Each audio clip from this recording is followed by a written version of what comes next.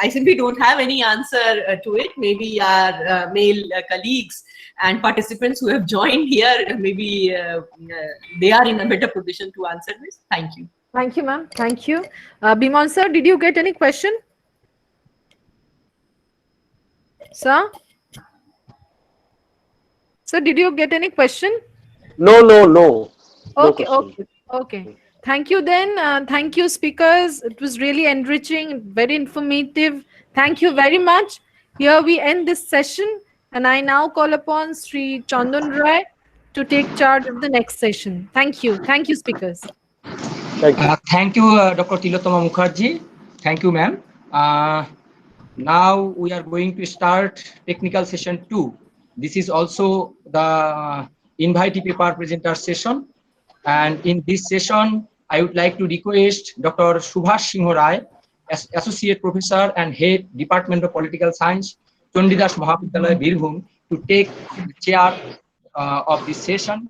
Dr. Subhash Singh Rai has completed his MA from Bardhaman University in 1997, and he has qualified SET in 1997 and joined as a lecturer in 2001 in Chandidas Mahavidyalaya, Birbhum.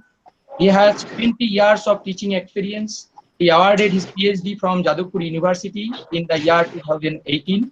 He has conducted several national and international seminars and webinars as a convener and presented numbers of papers and also chaired several sessions. He is an editor of a social science journal published from Chandidas Mahavidyalaya.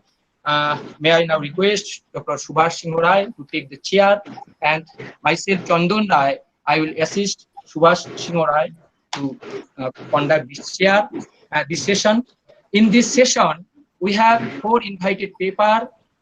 First, Dr. Mithilesh Jayesh Mukherjee, and then Dr. Mohor Chakraborty, and third one, Mrs. Manasi Misal Tirakdar, and the final one, Dr. Utpal Rai. So now, may I now request Dr. Mithilesh Jayesh Mukherjee. Before going to request her, I like to introduce her. Dr. Mithilesh Jayesh Mukherjee is a doctorate in political science from Aligarh Muslim University, Aligarh. Her topic of research was the working of Parliament of India, a study of post-Nehru era. She has been a guest faculty at Department of Politics and International Studies, Pondicherry, University Pondicherry. Her keen interest areas of research are gender studies, Indian politics, and international relations. She has more than 10 research papers published in reputed national and international journals and has presented many papers in national and international conference, academic meets. Dr. Mithilesh is a recipient of the Nehru Research Fellowship, Center for Nehru Studies, Aligarh Muslim University in 2004, and is a member of Indian Political Science Association. She has been joint secretary of South Zone for Indian Political Science Association for the year 2018-19. She has worked as an assistant professor at St. Anna's College for Women, Osmania University, Hyderabad. So over to Dr. Subhash Singh Rai and thank you, Chandan. Thank you, Chandan, for your nice introduction. I'd like to extend my thanks to the organizing colleges for giving me an opportunity to chair this session. We have in this session 4 invited speakers, and how far my knowledge goes, all the 4 invited speakers are present here. 4 young scholars are from diverse background and from diverse subjects. So we do hope that that will be a very interesting and attractive session is awaiting for us. Being on the chair, I would like to humbly request and remind all the invited speakers to please confine your presentation within 10 to 12 minutes, because we are also already running behind the schedule. After the presentation of all the papers, all the 4 papers, there will be an interactive session. So with this, I'd like to request Professor Mithilesh Jayesh Mukherjee to present your paper. Thank you so much. Thank you very much, Professor. Here I want to present a PPT. Is it possible to make a presentation with PPT? Yes, ma'am. Is it possible? Please click on the present now option, which is Yeah, available on I the. did it. Then Okay. After click on present now, then you need to click on your entire screen, okay, I did it. and then the middle portion of your laptop where the picture is shown. And after clicking on the middle of the computer, then you need to share. Oh, Then you need to click on share.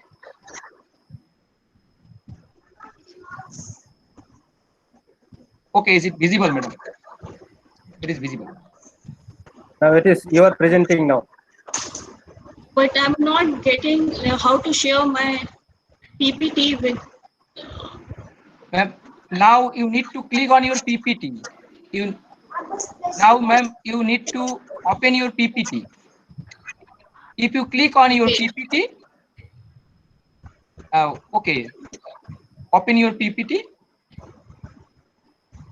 Yeah, it is. Is Again. it visible? Again, you need to share. Again, you need to share your screen. Again, I have to share. Okay. You Yeah. need to go to present now button. Again, the earlier attempt you have taken, the same way you have to present the entire screen.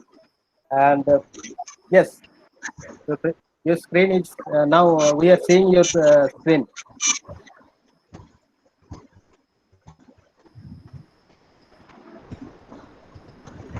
Now you need to open your screen, yeah, open your PPT, ma'am.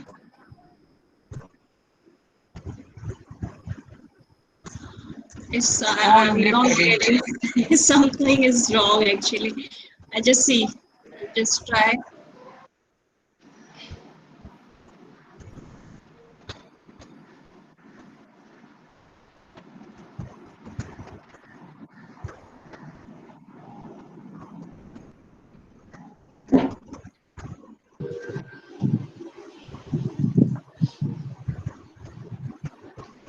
Ma'am, now minimize your screen. Screen? First. Okay. Okay. Now Minimize is your it? screen first. Yeah. Is it visible now? Okay, ma'am. Now okay. Yes, it is visible now. Okay.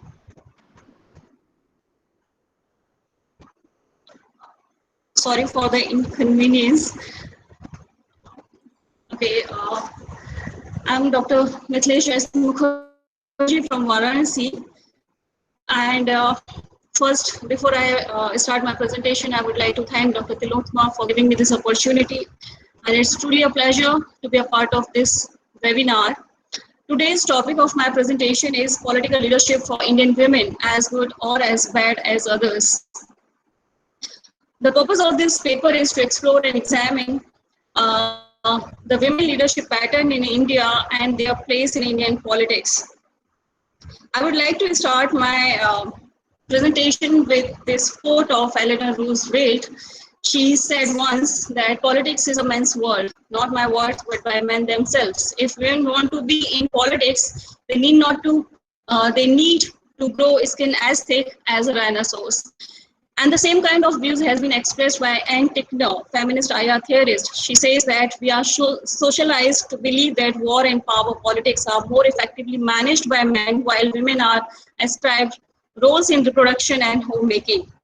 So, as we all agree to their point of view that politics has been considered as men's domain where women has hardly any role to play, but things has changed with the suffragette movement, which started in late 19th and early 20th century. People started taking women a bit seriously, and they started recognizing their potential and their role in politics. So what are the features of Indian politics as we see from the gender perspective? Indian politics, as we see in other parts of the world, has always represented a patriarchal mindset, and it has always been dominated by men, where women are just there to provide numerical support for politics of men. And we see a persistent gender gap in political office holdings and unequal gender representation in political activities and discussions. So where do we stand? India ranks 149 in list of 193 countries in terms of women's representation in lower house of the parliament as of July 1st, 2017, and India ranks 20th from the bottom in terms of representation of women in parliament. And if we talk of Asian countries, India stands 30th position out of 18 countries, while countries like South Sudan, Saudi Arabia have fared well in bringing women to parliament than India. Though we have made a few progress in terms of numbers, female members has gradually climbed from 4.7% in 1952 to 11.4% in 2014, and which bettered to 14% in 2019.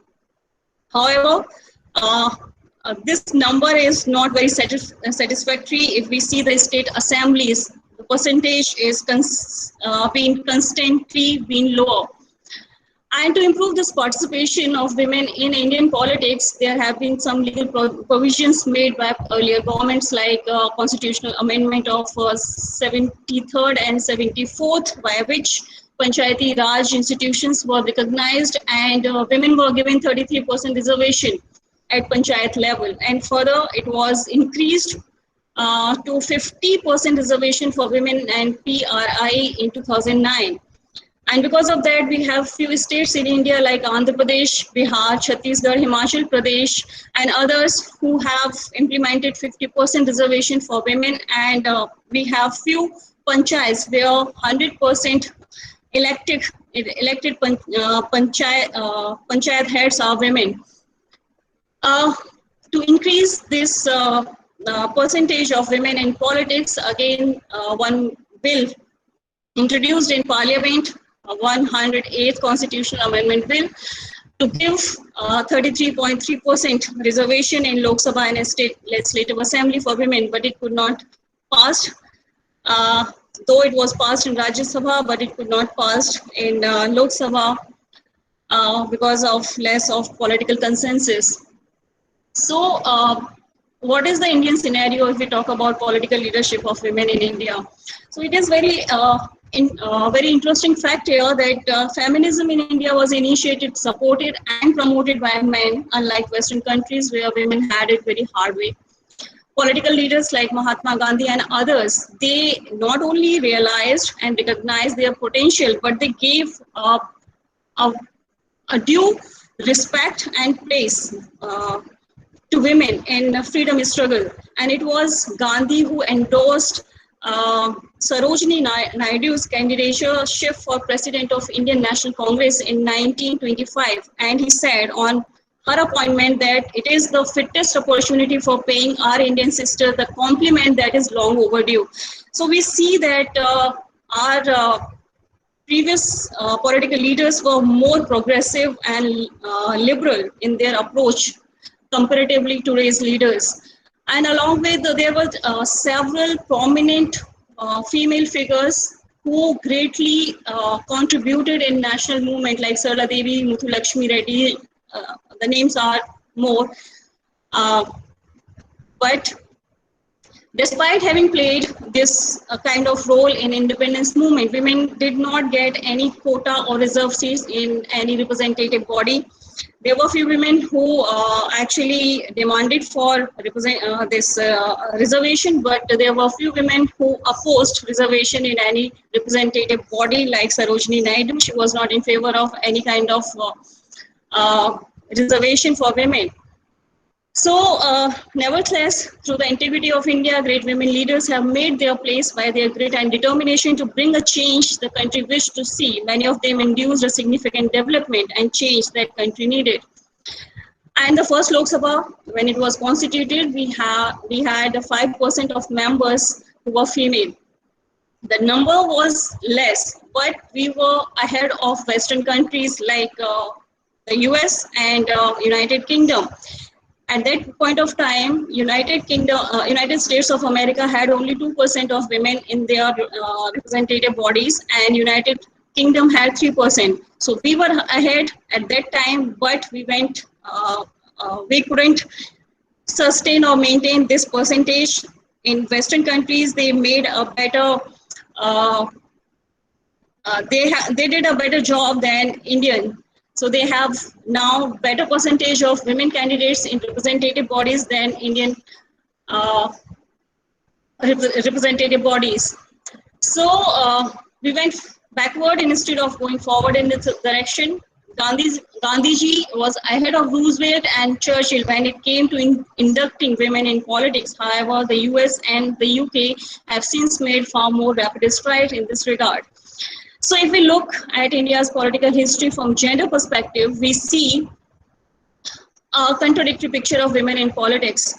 On the one hand, our country has had numerous distinguished female leaders, for example, Mrs. Gandhi, Jayalalitha, Sushma Swaraj, and many more. And the other hand, Indian politics has been an area occupied by masculinity and machismo, and the percentage of female legislators has increased at a very painstakingly slow rate.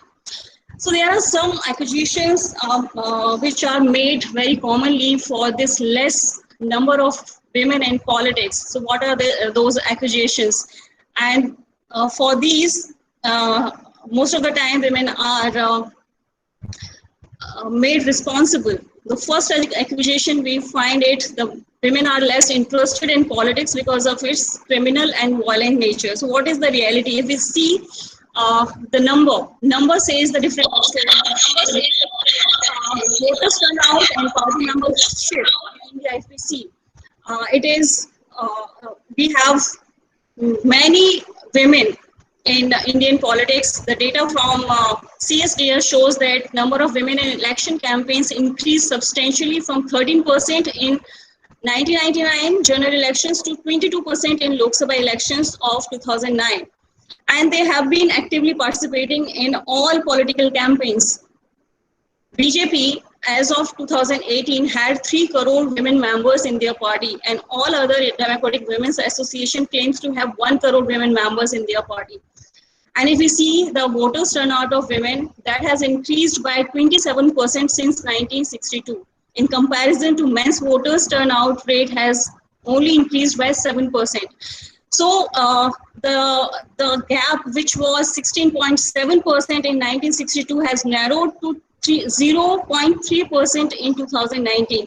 So that is how we can see these numbers tell a different story. Women are as interested as men in politics. This is the graph. You can see how this gap in voters turnout is being narrowed from 1991 to 2019.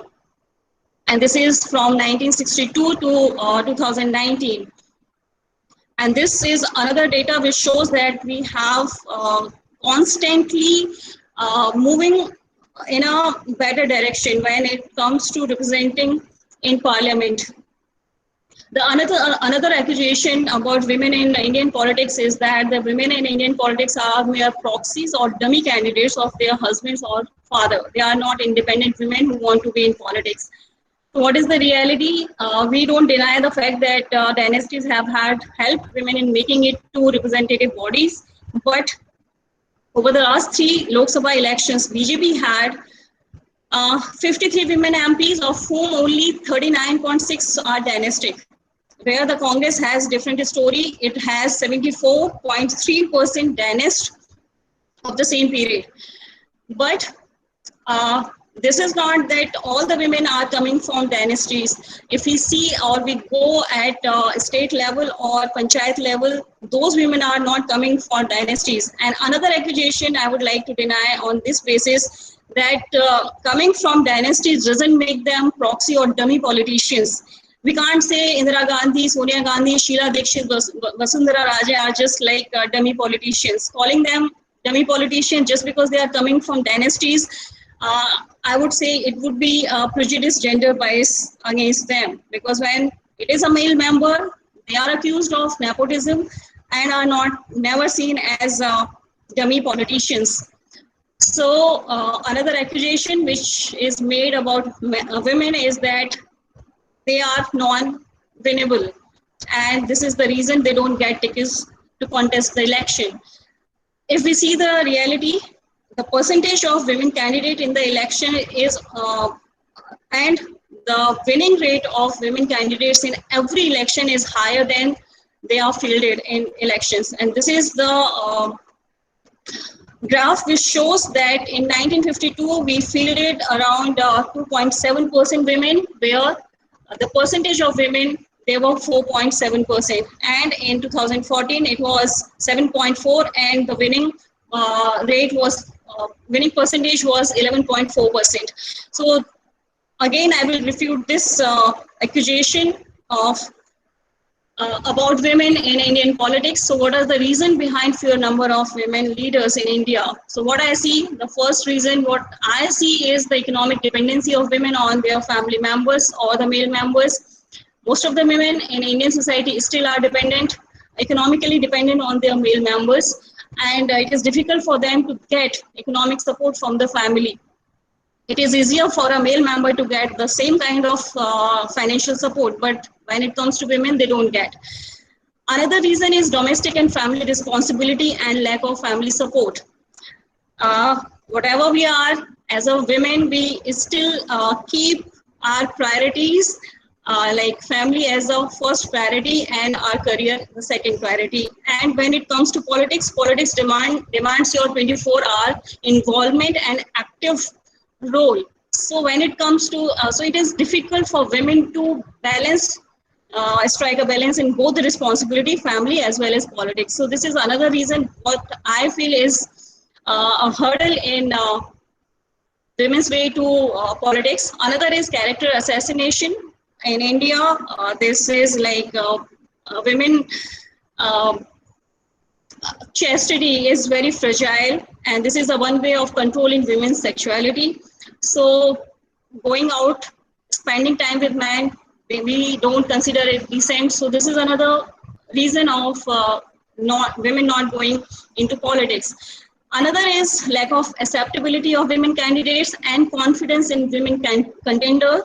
Women are seen as not rational, indecisive, and impetuous, and that is why they are denounced of leadership abilities. And what saddens me is that the internalization of sexism in women themselves. What we see as prejudice against women, we all live, we believe, and somehow we all, in some amount, we all carry all those prejudice. So this is the saddened part of this sexism. So I would like to conclude my presentation with this note that in spite of disadvantages that women have faced in politics, their performance has been largely independent of the prevailing political environment, which catapulted them to power, and more dependent on their innate abilities, learning skills, mental toughness, and survival instincts. Indira Gandhi was famously dubbed as a mute doll and expected to fail before syndicate. In reality, she turned the tables on the syndicate and muted the opposition. Similarly, the late Ms. Jayalalitha was able to carve out her political space in an extremely hostile environment. There have been many similar examples of women who were thrust into politics, whether by choice, circumstances, or as proxy, but were able to carve out their independent political identities. The initial beginnings may be tougher for women in India, especially in patriarchal communities, but there has been an increasingly acceptance of women in power and tendency to interact with them as with other politicians. These women have made their own paths towards success and have shown the world that anything can be done with complete will and determination, though others just behave the power of politics. But whatever it may be, there had been women in the political upheaval of the country. There would be a ray of hope for many of those women who are still in the cycles of stereotypes to become unshackled from them. Thank you very much.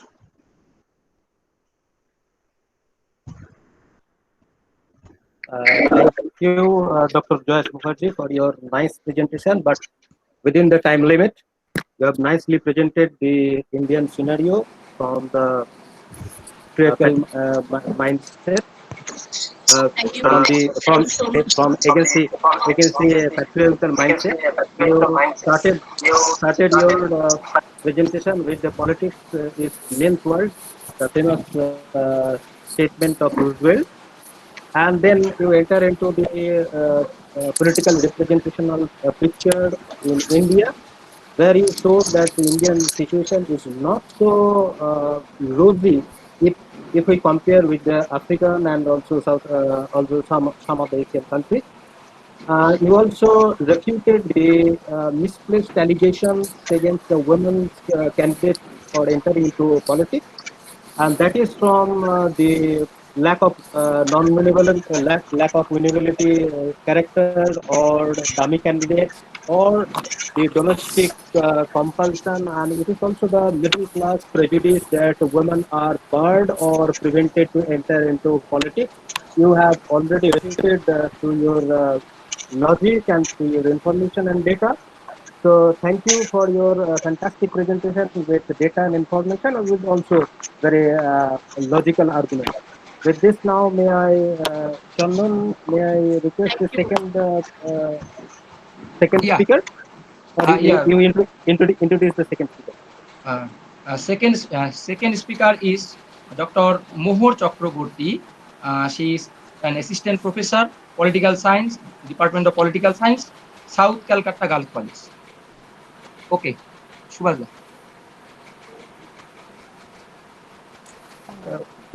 Professor Chakraborty, it is now your turn. But again, I humbly request you to maintain the time limit because we are now running behind the schedule. So with this, I would like to ask you to make your presentation. Thank you. Thank you, Chair. And I thank the organizers for inviting me, and I thank the audience for their patient hearing along with my co-panelists. The title of my presentation is Silencing of Suffering Voices, Experiences of Women Holocaust Survivors. As we are all aware that we are commemorating the 75th anniversary of the end of the Second World War, as well as the end of the tragedy of the Holocaust. And we know that the history of the Second World War is replete with comparable instances of sexual violence perpetrated on non-combatant women and its attempted silencing. And a significant chapter of the Holocaust history is consumed by the experiences of the women who were cooped up in the Nazi ghettos and concentration camps and were derogatorily branded as ghetto prostitutes, inflicting stigma on the female body, psyche, and spirit, and tarnishing their image as collaborators or sex survivors. It is here with this background that I would like to present an understanding of the paradigm of violence on the non-combatant Jewish and non-Jewish women in the ghettos and its explanation from the critical feminist perspective. It also attempts to address the inadequacy of scientific sociological inquiry, which necessitated the revival of this issue by the feminist critiques and its contribution to the study of Holocaust, gender, international law, and social justice. Now, the post-Second World War investigations were not aware or oblivious to the sexual crimes committed against the ghetto women, though the archival records of the post-Second World War trials of women perceived to be collaborators or sex survivors or branding them as ghetto prostitutes were publicized. The branding was a sweeping generalization without delving into the causes and conditions which had forced women to bargain sex for survival. And as we all know that all women victims could not even be generally regarded as ghetto prostitutes, and such an interpretation of women in the ghettos and their sweeping generalization actually masks the reality of the conduct of rape and sexual atrocities on women. It was thus only a male construct and also a portrayal of women as peripheral, helpless, fragile, morally deficient, or as deficient in their victimization. So as against such a portrayal, the question that comes to the mind is what are the reasons behind the silencing of the victims who survived or bore witness to the saga of sexual atrocities that were inflicted by the Nazi oppressors? It is apprehended in later research and scholarship that the victims were motivated either by the sense of degradation or taboo to speak up or recount their experiences, or they were faced with the dilemma of attempting to relate their experiences in a context that established rape and sexual violence were disassociated and non-existent in the history of the Holocaust, thereby remaining imprisoned by memories they could not share. The silence could have further been reinforced by the attitude of the later researchers as well as the gender of the researchers who were probably uncomfortable with or unwilling to discuss the subject of sexual violence and atrocity. Whatever may have been the cause, this evasiveness resulted in discrediting the experiences of the women in the ghettos and also bolstered the general conviction in the Nazi official policy of prohibition of rape of Jewish women, which would tantamount to commingling and racial defilement. Resultantly, the issue of rape and sexual violence on the women in the ghettos, Jewish and non-Jewish alike, was often relegated to the victims of sex slaves of a host of perpetrators, including members of the SS, the German soldiers, the concentration camp guards, non-German allies and collaborators, civilians, and even fellow prisoners, and this was never documented or masked under the facade of prostitution, consensual sex, or manipulation of sex for survival. Nevertheless, it was a reality that rape was employed as an instrument of war, and it was an organized crime meted out to Jewish and non-Jewish women and girls alike. At least until the 1970s, the double jeopardy or double vulnerability of Jewish women in the ghettos, which stemmed from their ascription of race and gender or sexuality, was missing from the canon of Holocaust literature, primarily for the reasons I just discussed above. Most importantly, in 1983, there was an international conference convened about women surviving the Holocaust in New York, and it was convened by Esther Katz and Joan Ringelheim, critical feminists and Holocaust scholars in New York in 1983, which for the first time attracted 400 participants, including survivors, scholars, and members of the general public, and played a seminal role in highlighting the need for incorporating female narratives in the history and discourse of the Holocaust. So having situated the issue of the exclusion of the experiences of women from the principal literature of Holocaust studies, the contribution of critical feminist theory in reviving this structure, in reviving it into the ambit of academic discipline, cannot be ignored. Feminist theories have established gender as their central focus of research, we are all aware. Their experiences and particularity in sociological analysis has been emphasized, and most importantly, these theories have attempted to enhance the consciousness whereby women's voices are heard as they are encouraged to share their personal stories and experiences. So, what has been the contribution of feminism in this respect? Critical feminism in particular has erected a framework of analysis, thus facilitating the inclusion of voices, and it has tried to counter and address several challenges, three of them being most important. First, the skepticism suffered by researchers in terms of whether the language and discourse common to the social sciences could adequately depict the immensity of this historically horrific episode in history had actually transposed its study beyond the sociological realm and established it as a preserve of historians, theologians, and philosophers. This general indifference was further stimulated the critical feminist scholars to argue that it is the responsibility of sociologists and Holocaust scholars to introduce language, imagination, and experience in recognizable characters. Secondly, the question of the racism-sexism dichotomy and the propensity of gendering the Holocaust, which represented apprehensions that an emphasis on sexism might have the unintended effect of reducing the Holocaust to just an example of sexism and detract the real issue of anti-Semitism. As against such a perspective, the critical feminists argued that sexism existed even without racism, and the instances of discrimination directed against women manifested in this case was a common practice in Holocaust discourse.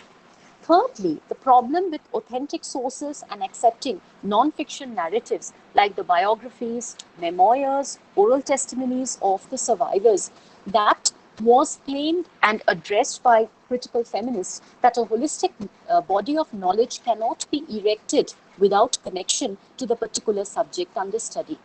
The issue of authenticity stemmed from historians' contention that memory studies must be subordinated to what really happened, and these narratives were kept outside the purview of authentic Holocaust literature, at least till 1983. Till then, narratives encompassing the non-fiction genre were obscured and not valued for their scholarly contribution. Here again, the critical feminist scholars address this limitation by challenging the received body of knowledge till then as male-centric, male-constructed, and androgyny in character. So, as a result of this critical feminist contribution, we find the incorporation of the experiences, the narratives, the biographies, the memoirs of women Holocaust survivors, and gruesome memoirs to be sure, which was incorporated in non-fiction literary sources and made acknowledged as a part of the sociological, historical Holocaust research and study. The present impetus on memory and the place it has established in the sphere of Holocaust research owes its success to the inclusion and analysis of non-fiction sources which are steeped in personal experiences, in turn reflecting socio-historical experiences of the episode gone by. In this context, I would like to draw your attention to a few of the wonderful memoirs. Many of them have been originally in French, in German, which have received later translation in English.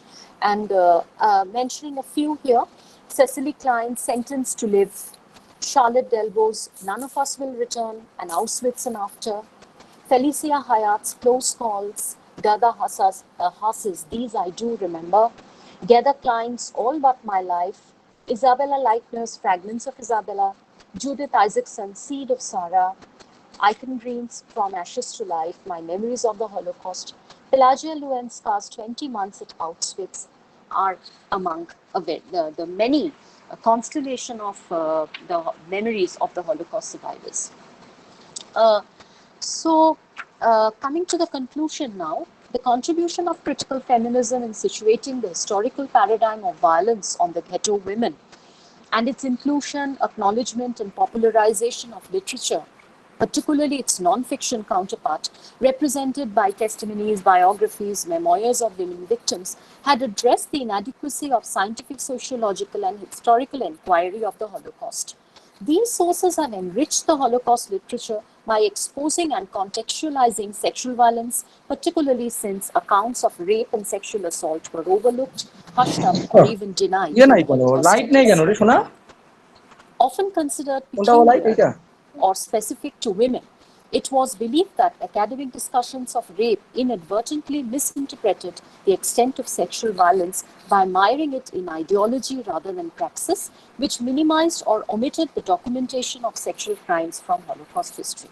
It also stemmed from the unwillingness of scholars to delve into the subject, which the critical feminists, as I've mentioned, have not only reversed, but also unveiled the importance of narrative truth by acknowledging narrative sources as trustworthy historical resources. This has resulted in direct encounter with survivors and their trauma, reflecting an easily accessible truth that faithfully reproduces an external reality to which scholars have equal and unbiased access. The critical feminist revival of the issue from history provides a unique character to the theoretical study of gender and social justice and explores its historicity and contemporary relevance, particularly in response to societies which are mired in paradigms of violence and struggle for power.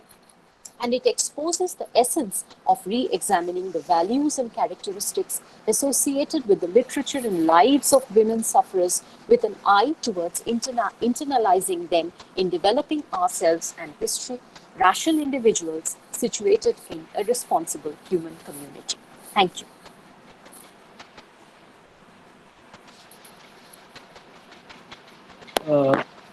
Thank you, Professor Chakraborty, for your fantastic presentation.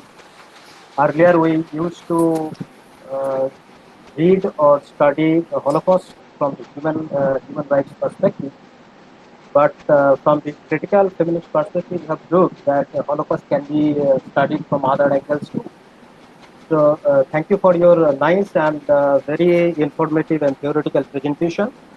Holocaust, you have tried to prove, you have to try to justify that Holocaust is main attempted by men and it is male constructed. You also tried to prove, you have tried to bring out the Holocaust tragedy out of the historical studies and to prove it, try to get it into the sociological and also feminist perspective analysis. So thank you so much for your nice and fantastic presentation. Thank you. Thank you. I would like to just share my one observation that oral history is now regarded as the valid history of late. So it is those who are studying Holocaust, they can also justify their argument from oral history perspective too. With this, thank you so much, Professor Chakraborty. Chandan, now may I Hello. invite the third speaker? Next speaker is MS Manoshi Misal Tirakdar, Assistant Professor, Department of Civics and Politics, University of Mumbai. Her topic is Women and Indian Foreign Policy. Before going to invite her, I like to introduce her. Ms. Manoshi Misal Tirakdar is an assistant professor in the Department of Civic and Politics, University of Mumbai. She has worked as an assistant professor of political science in Ramanarayan Raya College, Mumbai for 7 years. She has co-authored a standard 12 political science book for Maharashtra State Higher Secondary Board. She is an author for the International Relations section of Maharashtra Rajya Vishwakosh Mahamandal. She has presented papers in national and international conferences. Her areas of interest include international relations and foreign policy of India. Okay, Dr. Subhash Da. Okay, Manoshi Misal Tirakdar, ma'am. It is also again a humble reminder to you also that you have to confine your presentation within 10 to 12 minutes because we are running out of time. So with this, now best of luck for your presentation. Thank you, sir, so much. Good evening, everyone. I wish to start by thanking Dr. Tilotama Mukherjee for inviting me to present a paper in this webinar, and I also wish to thank the organizers for arranging such an amazing webinar on such an important topic. So my paper is titled Women and Indian Foreign Policy. International relations and foreign policy have been monopolized by men for centuries. For a long time, the image that one usually associated to foreign policy making or diplomacy was institutionally trained men in their elite and professional setups discussing classified or secret information, men. Well, this monopoly is grounded in the very conceptualization of not just the practice, but also the discipline of international relations. It has been observed multiple times since morning that international politics is a man's world. That's how it was seen. So apart from an occasional head of state or head of government, there is very little evidence to prove that women actually got a chance to give a direction to foreign policies of various countries. Women have encountered difficulties otherwise also to enter politics, but especially in foreign policy making and international affairs. Right, Dr. Mukherjee, right at the outset, she said that the ideas of strength, power, rationality, pragmatism, assertiveness, and courage are associated to men. Now, these very characteristics are required to be in people who give directions to foreign policy. Tagging them as masculine virtues has been responsible for keeping women away from international relations for so long. Now, again, it has been mentioned that the roles traditionally associated to women had to do with nurturing or being sensitive. So women who actually had experience in foreign policy were also perceived to be too emotional or too weak to handle some of the life and death decisions that one has to take in conduct of foreign affairs, which is actually not true. Well, weakness is always considered to be a danger when it comes to securing a national interest. And this negative perception came in the way of very few women who actually made it to foreign policy establishments. Now, ignoring women's perspectives in foreign policy has not only led to their exclusion, but also it has led to overwhelming male population in the field of IR.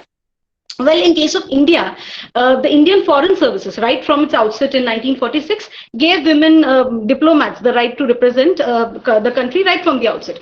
Now, it was the wish of our founding fathers, again, fathers, to make sure that women enjoy equal rights like men everywhere, including public employment. They wanted to do. But this is nowhere to suggest that the discrimination came to an end. Discriminative service rules when it comes to appointment of women or even promotion of women continued for a long time. I mean, some of the rules were actually ridiculous. I mean, they could not really they had to seek the permission of the government to get married, or they had to assure that they would leave the services if they get married, or they could not marry foreign nationals. Now, this was quite orthodox for such a radical organization like IFS, but of course, it was not unusual for the times. Well, point is that women diplomats have had to fight against this particular injustice for a long time. The pioneer, C.B. Muthamma, the very first woman to enter Indian Foreign Services, she had to actually take the seniors of Ministry of External Affairs to Supreme Court in the famous C.B. Muthamma versus Union of India case to fight against this systemic discrimination of women in the services. But, well, in the diplomatic services, right from C.B. Muthamma to Chokila Iyer to Arundhati Ghosh to Nirupama Rao to Meera Shankar, women have made their mark. But we have to admit that this is one of the areas of state affairs which is very difficult. It has been very difficult for women to enter. Although women diplomats have made their mark in Indian Foreign Services, since morning we are saying that, but when it comes to foreign policy makers or women political leaders giving direction to foreign policy, the number is ridiculously low. Now, the only two women who actually got visibility because of the positions that they held and the direct impact that they had on Indian foreign policy are Indira Gandhi and Sushma Swaraj. Indira Gandhi being the first prime minister, women prime minister of the country for a substantial period of time, and Sushma Swaraj being the first full-time Ministry of External Affairs. Now, two women from two different, in fact, rival parties, two different sets of political realities. They have faced two different timelines, absolutely contradictory ideologies or different ideologies, but they have on their count made an impact on foreign policy making. I'm trying to find out, as foreign policy makers, they have proved effective, capable as women. Now, Indira Gandhi, we had such an enlightening lecture by Dr. Trideep Chakrabarti right at the outset. We have been enlightened. We know how much work she's done. Any consideration in feminist voice when it comes to foreign policy will be incomplete if I don't mention Indira Gandhi. She had an experience, she had a familiarity with foreign affairs right from the outset because of being the daughter of Nehru. But yes, she had her own persona, her own impact on foreign policy. Her opponents at the outset, again, they belittled her as Gudiya, but later on, she gained the reputation of being one of the stern, skillful, and ruthless in the positive sense of the term in dealing with political opponents or consolidating power. Indian foreign policy, particularly in the first decade in her stewardship, we have seen in Sir's lecture that it went through so many problems, and these problems were dangerous enough to deliver a fatal blow on the very existence of India as a nation state. But she dealt with these problems in a skill that leaders world over envied, I should say. So be it dealing with the Pakistan war or the Bangladesh crisis or the refugee influx or the shaky relationship that we have had with the US, or signing the Treaty of Friendship with USSR, maintaining the NAM stand when the Cold War was at its peak, trying to reconcile the relation with China, conducting the first peaceful nuclear test in Pokhran. Indira Gandhi's foreign policy illustrates hardcore realism. It's a combination of firmness, flexibility, and realism, in fact. There is no evidence to prove that she had any direct reservations with the foreign policy that was the framework that was set up by Nehru. But we have to agree that the policy became much more pragmatic in her. Of course, the times had changed, but it became much more pragmatic in her era. So even her hardest critics would agree that she was one of the strongest political leaders that India ever got. When Sushma Swaraj, when she became the External Affairs Minister, many saw it as a move to keep a rival away from domestic affairs. So foreign affairs has always been a call of Prime Minister. So it was seen this way that her role, Sushma Swaraj's role, would be insignificant given the fact that Prime Minister Modi was engaging into much of the bulk of the frontline diplomacy. But Sushma Swaraj, if we see in her period as an External Affairs Minister, she did not in fact compete for the limelight. She complemented it in a rather effective way. So her very efficient use of social media, particularly Twitter, to set up a stage for otherwise cold or distant Ministry of External Affairs to become a little more approachable approachable. All her activities, right from helping Indians in distress worldwide, or the Doklam standoff, providing medical visas to Pakistanis with serious medical problems on humanitarian grounds, to dealing with Indo-Pakistan tensions post-Pulwama, to upgradation of the 20-year-old Look East policy to Act East policy that happened during her era, taking the case of Kulbhushan Jadhav to International Court of Justice, to being the first Indian to attend Organization of Islamic Nations meeting at the face of Pakistan. She tried to basically maintain, she presented herself in a highly dignified manner and worked towards developing diplomatic relations. Again, I mean, she was the external affairs minister, not prime minister, but yes, definitely she made much of the contribution. To conclude, I want to say that there is very little to suggest that these two women in their own level have proved anywhere less as compared to men or differed from men in dealing with situations of conflict or problems threatening the national interest or while conducting foreign affairs in general. Of course, they have made mistakes like their male counterparts, but all those virtues that were tagged as masculine at the outset, courage, assertiveness, strength, pragmatism, rationality, they have displayed all that in their own practices. They have proved themselves capable in conducting foreign affairs. Well, it is rather disturbing to end on the note that despite proving to be capable for leaders or foreign policy makers, the number of women in foreign policy remains ridiculously low. Well, this could be because overall number of women in foreign policy being low, but especially in international relations and foreign policy. So I would like to end on that note. Thank you so much.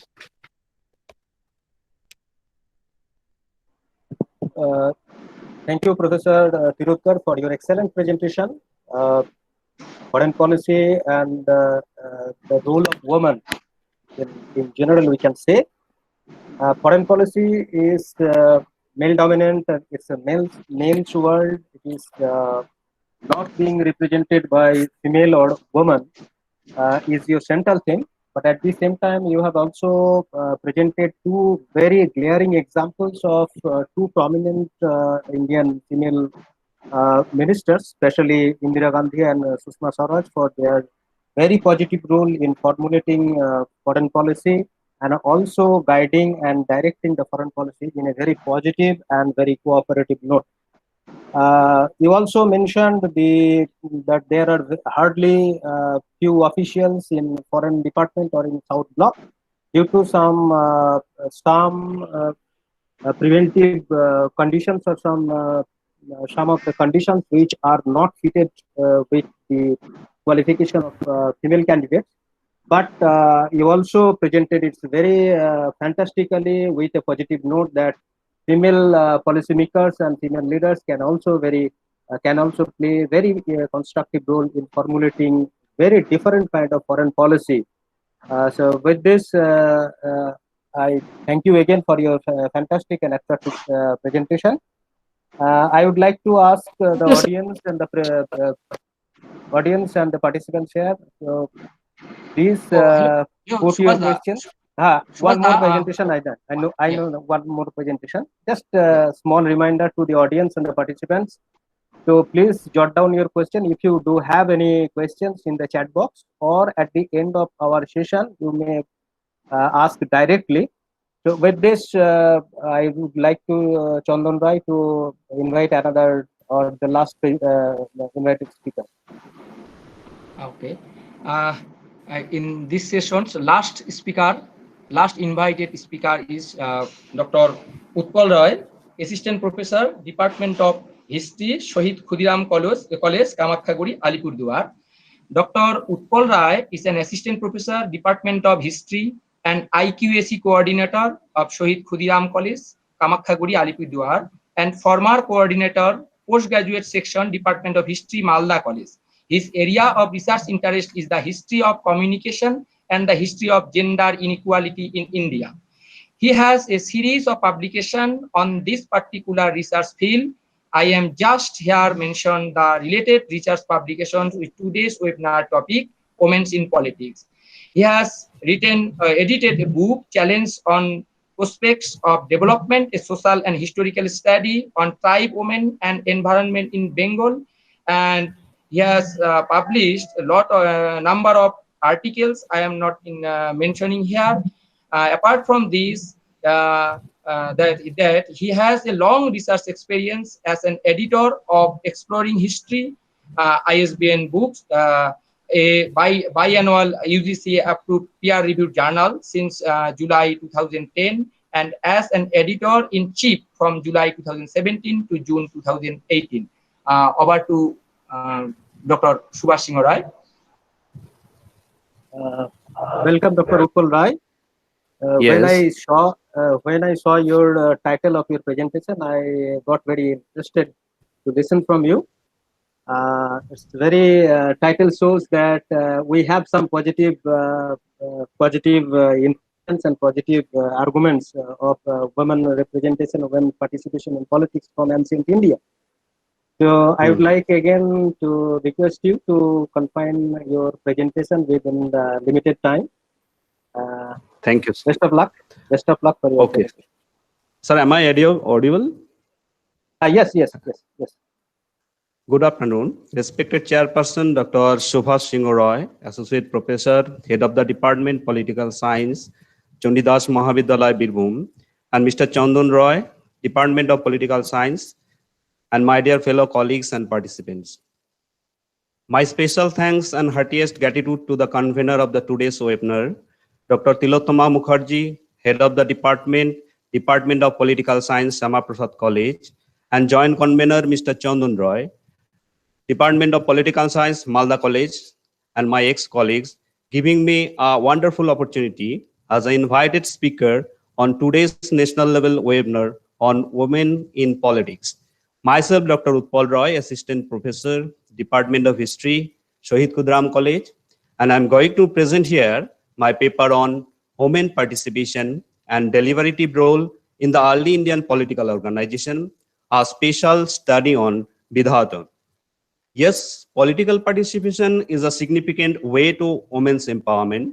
No doubt the balanced participation of men and women in the actual decision-making process can reduce the gender gap.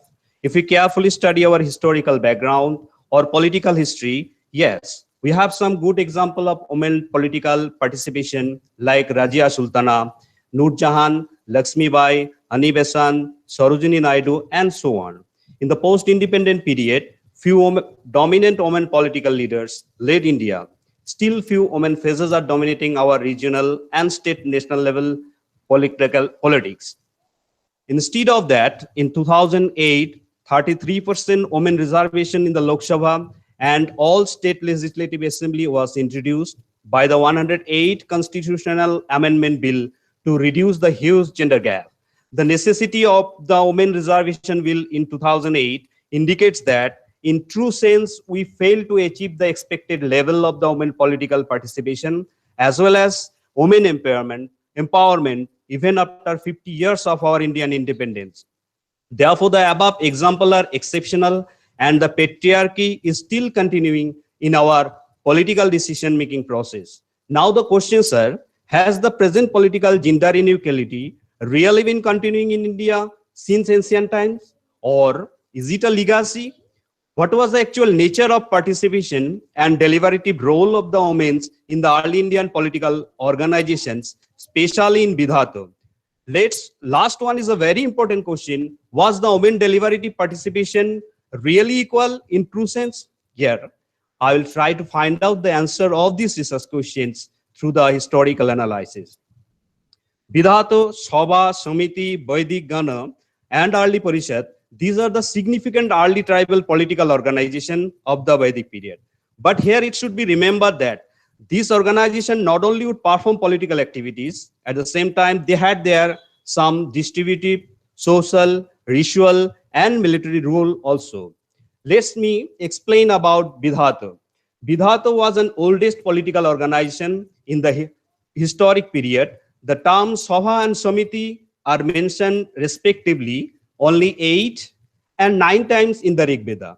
But the term Vidhata is mentioned 122 times. Therefore, we can easily understand that it was a most significant, earliest organization in India. According to historian Roth, the Vidhata was an assembly meant for secular, religious, and military purpose. Jaiswal thinks that the Bidhato was probably, quote, parent folk assembly, unquote. According to Ramsaran Sharma, it was a, quote, family council. So there are a series of explanations regarding the nature of Bidhato. According to one mantra of 14th Sukta of 3 Mandala of Rig Veda, it was an assembly. It probably made laws and ordinances for the regulation of the affairs of the tribe. I am repeating this line again. It was an assembly. It probably made laws, ordinances for the regulation of the affairs of the tribe. Almost all scholars, except that this is the earliest political council or assembly of ancient India. Now, what was the nature of women participation in Bidhato? According to ancient references, in Bidhato, women members were not mute participants in the affairs of the assembly or council. I'm giving some example. According to 6th mantra of 167 Sukta of 1 Mandala of Rig Veda, Surya, a lady, was instructed to speak to the assembled people in the Bidhato. According to 21th mantra of 1 Sukta of 14 Mandala of Atharva Veda, women may speak to the Bidhato in her advanced age. According to 20th mantra of 1 Sukta of 14th Mandala of Atharva Veda, the bride may not only figure as a housewife, but having control, she may speak to the Bidhata. I am repeating this line. The bride may not only figure as a housewife, but having control, she may speak to the Bidhata. So women are not only housewives, she can take part in the Bidhata and may speak freely in this political assembly. According to historian Ramsaran Sharma, quote, in the deliberative function of the Bidhato, women enjoyed an equal voice with men near about 3,500 years ago in India, unquote. At the same time, we should remember that the references does not mean that women got highest preference over men.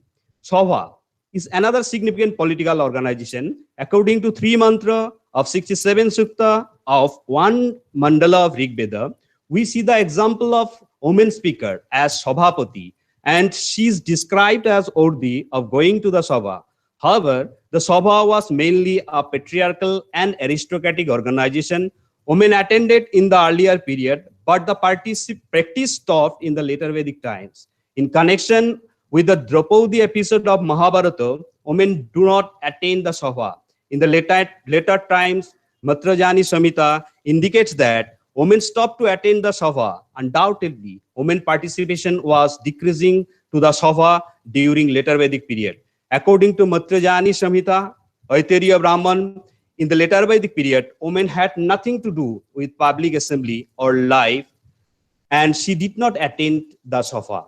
Samiti is a very popular, well-known political organization of the Vedic period. According to 5th mantra, 10th Sukta of 8 Mandala of Atharva Veda, shows that the women also attend Samiti. But this is not as clear as in regard to the Sabha. The participation of women remarkably decreased in Samiti. Vaidik Gano is another political organization. Gano, the technical word for the republic, is found at 46 places in the Rig Veda, at 9 places in the Atharva Veda, and several places in the Brahmana. In most cases, Gano has been interpreted in the sense of assembly or troops. There is no doubt the tribal Gano acted also as an assembly during the post-Vedic time. The Vedic Gano was probably another primitive tribal democracy combining in itself the military, distributive, religious, and social activities of early man. Further, references in the Shollo Parva of Mahabharata relating to the exploits of Skanda or Kartikeya inform us that he went to fight against Daityas accompanied by 7 Ganas of mothers. At another places, in a sections on the tribe of his mother, we come across the names of over 100 mothers who form a number of Ganas. Therefore, we see the evidence of the matriarchal Ganas. According to these mythical evidences, we may say that the Gano was also military assembly, where the participation of women as a warrior is a very significant matter. All this may lead us to suppose that women are also associated with the Vedic Gana, although no direct proof exists in the Vedas. Early Parishad, this is another important political organization of the Vedic period. We have sufficient idea about the nature of later Parishad, which is mentioned in the Arthashastra, Ashokan inscription, and Dharmashastras. We can get some idea about the early Parishad from the Rig Veda, Atharva Veda, Mahabharata, and Puranas. The epics and Puranic references point not only to the tribal, but also to the military and partly matriarchal character of the early Parishad. In the later Vedic times, in Parishad in general, shows no trace having any woman member, but we get the reference of the term Parishadi. I'm repeating this term Parishadi in the early Parishad. The evidence on this point is not as strong as on her membership of Vidhata and Sabha. Last, in conclusion, today's gender inequality in true sense of political participation is a harsh reality. Undoubtedly, in real political participation and decision-making process, women are still surrounded by patriarchy. At the same time, it is to be remembered that this is not our historical legacy. At the very beginning, during early Rig Vedic period, the women participation was not mute. Near about 3,500 years ago in India, in the participatory and deliberative function, the women enjoyed an equal voice with men. Vidhata was the earliest assembly of the earliest Rig Vedic period, there where we see the gender equality in true sense. However, unfortunately, the degradation of women political participation was started from the end of early Rig Vedic period. I am repeating this line. The degradation of women political participation was started from the end of early Rig Vedic period. Women were displaced from their early political participatory and deliberative right. And it has been continuing since the end of early Vedic period. Thank you. Thank you so much. Over to Chair.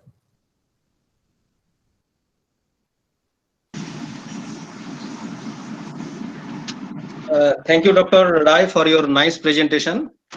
You have started from the very good examples of female leaders, and then you switched into the pages of history, wherefrom you have given the example from Vidhata and earlier political organizations of ancient and Aryan civilization.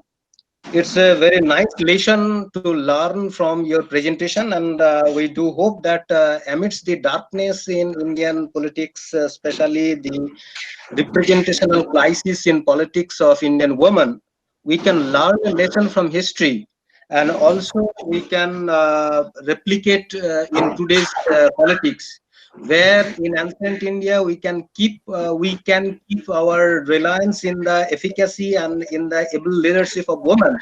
We can similarly place our confidence and reliance in our mothers and sisters and wives also.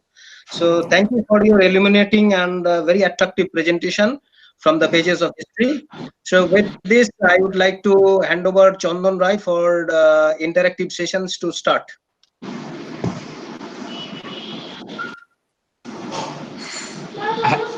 Hello, Tilottama madam. Tilottama madam, are you here? Yes, Chananda. Yes, Chananda. I'm here. Okay. Okay. Is there any question? Yes, Shukana and Panna madam are noting it down. I would request Shukana to please put the questions to the speakers. Yes, good afternoon, speakers. For this session, we have got only one question. The question is from Pradeep Panda, addressed to Dr. Mukherjee. The question is, how many economically self-sufficient women actually choose to come to politics, which is more or less dirty in India? So that is the only question that we have got. Sorry, Sukarna ma'am. Yes. Sorry to intervene you. Yes. There is also another question in the chat box by Professor Chitralekha Kanjilal of Memory College. She put it a question probably to Tilotkar ma'am. Kindly look down at the look at the chat box. You can get the question, or shall I read it? Just a second.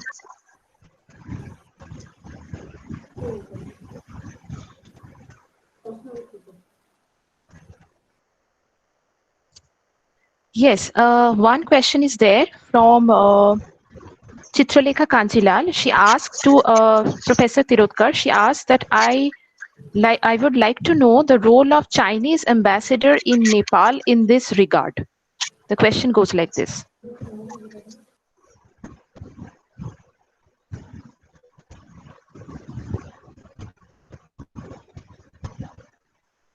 Yes, am I audible to everybody?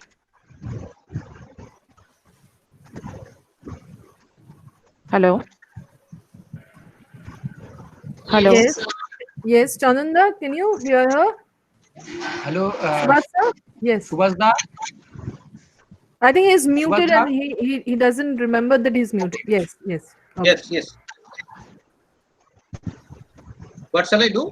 It is the question directed to Manosi Michel Tirokdar from Chitralekha Kanjilal. Another question, Suparna ma'am read out for whom I forget it. It was for Dr. Mukherjee. Yeah, Dr. Joyce Mukherjee. yeah, may I? Yeah, Dr. Mukherjee, please. Yeah, I would like to respond to this question that how many economically self-sufficient women come to direct politics. It is, I don't have any data on this, that what is the percentage of those women who are self-sufficient and they come to power. As far as politics is dirty is concerned, it is applicable to both male and female. It's not that all male who are self-sufficient economically, they come to power. They are also find politics as dirty as women find it dirty. So the rules are applicable to both. As far as this, I told in my presentation that this is one of the reasons women don't come to politics, not being self-sufficient. They are economically dependent on male, where this is easier for male who are willing to come to politics. So that's it. I hope I answered the question.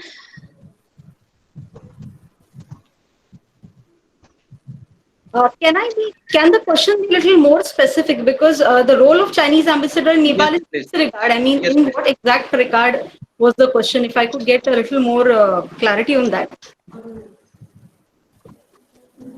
Probably she wanted to say that woman ambassador of India from India, she is now playing very positive role in determining foreign policy or in making and arranging the foreign relations with India and China.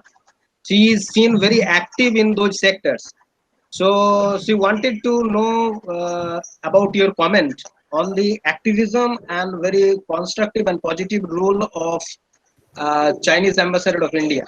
Yes, definitely. Well, again, the times, depending on what times the ambassador is located. I mean, in today's times, obviously, a lot of things have changed, and that is why the role have also enhanced. The comments that I was making in the presentation were about the early entrance to the diplomatic services and the problems that they faced, especially till the 70s.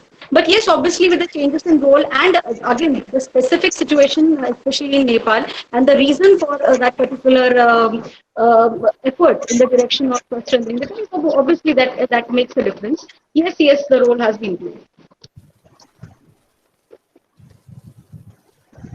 So I think that is all I have to say on this. Okay, thank you, ma'am. I think probably Professor Manad, is there any question on the chat box or in YouTube chat box? If there is no question, then we have to conclude the session. No, there was no question in the YouTube chat box, and these two questions were only there in the Google Meet platform. Okay.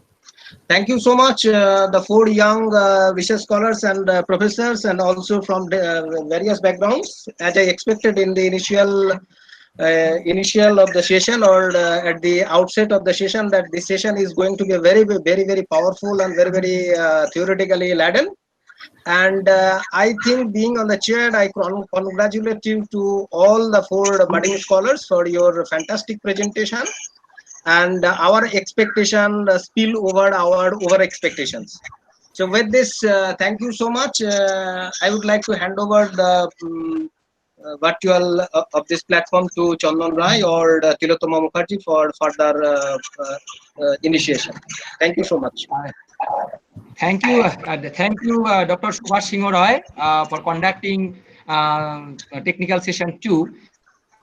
And may I again request Dr. Subhash Singh Roy to continue the session that is technical session 3. In this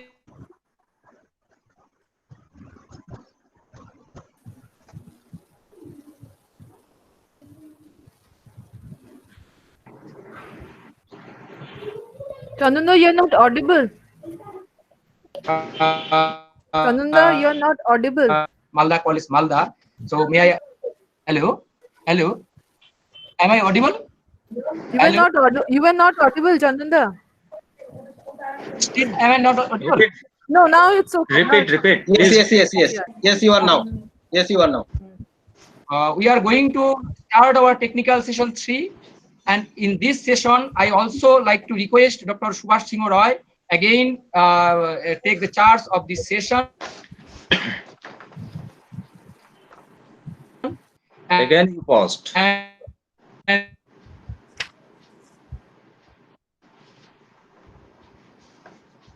Malda College, Malda.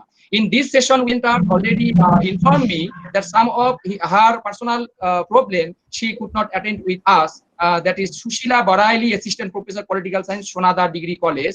She will not attend with us. So I like to request Dev Kumar Da, please conduct this session with Subhash Singh, Dr. Subhash Singh Roy. Okay. So good afternoon to all of you. And as you know, we have 1 hour in our hand for this session. Hello, can you hear me? Hello? Yes, my friend. Yes. Okay. So for the convenience of all of us, I would like to mention the presenter's name, and please let us know whether you are connected or present. Number 1 is Shruti S. Are you here, madam? Yes, sir. Oh, thank you. 2, Rajeshri Devnath. Are you here? Yes, sir. Thank you. Putting tick against your name. Pranjal Roy. Yes, sir. Thank you. Number 4, Dr. Kiran Dwivedi. Sir, are you here? Dr. Kiran Dwivedi. Dr. Kiran Dwivedi. Perhaps he is not connected. Well, number 5, Payal Shah. Are you here, madam? Payal Shah.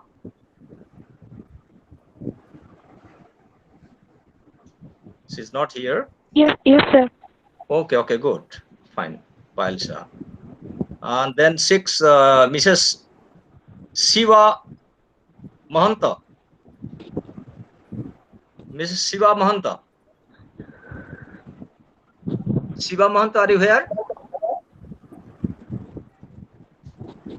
No. Shravan Mandal. Yes, sir. Thank you. Yes, sir. Sushila Bareli. Yes, sir. I am Shiva Mahanta. I am present. Shiva Mahanta. Okay, good. Thank you. Yes, Sir, please accept. Indra. My session was at 4:30 to 4:55 p.m. Yeah. Tanvi Shanavas, sir, from Malda. 4:30 to 5:30 p.m. Let me finish the name. Indrani Bose. Indrani Bose, are you here, madam? Indrani Bose. And MD Hasanuzzaman. Yes, sir. Okay, good. But Indrani Bose is not connected. Dr. Kiran Dwivedi ji not connected. So out of 10, 3 presenters are absent or not connected. We have 7. Dr. Subhash, we have 7. We have 7 Okay. present. Okay, we have 7 presentation. 7 presentation and 1 hour time. 1 hour, yeah. Okay. So then divide the time 6 to 7 excluding minutes, the and all presenters, all paper presenters are requested to complete your paper within 6 to 7 minutes, please. So first paper presenter is Shruti S. Shruti S. Yes, sir. Postgraduate student, Department of Commerce, University of Kerala. Yeah, please proceed. Okay, sir. So, can you see my screen? Yeah. No. Only you are audible. We can listen you. Yeah. Now. Okay, now can you see? Yeah. Okay. Good evening, one and all. I am Shruti S from Department of Commerce, University of Kerala. I am first year MCom student. First of all, I would like to thank you, the entire organizing team, for giving me an opportunity to present my paper here. The topic of my presentation is political participation of women in India. The Constitution of India sets up a parliamentary arrangement of government and ensures its residents the option to be chosen, the right to speak freely of discourse, opportunity to collect and structure affiliations and vote. The Constitution of India endeavors to excavate sex imbalances by restricting separation dependent on sex and class, precluding human dealing and constrained work, and saving chosen positions for ladies. Equivalent treatment to ladies in political life to be significant and compelling should begin from the grassroots level. To keep preparing and practice in the procedure of dynamic, the provincial just foundations are the best perfect structures in any case. And now we move on to the objectives of my study. The objectives of my study is classified into 3. The first objective is to study about the Indian history of women's political participation, and second one, to analyze equal access of women in the decision making in order to participate in political and economic empowerment. And the third one is to suggest measures for establishment of supporting platform for women by building alliances so that they achieve higher level of energy and commitment. So for the research methodology which I use for my studies based on secondary sources of data such as newspapers, articles, magazines, etc. So first we move on to the Indian history of women's political participation. However, in India also, women have a long history of suffering and exploitation. The women remain victims of violent actions, and also they had to suffer various types of discrimination, exploitation and torture, both in nature of physical and mental, not only in the men's society, but also within the four walls of the family, thereby disturbing the equilibrium in the society. In ancient India, the women enjoyed equal status with men in all spheres of the life. The description of the goat's head as half of man and half of women in the concept of Ardhanarishwara itself depicts the story of the equality of women in the Vedic period. But the status of women began to decline with the Smritis, especially Manusmriti. There was a tendency to curtail religious rights and privileges of women. Women came to be regarded in the same lines as the Shudras. Their position continued to deteriorate apart from property's right to them. And next we move on to the provisions for women under the Indian Constitution. In the preamble of the Indian Constitution, in the fundamental rights, fundamental duties, and in the directive principles, the provisions of gender equality are enshrined in the Constitution of India. In the provisions of the Constitution of India, reference to equality between men and women can be found. Part 3 of the Indian Constitution guarantees the fundamental rights of men and women. The Article 14 guarantees the right to equality. This article stands for absence of any discrimination by law or in their administration. And the Article 15 states that there shall be no discrimination on the ground of religion, race, sex, or place of birth. It is a guarantee against every form of discrimination. And next we move on to the political reservation in favor of women in India. The political formation, which means that in India, the legal constitution frameworks appears a combination of communitarian perspective on one hand and that of tolerant democracy on the other hand. The Constitution of India guarantees adult franchise and provides full opportunities and framework for women to participate actively in politics. But it is a pity that women could not substantially avail of the constitutional provisions due to a number of cultural, social, and political constraints. And next, we move on to the current status of women's political participation from global level to the national level. No doubt today, there is considerable increase in the percentage of women as voters. The participation of women as voters is almost equal to men, but the political participation as a whole of the women is not equal to men, and so they are still not able to get a share equivalent to men in organizations that require decision making. Still, politics is dominated by men at every level of participation, and women have not been regarded as significant part of the political arena. The representation of women as political formulators and decision makers in the legislative bodies is very low. In legislative bodies, women have been demanding more space, but most nations in the world have failed in providing due space as well as representation to women in their political system. Thus, from local level to global level, leadership and participation of the women in a political fields are always compromised.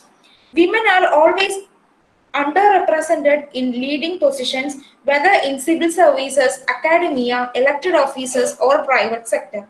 Such kind of information prevails despite their abilities and capabilities, which have been proved as leaders and their right of participating at par with men in democratic governance.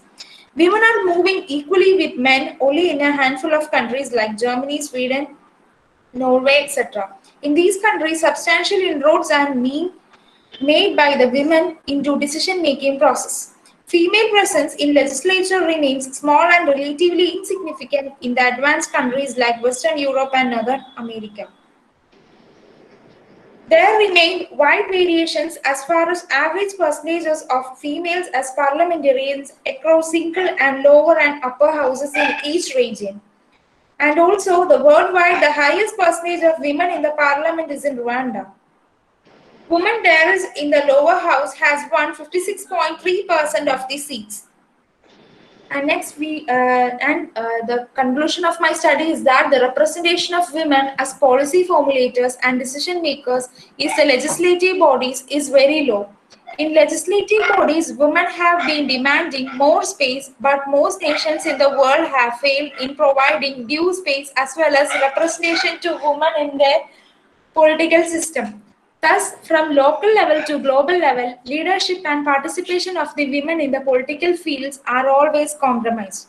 Women are always unrespected in leading positions, whether in civil services, academia, elected offices, or in private sector.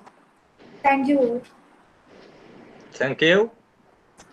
So this is not a question, just I want to know from you. You told that there is equal provision for the women in the Constitution. In the Constitution, even though they are not equally, they don't have equal participation.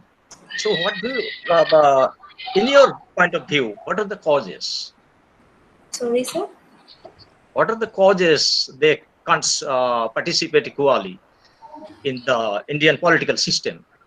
Okay, our constitution gives equal opportunity to both men and women, but also in our country, the women are not giving or not willing to come up on the forefront, maybe due to the discrimination between the sex, that is female and women, which means that female is not that much of pride of women, male.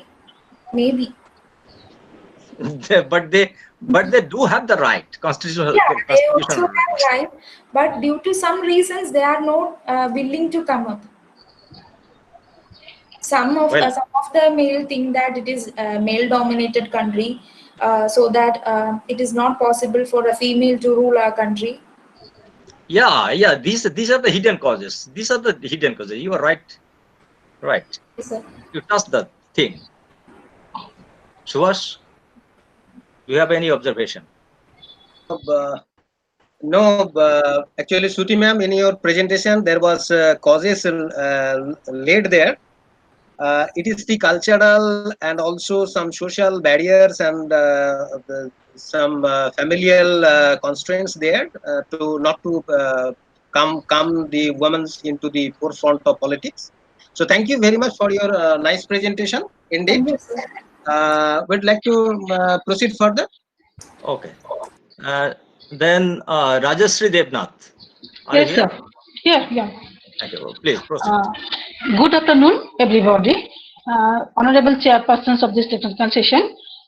Myself, Dr. Rajashree Devnath, Associate Professor of Political Science of Nagarjuna Raj College. Expressing my sincere thanks to the organizers of this national webinar on women in politics, I would like to highlight few points of my paper entitled Women Participation in Indian Politics in the Post-1992 Period, Paradigm Shift. All of us know that the Indian Constitution ensures citizens' participation without any discrimination.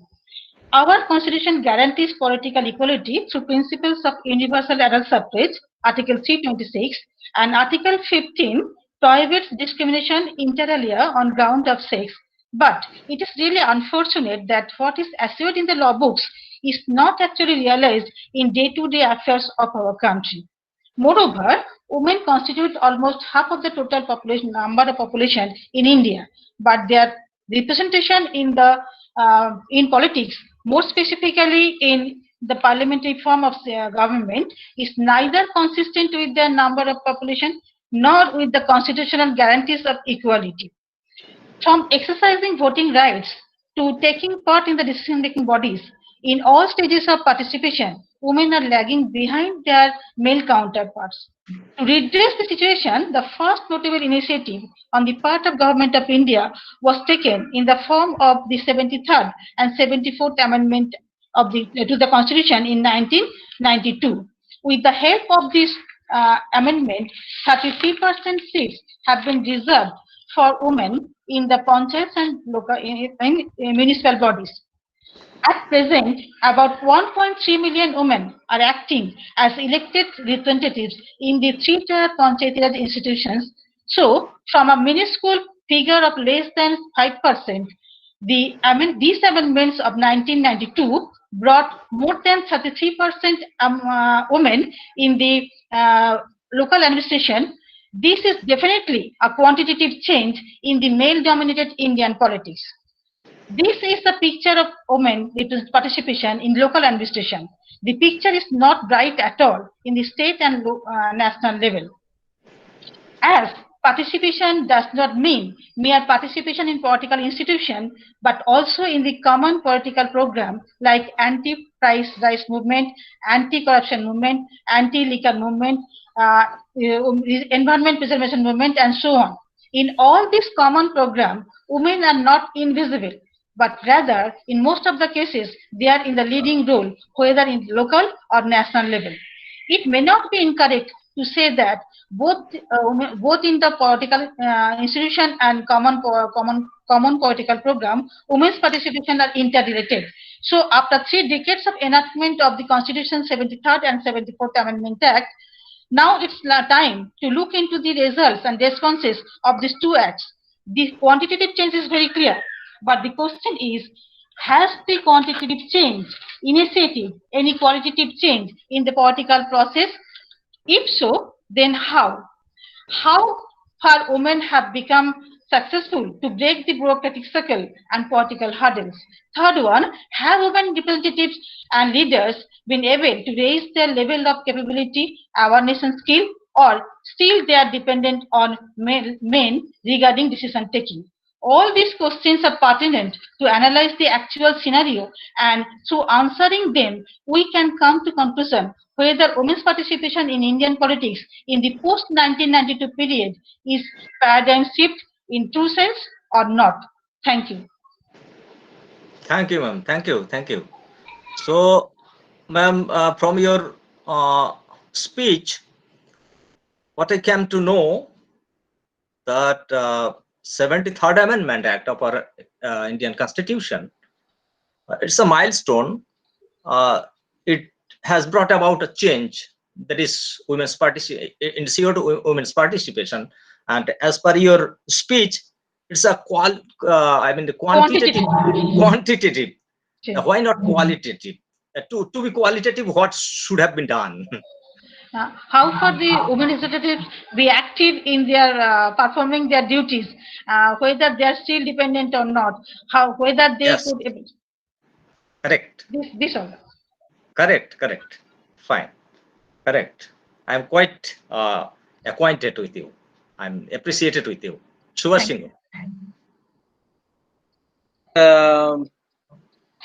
Professor Debnath, your presentation is very nice. And when I read the title of your presentation, Women Participation in Post-1992 Period Paradigm Shift, it is indeed a paradigm shift, though in a very small way, but it's indeed a paradigm shift for the women participation in politics. So thank you for your observation and thank you for your informative presentation here. We will look forward to hear you in another platform. Thank you so much. Thank you, sir. Thank you. Thank you. The next we proceed to Pranjal Roy, SACT History, Shama Prasad College. Yes, sir. Pranjal Roy, sir, please. Can you hear me, sir? Yes.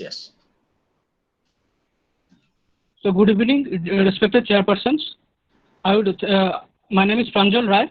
I'm a SACT teacher in the Department of History of Shama Prasad College. I would like to thank the organizers of this webinar for allowing me to present this paper. The topic of my paper is Political Participation of Women in Rural India, Social and Economic Effects of Political Decentralization on Gender Relations.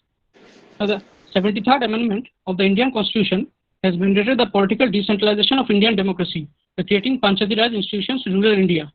A significant aspect of this amendment is reservation for at least 1/3 membership and chairperson's positions in panchayats at all the 3 levels.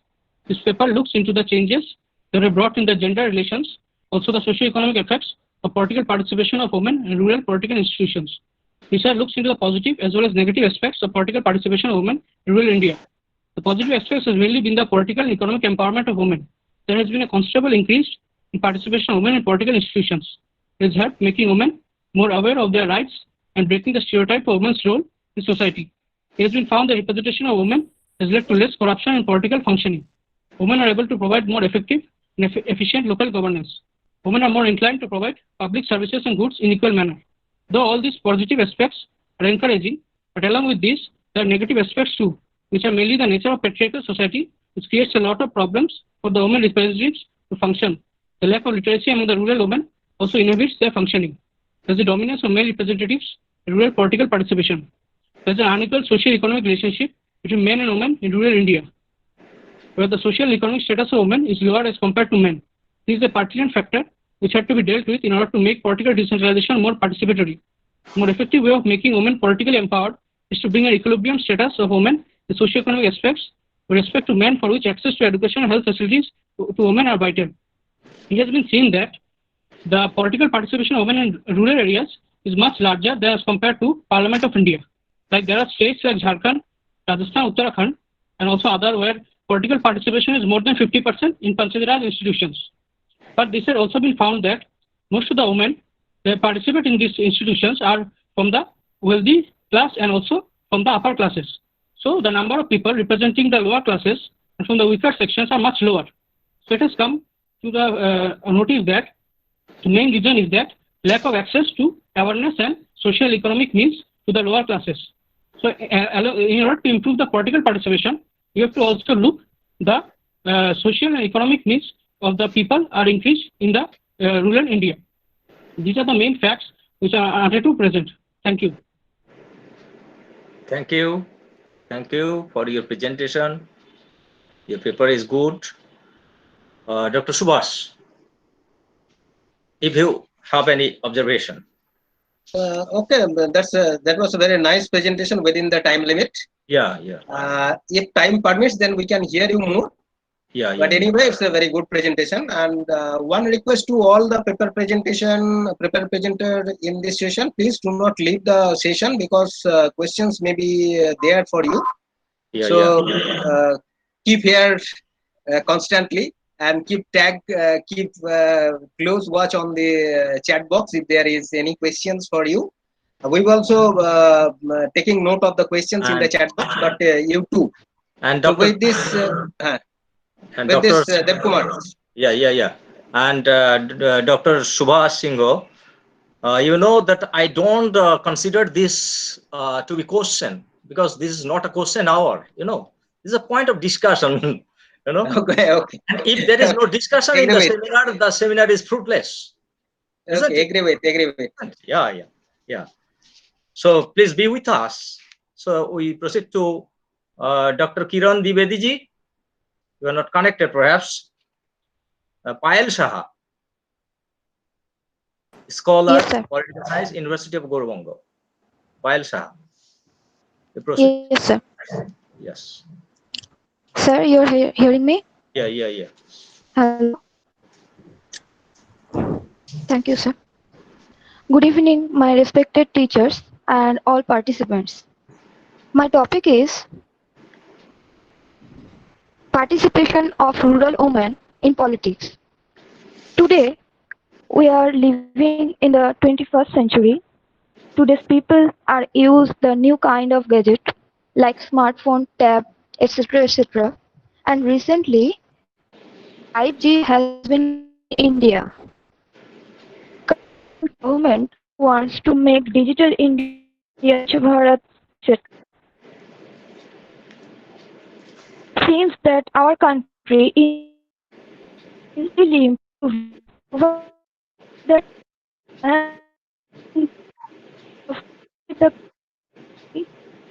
the completely different.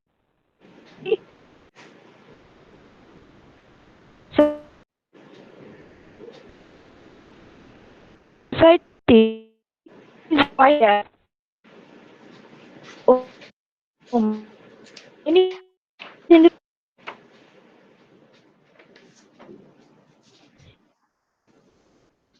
Payal, check your connection. Check your connection. It is flickering. We can't hear you. Hello? Yes. Now it is totally paused. Hello? Check your connection. Hello? Yes. Hello, now sir. Are you hearing me? Yes. Okay, sir. Continue. Even after 7 decades of independence, women go to the Supreme Court for this. In our country, political sector is mostly influenced by male domination. They, like politics, is their own subject. Also, girls of the city have power to fight. The lives of in rural areas are still confined within walls. The lives of these rural girls are drawing darkness of illiteracy. In this situation, participation in politics is very difficult, especially in case of rural women. The life of rural people in our country is very different. Their culture is different and discrimination is much more common in rural places. Patriarchal mentality is more prevalent in rural areas. Men of the house control the lives of women and treat them like themselves. In most of the cases, it is seen that the girls are stopped from studying in the middle. Result, they suffer in illiteracy, and illiteracy is a big barrier to women's participation in politics because illiteracy limits the ability of women to understand the political system and issues. And the low level of women mentality,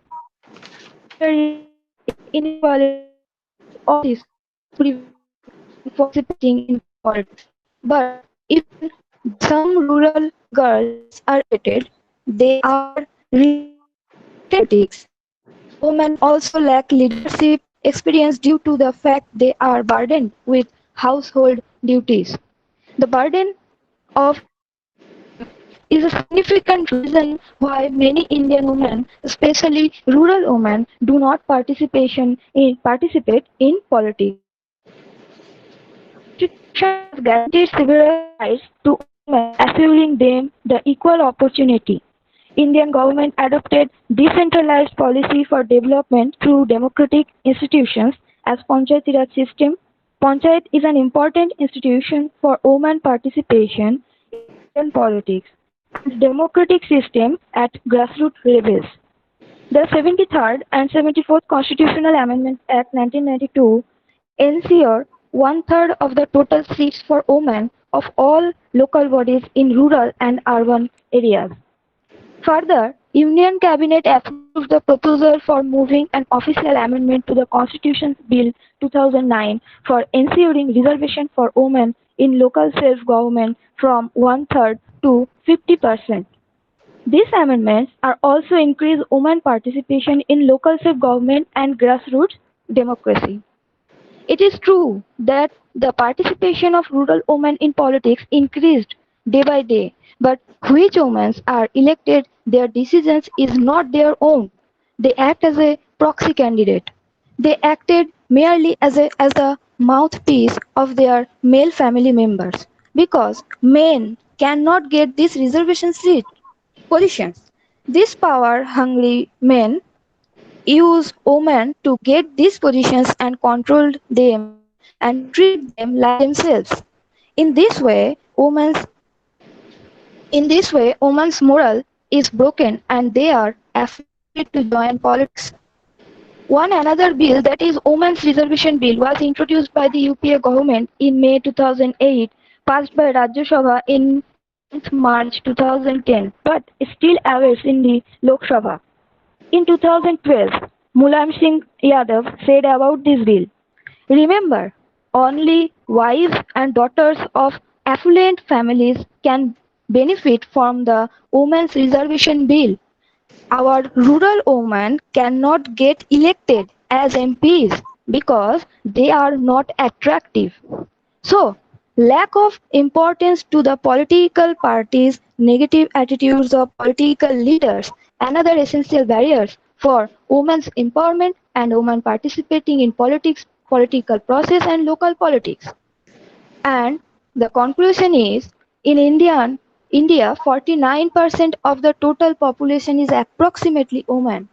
Yet the voice of the half of the total population has been ignored since independence to till now.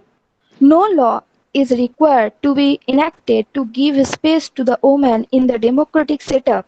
If each political party sincerely and honestly give the party portfolio to women, I believe that no law will be required for women representatives from local level to parliament. And the mentality of the difference between a boy and a every one of our homes.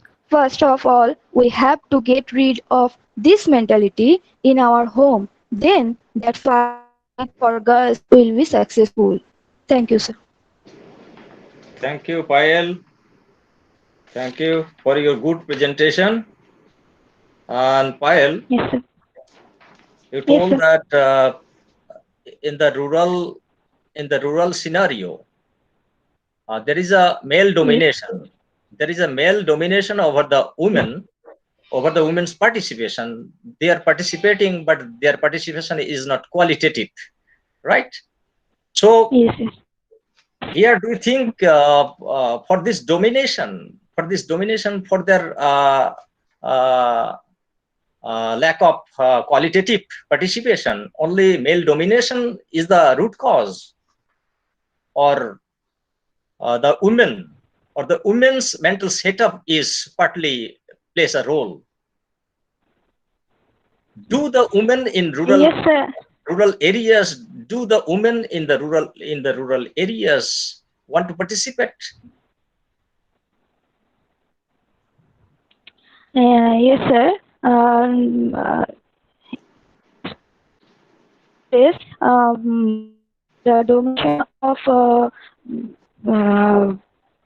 মানে শুধুমাত্র মানে পুরুষতান্ত্রিক সমাজই এই ক্ষেত্রে দায়ী নয়, এখানে মহিলাদের নিজস্ব যে মানসিকতা, তাদের পিছিয়ে পড়া, তাদের লজ্জা, তাদের যে নিজস্ব মনোভাব, হ্যাঁ, সেই সমস্ত প্রত্যেকটা বিষয় এখানে দায়ী এই বিষয়টার জন্য। Mental মানে setup. তারা আজকে Mental নিজেরাই, Yeah.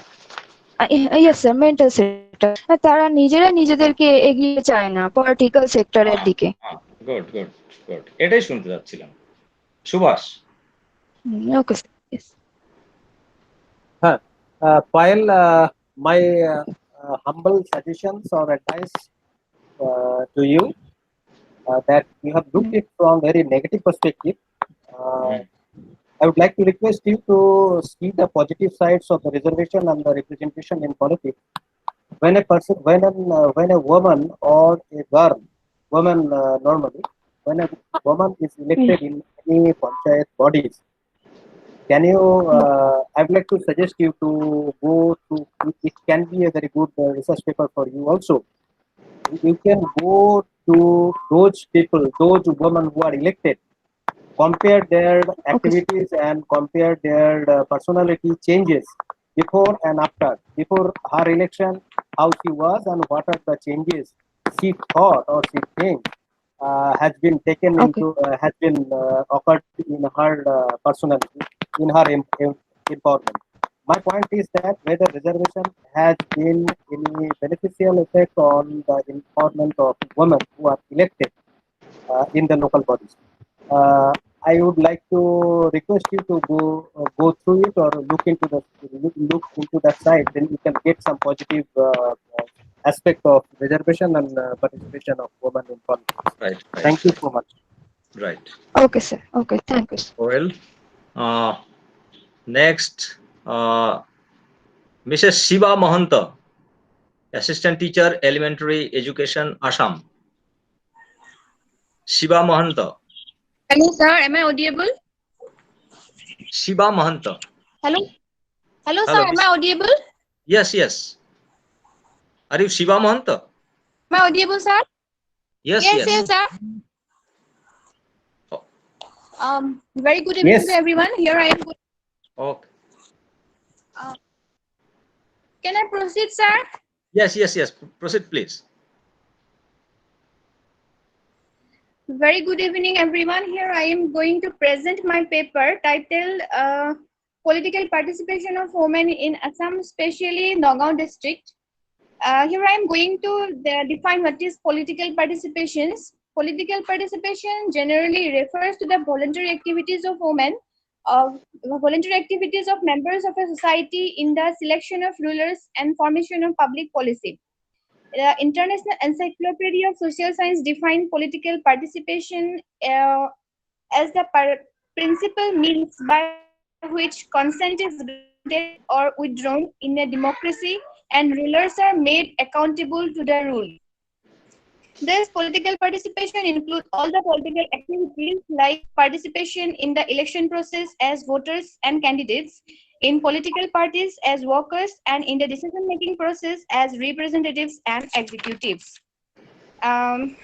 My main objective of my paper is to study the political participation of women in LSC elections in Nagaon as voters, to study the participation of women in politics in compared to male, to study the participation of women in freedom movement at Nagaon district. Here I am going to present the political participation of women in Assam. Political participation of women in Assam, like other parts of India, began in a very miniature form since the freedom movement. In 1921, Mahatma Gandhi visited Assam, and after his visit, the freedom movement in Assam reached a new light. In Assam also, women also participated in a freedom movement very highly. The women like Chandraprabha Sekya, Amarprabha Das, Pushpalata Das has played a very dynamic role in the freedom movement in Assam. They participated in various freedom movements like civil disobedience movement, Quit India movement, non-corporations movement, etc. Various mass movements also participated. Famous Assamese historians, called famous Assamese historians, movement as a women because women participated highly in that movement. Therefore, my main topic is participation of women in political participation of women in Nagaon district. I'm going to describe the big picture of Nagaon district. Nagaon is the administrative district in Indian state of Assam, also known as Middle Assam. According to 2011, the total population of Nagaon district is 8,23,708. District has 8 legislative assembly constituencies and 2 Lok Sabha assembly constituencies. It is Kolhapur and Nagaon parliamentary constituency. Nagaon district also witnessed the emergence of various mass movements. Among the various mass movements in the Quit India movement, women of Nagaon district actively participated. Bhogeshwari Suparnani was one of the prominent martyrs of the Quit India movement from Nagaon district of Assam. Some women like Jayamati Saikia cooperated with the revolutionary group to burn the Babijia Road Bridge on 25 to 26 August 1942. In that district, girls like Pitrani Saikia and Dagavati Bora worked for the security of the underground mill workers. Women like Kiranmala Bora, who actively participated in the civil disobedience movement of the 1930s and 1940s, which contributed to the independence of India. In paper, I find it the women participated in freedom movement very highly, but their participations in elections as voters, as candidates is very low. Here are some figures regarding women participations as voters in Nagaon district. Here are some figures of women participations in Nagaon district elections. My figures ranging from 1996 to 2016. In 1996, male participation is 55.57%, where female percentage is 44.3%. And in 2001, it is male percentage is 52.5% and female is 47.47%. In 51.32% male voters and female voters is 48.68%. In 2011 also 51.1% male voters and female voters is 48.9%. In 2016, the and female voters is 49.49%.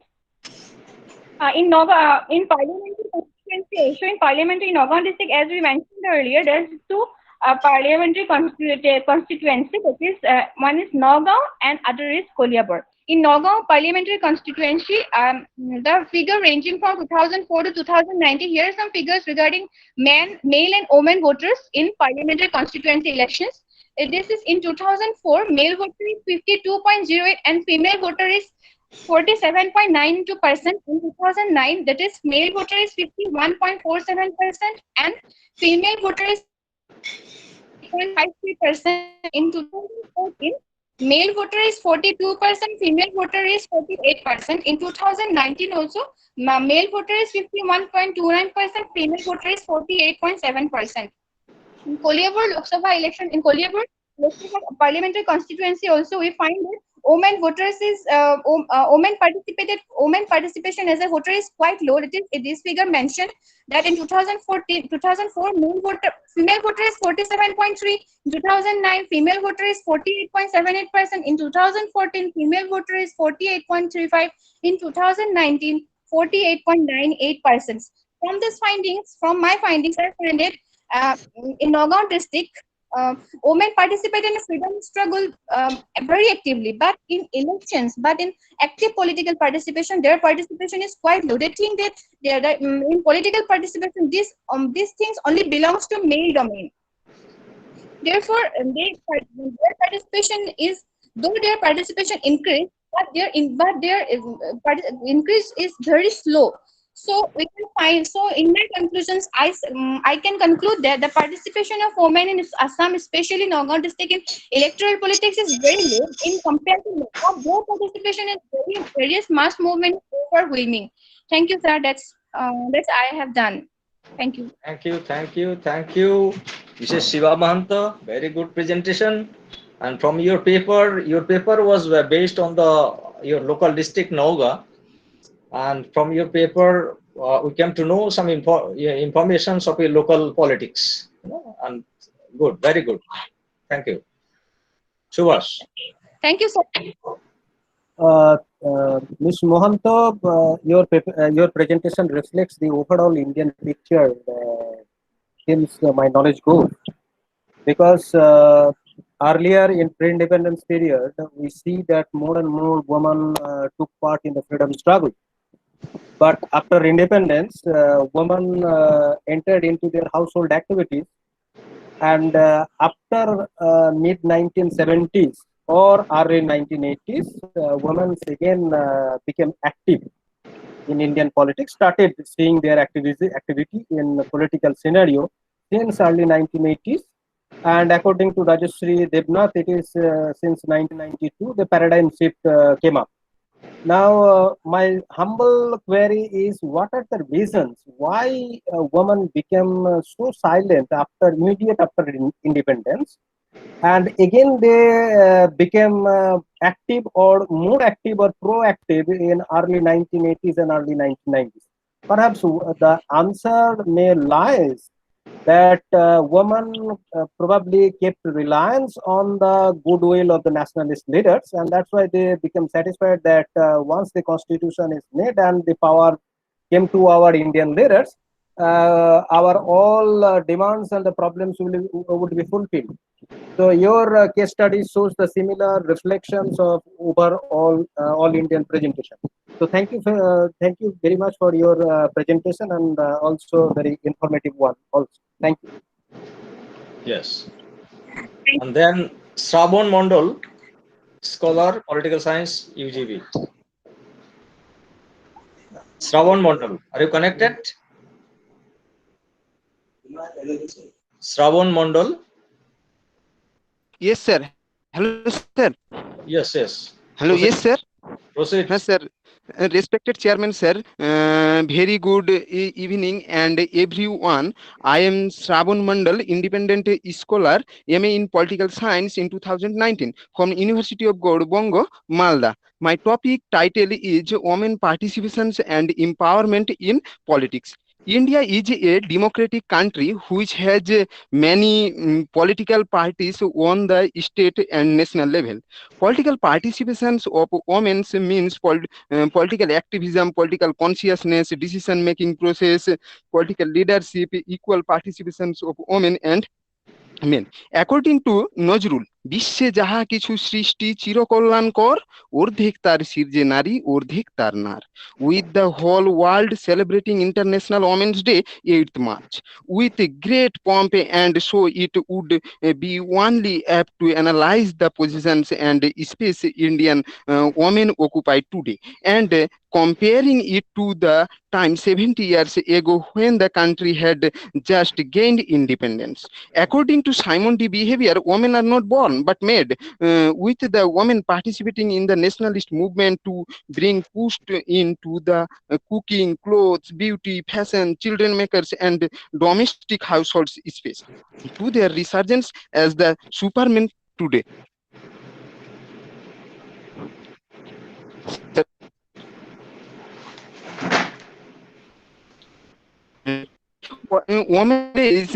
Women plays an important role in these parties, as they have held the positions of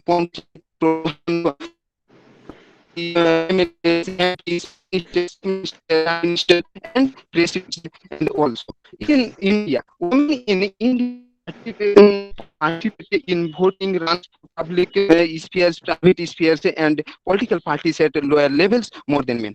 Central government scheme for women, national policies for empowerment of women 2001, Sabala, Women Reservations Bill, Right to Education Act 2019, Sarva Shiksha Abhiyan, national policy and parties have increased outreach among women voters as India's party system has become more competitive. The political parties create many policies and women's wings so that women can participate in politics and claim their rights, like teams and policies are the Trinamool Mohila Congress, Kanyashree, Muktir Alo, police stations run by women, etc. These also have Mohila Bachao, Beti Padhao, etc. INC, Indian National Congress wings is all India Mohila Congress, CPI wings is National Federation of Indian Women. Women involvement in political parties is tied to the increasing demand for equal right. BJP has women support issues such as the Article 54 and men regardless of religion. Indian National Congress, BJP, TMCs, and many other political parties have encouraged greater representations of women's and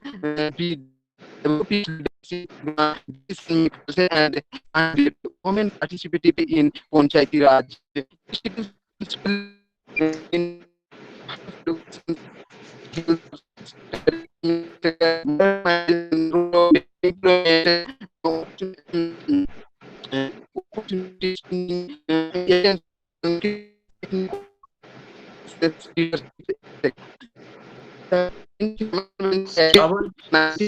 Shravan, check your connection.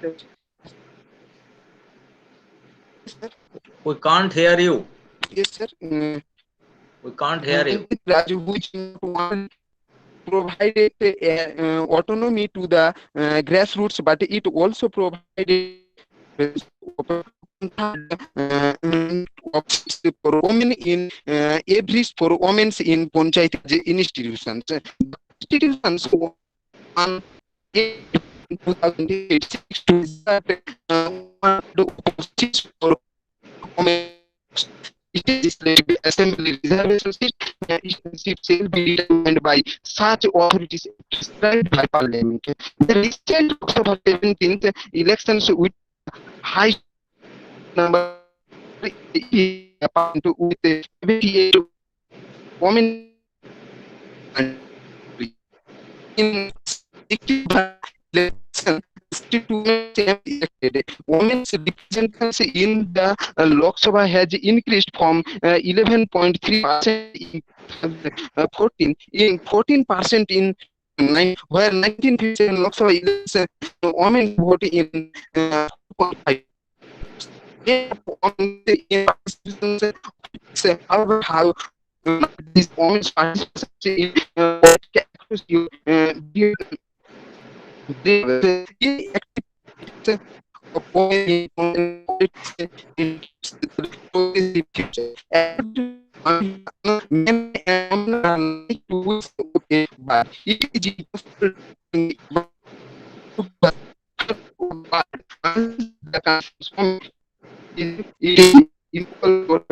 to try only one wing. Thank you. Thank you, sir.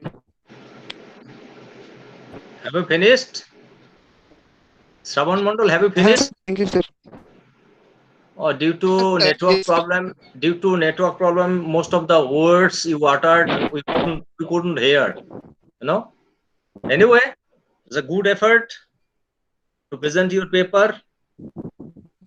So we better to proceed to the next presenter.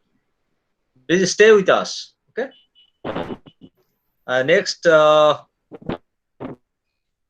Sushila Bareilly, Assistant Professor, Political Science, Sananda.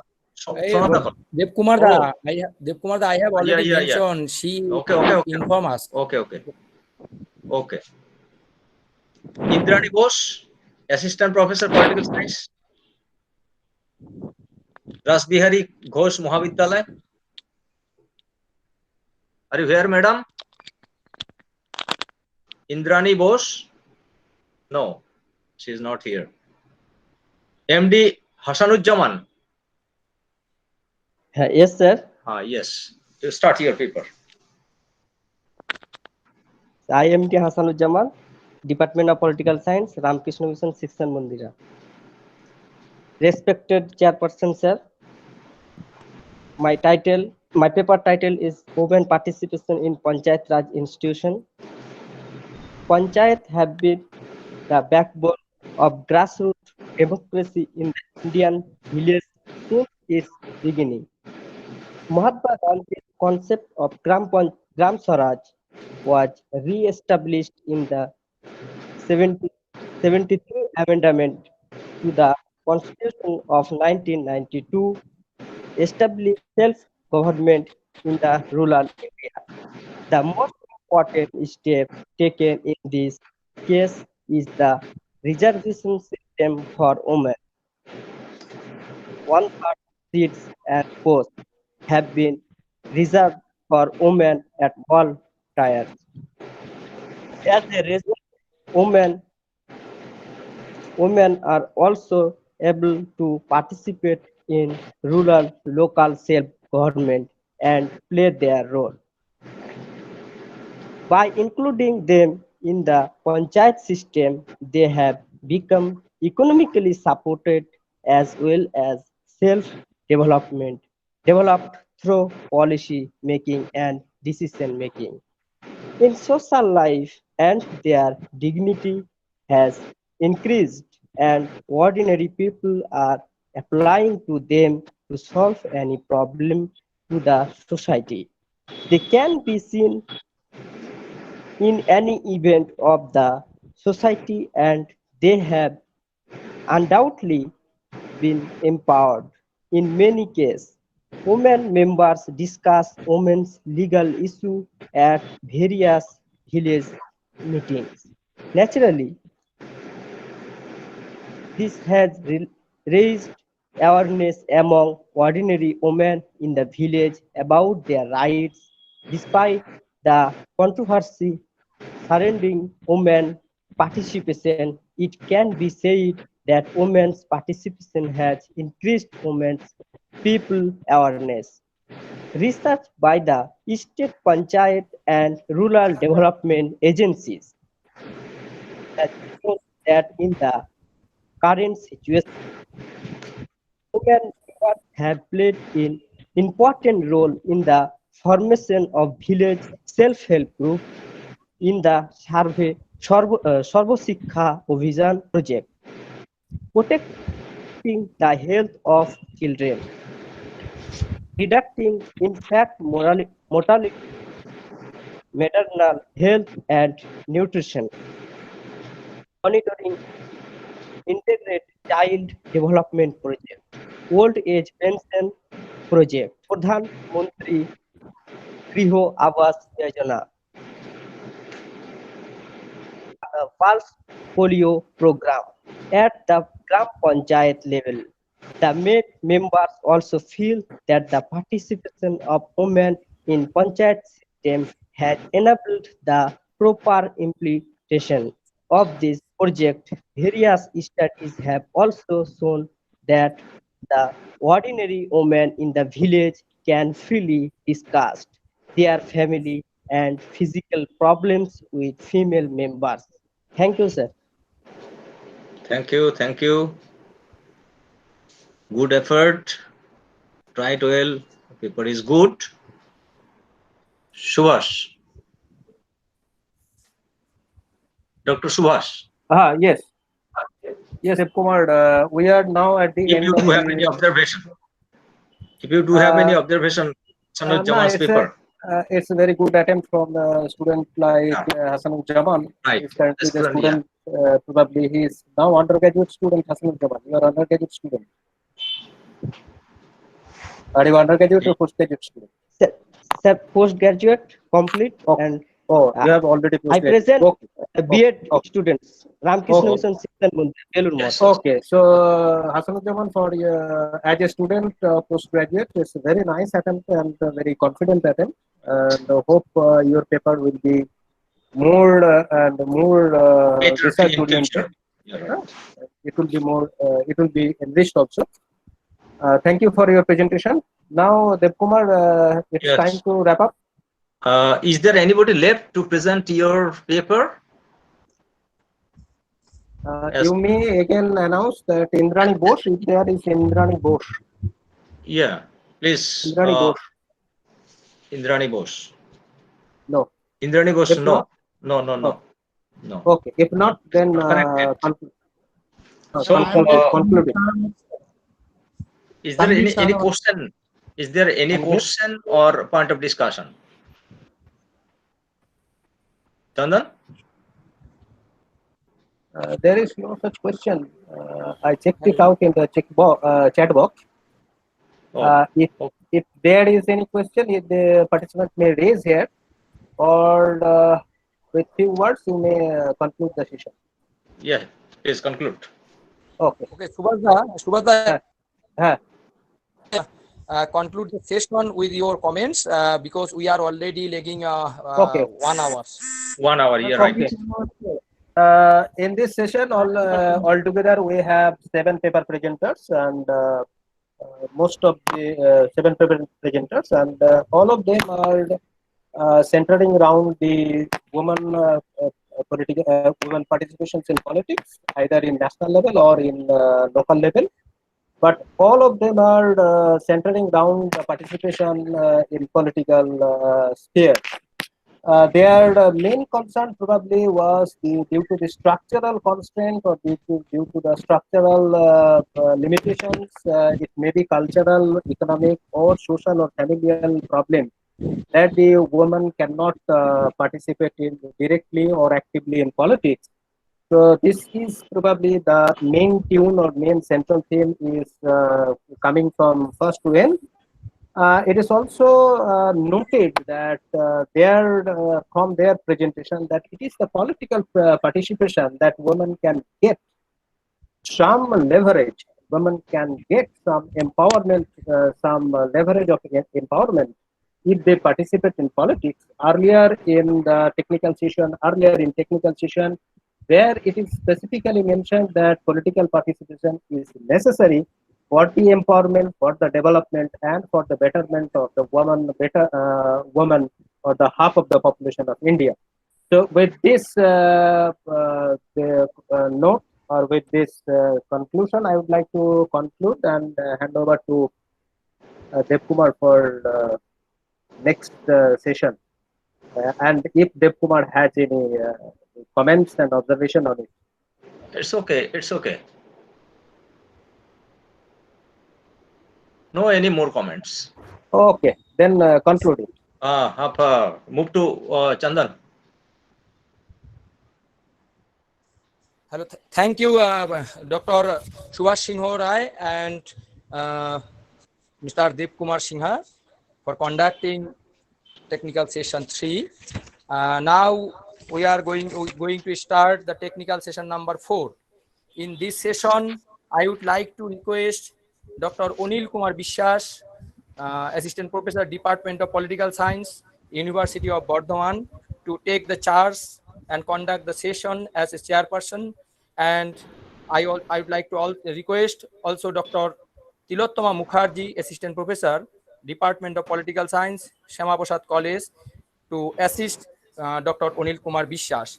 Before going to request Dr. Onil Kumar Bishwas to take the charge of the session, I like to introduce Dr. Onil Kumar Bishwas. Dr. Onil Kumar Bishwas, PhD faculty member of Department of Political Science, the University of Bardhaman, having research interest in rural development, local government, public policy, education policies, women empowerment, and tribal empowerment. He completed one major research project funded by ICSSR New Delhi, and presently organizing one major research project funded by ICSSR under IMPRESS scheme. And he also completed one minor research project funded by UGC New Delhi. He published one book titled Socio-Economic Profile of Toto Tribe in 2019 from IU Publications, New Delhi, and 22 research papers from various reputed national and international journals, and 26 book chapters from various reputed publishers from India and abroad.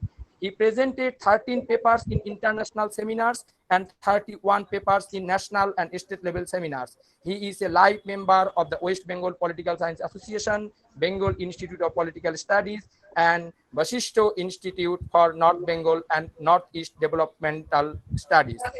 So in this session, we have 9 paper presenters, and we have allotted, we allotted 1 hour for completing this session. As we are lagging 1 hour, so I request both the chair, please try to complete the session within the time limit. Over to Professor Onil Kumar Bishwas and Dr. Tilottama Mukherjee. Please, sir. Yes, good afternoon. Actually, now it is, I think, good evening. Already we late 1 hour, and you constant that it will be completed within 1 hour. And I see there is 9 paper in this session, and so it is very difficult to finish within this time. All of we all know that it is the time allotted for individual participant, I think, will be very limited. But there is no another option because all of we know that we are already late 1 hour. So I think, and I just I consult with Tilottama ma'am, my co-chair. Actually, ma'am, it is. I think it is. It will be better if we allot 5 to 7 minutes. 5 to 7 minutes to every participant. Yes, Otherwise, yes, sir. yes, With your otherwise consent, yes, yes, with your consent, sir, I would like to tell all participants that Yes. it would be better if they can finish their paper in 5 minutes. We can have extra Yes. 2 minutes at the end for each individual to discuss if any question Yes, comes yes, up. yes. We are lagging terribly behind, so 5 minutes. Okay. Okay. So yes, everyone here that we decided that allotted 5 minutes to every participant for presentation. I think this time is very difficult, and there is no any other option. So I request each and every participant, you just highlight your topic, name of the topic, objective, research question or hypothesis, methodologies, and findings. And hope you all are finished your presentation within 5 minutes. And another 2 minutes we are taking for analysis on your paper. So just ma'am, Tilottama ma'am, start. We start. Okay, okay. Should we start with Pooja Singh Arya? That's the first name that we have. Mhm. So Pooja Singh Arya, you are present. Poojan Singh Arya you are is there? not present. I think Poojan is not present. Yes, I think he's not present. And Should we move next, to Yes. next presenter is Tanbir Sahanwaz, Assistant Professor, Department of English, Rishi Bankim Chandra College, West Bengal. Sir, I'm here. Can you hear me, sir? Yeah, Poojan Singh. Poojan Singh. No, sir. Tanvir Sanawaz. Sir. Yes. Tanvir Sanawaz. Tanvir Tanvir Sanawaz. Yes. Sir. May I start, sir? Yes, start. You complete within 5 minutes. I think your paper is will be very interesting. I see that you are from another discipline. So, but we are unable to allot extra time. So you complete within 5 minutes. Sir, huh? Just highlight your main point, right? Just start. Good evening, everyone. Good evening, sir. Good evening, ma'am. I am Tanvir Sanawaz, Assistant Professor from Rishi Bankim Chandra College, and I am from Malda district, and I was a student of Malda College. Today, I will present my paper on exploring feminism, politics, fundamentalism, and resilience, an insight into Marjani Satrapi novel Persepolis. Actually, it is a graphic novel written by Marjani Satrapi, Iranian woman novelist. The significant participation of women in countrywide, regional, and community group leadership roles has turned out to be a crucial awareness on global improvement approach. Yet, some can also ask why it matters if women come to be political leaders, administrators, elected legislators, or civil social workers and activists. Why does the society need more potential women engaged in all factors of the political proceedings? Women's participation in politics brings about tangible profits for democracy, such as greater responsiveness to citizen wishes, expanded cooperation across party and ethnic lines, and a greater sustainable destiny. Women's interest and participation in politics helps further gender equality and impacts each of the varieties of policy issues which get considered and the kinds of solutions that are proposed. Researchers signify that whether legislators, policymakers are men or women have a distinct effect on their policy and law priorities. There is also study testimonial or strong evidence that as more women are appointed to office, there is a consequential growth in policymaking that stresses quality of life and mirrors reflects the precedence of families, women, and cultural and racial minorities. This paper critically analyzes an exquisite novel by Iranian women novelist Marjani Satrapi's Persepolis 1, and the second volume is Persepolis 2. It's an autobiographical novel that depicts the story of a subjugated or dominated woman in stereotype subjugated patriarchal Islamic society of Iran that depicts her story and her quest for self and autonomy and how she wants to break out of this claustrophobic domesticity and claustrophobic society. It is really an engaging story in two parts with graphic description, a woman who breaks the typical stereotype society of Iran. So women's role is very important in this respect. The Iranian revolution was a gendered revolution. Much of the new regime's rhetoric was centered on the position of women in Iranian society. The traditional Iranian society, as I have already mentioned, that the background of the novel is obviously Iranian revolution, how women were debarred or how women were deprived of participating in any kind of politics or any kind of functions relating to nation or relating to society. Beyond rhetoric, thousands of women were also heavily mobilized in the revolution itself. And it was a revolution of the time when Syed Muhammad Reza Shah Pahlavi was dethroned, and different groups of women actively participated alongside their male counterparts. Not only participating through voting, women contributed to the revolution through marches, demonstrations, and changing slogans. The revolution was non-violent in nature, so women participated in huge number, and this revolution facilitated women's involvement within it.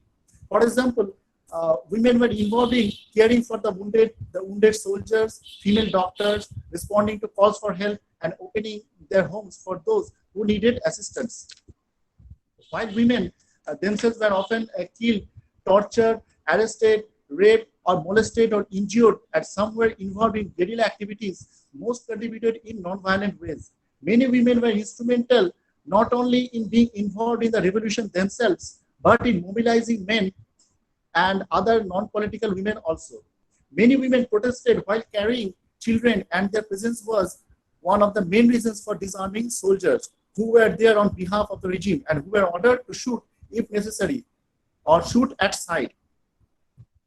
Grand Ruhollah Ayatollah Khomeini was the new king who came after Syed Muhammad Reza Pahlavi, and who asserted that you ladies, here you have proved that you are at the forefront of this movement. You have a great share in our Islamic movement. The future of our country depends on you, on your support. He invoked the image of the hijab as a symbol of the revolution, saying that a nation whose respected women demonstrate in modest garb or hijab to express their disgust with the Shah's regime, such a nation will be victorious. He has also said that women from all levels of society took part in the recent demonstrations, which we are calling the referendum of the streets. Women fought side by side with men in the struggle for their independence and their liberty.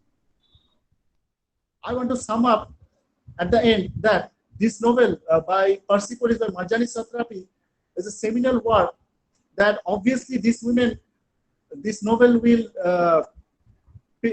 pave the way for other women, that how women can break the claustrophobic domesticity, the claustrophobic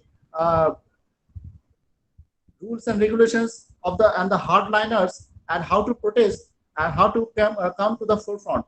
After the revolution, Khomeini credited much of the success of the movement to women.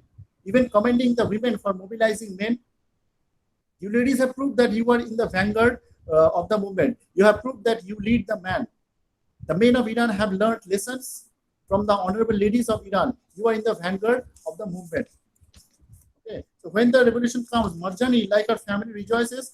In the first part, Marjani Satrapi describes about her childhood, how she was tortured, how she was molested in the typical Iranian Islamic society. After that, she was she was first sent to Austria, then sent to Germany by her parents, and now Marjani Satrapi, as a woman novelist, is a famous diplomat working in France, and as a lady, she is a protesting character, protagonist also, and a protesting character, and all other women can take a lesson. And I think women in politics, the theme is very much present in this novel of Persepolis by Marjani Satrapi.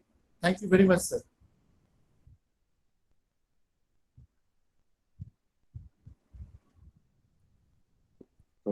Thanks to Shahnaz, very good presentation. Actually, Marjorie Satrapi's Persepolis 1 and 2 is famous story. It is a story. It is a novel written on Iranian culture and Iranian politics, Iranian war, conflict, peace, all are there. So I think it is one of the good works, and you choose the area. It is, I think, if you carry forward your works on that subject matter, I think it will be one of good work. So thanks, and I offer to Tilotoma ma'am, please share your views to Shahnaz. So let's proceed forward with other presentations. Thank you very much, Tanveer. It was very nice presentation. Let's proceed to the next presentation, sir. Chairperson, sir. Yes. Okay. And third presenter, I think Joyita Pal. At least yes, Joyita Pal are here. Joyita Pal.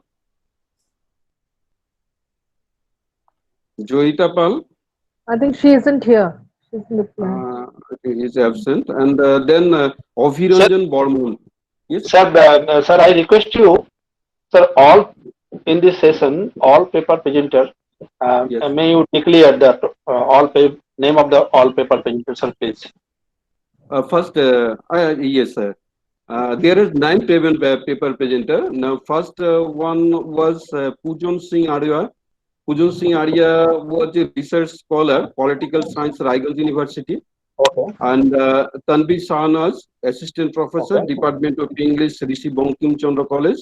Joyita Pal, assistant professor, political science, Rishi Bankim Chandra Evening College. And Abhiranjan Bormon, assistant professor, political science, Falakata College. And then Dr. Sanjit Pal, assistant professor, political science, Novo Barakpur Prafulla Chandra Mahavidyalaya. And then Dr. Shubhamoy Pahari, Sect 1, Sanskrit, Prabhat Kumar College, Kontai, West Bengal. And another one is Dalia Haldar, research scholar, political science, Kollan University. And then Nabomita Ghosh, student, political science, UGV, I think University of Gorbanga. And then Devashish Sarkar, assistant teacher, Okpurhati Kibriya Gaji School, West Bengal, right? They all are in this session, and now actually first presenter was not present, and then second presenter already. Sir, just I interfere. Sir, Dr. Chandan Mandal is the paper presenter in this session. Is now. Chandan Mandal, no, I think Chandan Mandal. No. Chandan Mandal is not here. Yes. Right? Dr. Chandan Mandal, sir, your paper is in the next session. We are 1 hour lagging. That's why you think your paper is in Chandan Mandal is next session, right? So we start our session, and I called again First presenter, Pujon Singh Arja. If you are present, please inform. Otherwise, we go to third presenter, Joyita Pal, Assistant Professor, Political Science, Rishi Bankim Chandra Evening College, West Bengal. I think she's Are you also, present? I think she's also not here. She isn't responding. She is not so that here. And fourth presenter is Abhiranjan Borman, Assistant Professor, Political Science, Falakata College. Abhiranjan Borman present? Abhiranjan Borman, are you present? I think he is not also present. And in that case, we go to second and next presenter, Dr. Sanjit Pal, Assistant Professor, Political Science. Yes, you're Sanjit Pal. Yeah. Dr. Sanjit Pal, Assistant Professor, Political Science. Political Science. Sanjit Pal, Dr. Sanjit Pal, Assistant Professor, Political Science, Nobo Barakpur Prafullo Chandra Mahavidyalaya, West Bengal. Your title is the question of women reservation in Indian Parliament in the context of women empowerment. Sir, just you conclude within 5 or 6 minutes, and just you highlights your objective, methodology, and funding. Yes, sir. Yeah. Okay, start. Respected Chairperson and dignitaries, today I am going to present my paper entitled The Question of Women Reservation in Indian Parliament in the Context of Women Empowerment. This paper intends to highlight the importance of, this is my objective, that intends to highlight the importance of the women reservation in Indian Parliament in the context of women empowerment. Women's empowerment is very essential for the development of society, but the position and status of women in India is very low. As far as their social status is concerned, they are not treated as equal to men in all respects. Women constitute almost 50% of the world population, but in India, we see that there has been, the disproportionate sex ratio.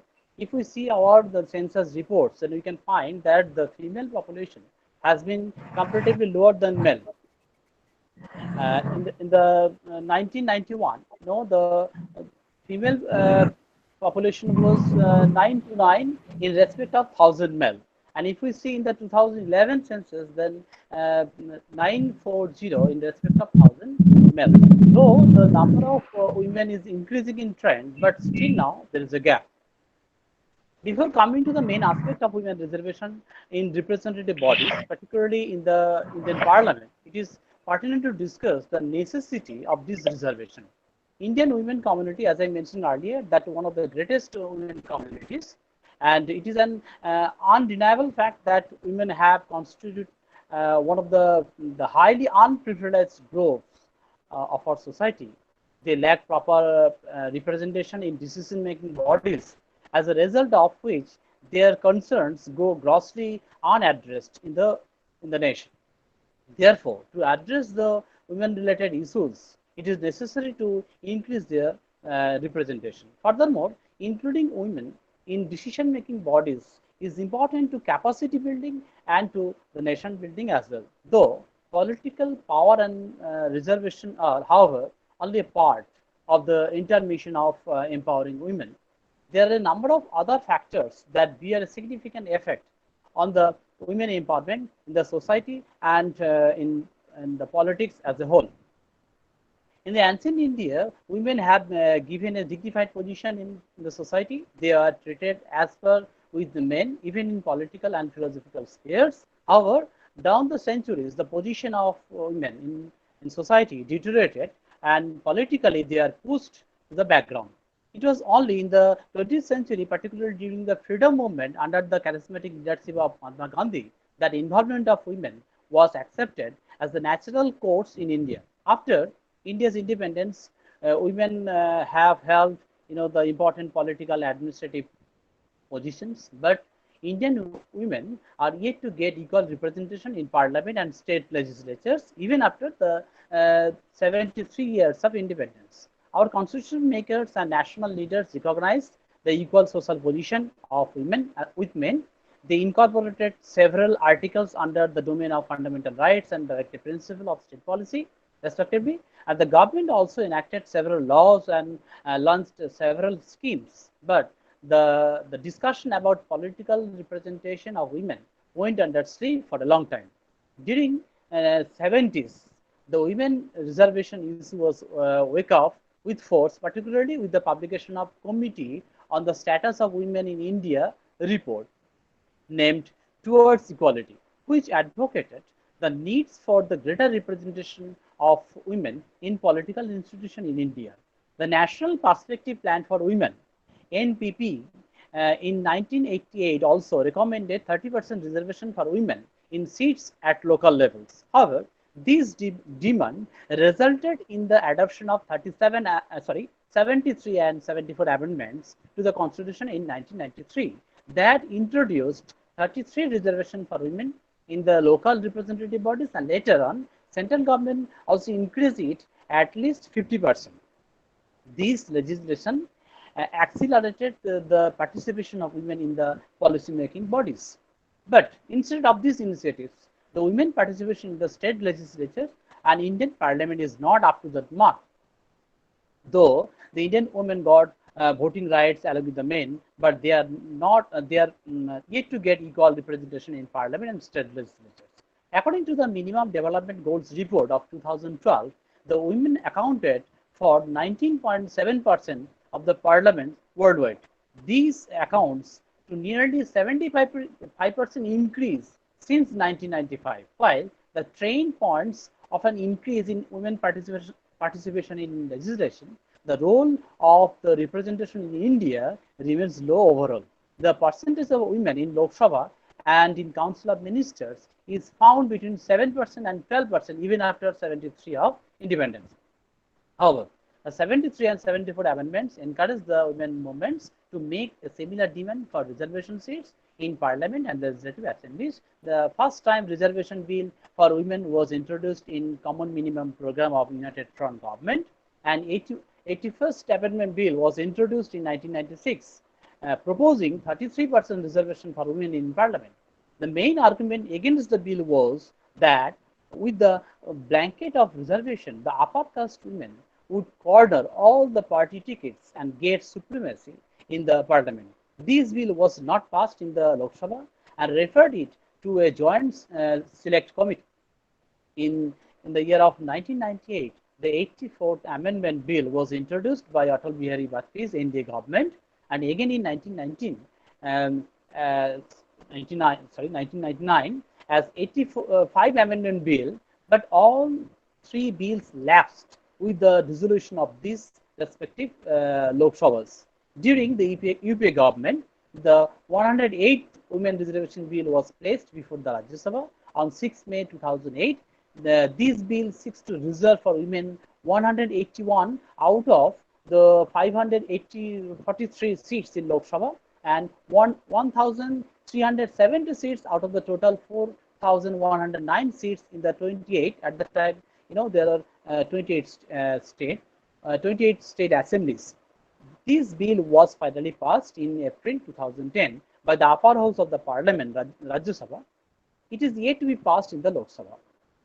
Though BJP government, led India government has committed women reservation bill since it included women reservation in its electoral manifesto, but not yet, actually they did not take any positive measures till now. The proposed women reservation bill has evoked mixed reaction across the political field, both inside the house and outside. While some parties are agreed on the bill, which seeks to provide 33% reservation for women, be passed in its present form at the first available opportunity. Whereas the others are demanding quota to be fixed for women belonging to the backward section of the society within this 33%. Regional leaders, particularly the Lalu Prasad Yadav, Mulayam Singh Yadav, opposed the bill. In fact, they demanded seats reserved for OBCs and other minorities. It is also said that this bill is against the principle of equality. conclusion. I can conclude that the successful passing of this bill would encourage the women to gradually shoulder responsibilities in the legislative assemblies and in the parliament. But men in the political structure still now refuse to acknowledge the relationship between the social justice and gender justice. If we keep most of the women outside the political system, then it would not be possible for a country to materialize gender justice. Effectiveness of women reservation depends on socio-political order of the country. Though it is evident that most of the women representatives are acted as a proxy women in democratic bodies and silent spectators in the different socio-political issues. Therefore, if the women reservation bill is passed in the parliament, then it may not be possible to say that women would fulfill the major objectives of this bill. Instead of this, women political reservation can be considered as a precondition for women's empowerment. It is also believed that more women's access will enhance the quality of politics. Women's reservation may be reconstructed our society and opened up new opportunities for making a gender inclusive society in the near future. Though achieving these objectives requires collaborative efforts. Thank you, sir. Thank you for good presentation, and your paper was informative, and I think it is prepared on the basis of secondary data, secondary data only. Yes, yes. Yes, secondary data only. And you rightly mentioned here that reservation is very necessary to empowerment of women in parliament. I think it is not only parliament, it also in the legislature, state legislation. Actually, the city, if we see the world scenario, we find that presently Rwanda, where 61% representation are come from women front, and the cabinet of Rwanda dominated by women. 52% cabinet minister are from women, and very interestingly, UK and UK, I think UK and other some European country also follow this route. But in the case of India, where we introduced reservation of women in local government since 1992, but till date, we are not accept reservation of women in parliament and state legislation. This is a very conflicting issue, I think. But the issue of local government showing that the reservation in local government able to strengthen women in locally, in rurally, in locally in urban areas.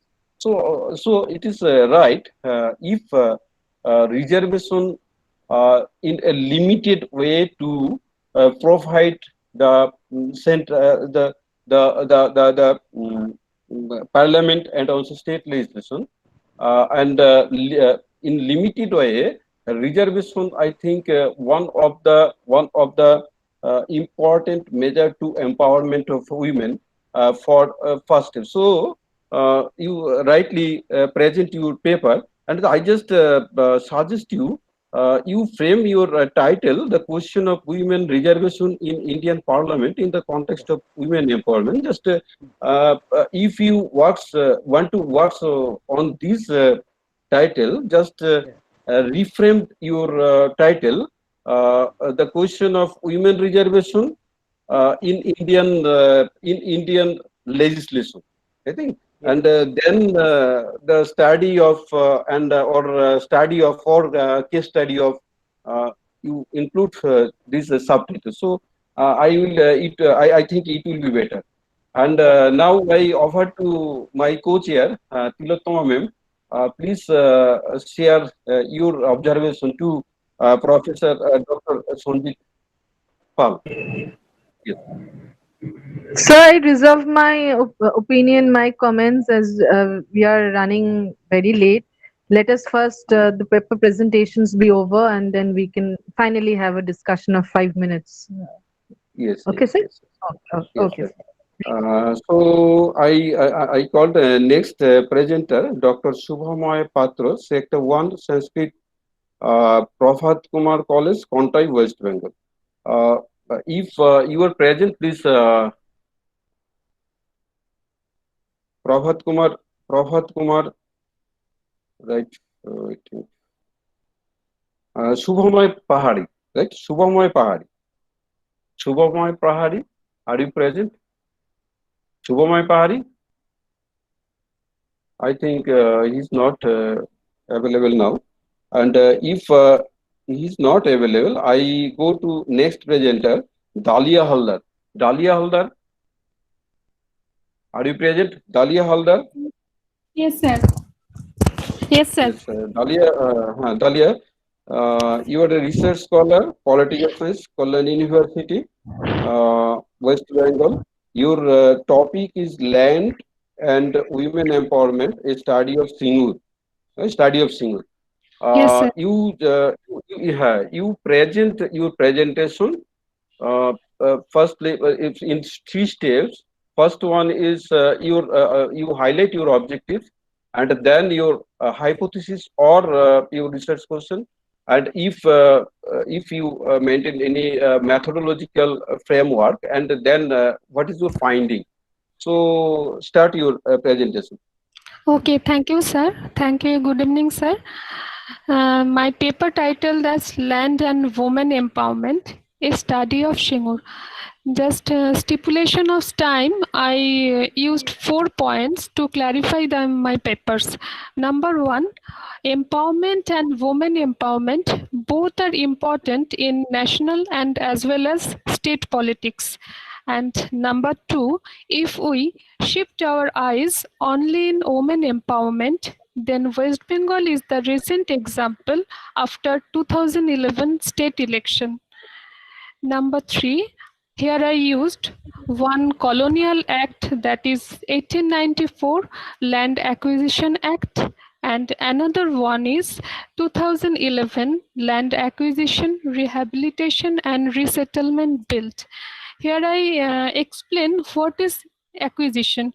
Acquisition is very simple, that is private property transferred to public purpose with the help of government.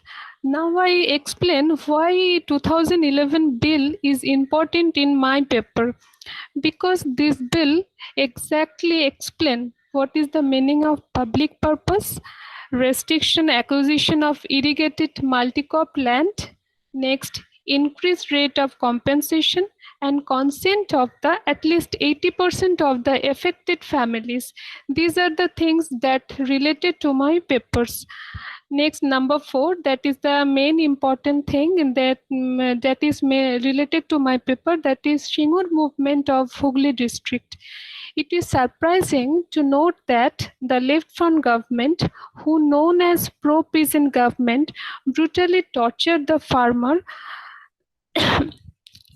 farmers of land by inviting private capitalists like Tata Motors to set up car industry. Welfare policy of government has been obscured by the pro-capitalist, and as a consequence, the government has been overthrown by the people of the state. In this backdrop, Mamata Banerjee and her party, Trinamool Congress, were propelled to the level of state and nationwide politics. Mamata Banerjee gone for hunger strike, and civil society activist groups formed a committee who coordinate protest movements, road and railways blocked, and sometimes they formed aggressive stance against visiting representatives of the left-front government and Tata Motors. The land losers continued their demand and committed dispatching number of deputation, memoranda, letters to the protest to local BDO and DM. But unfortunately, majority of the petitions were not filed until 2007. This type of agitation automatically fall the curtain of the 34 years of left front rule, when basically we can say male dominated rule fall in a curtain, and different controversies over land acquisition in Singur eventually culminated in the 2011 state election, which brought Mamata Banerjee to power. Singur movement prominently used in her election campaign and promised the land losers to return back the land.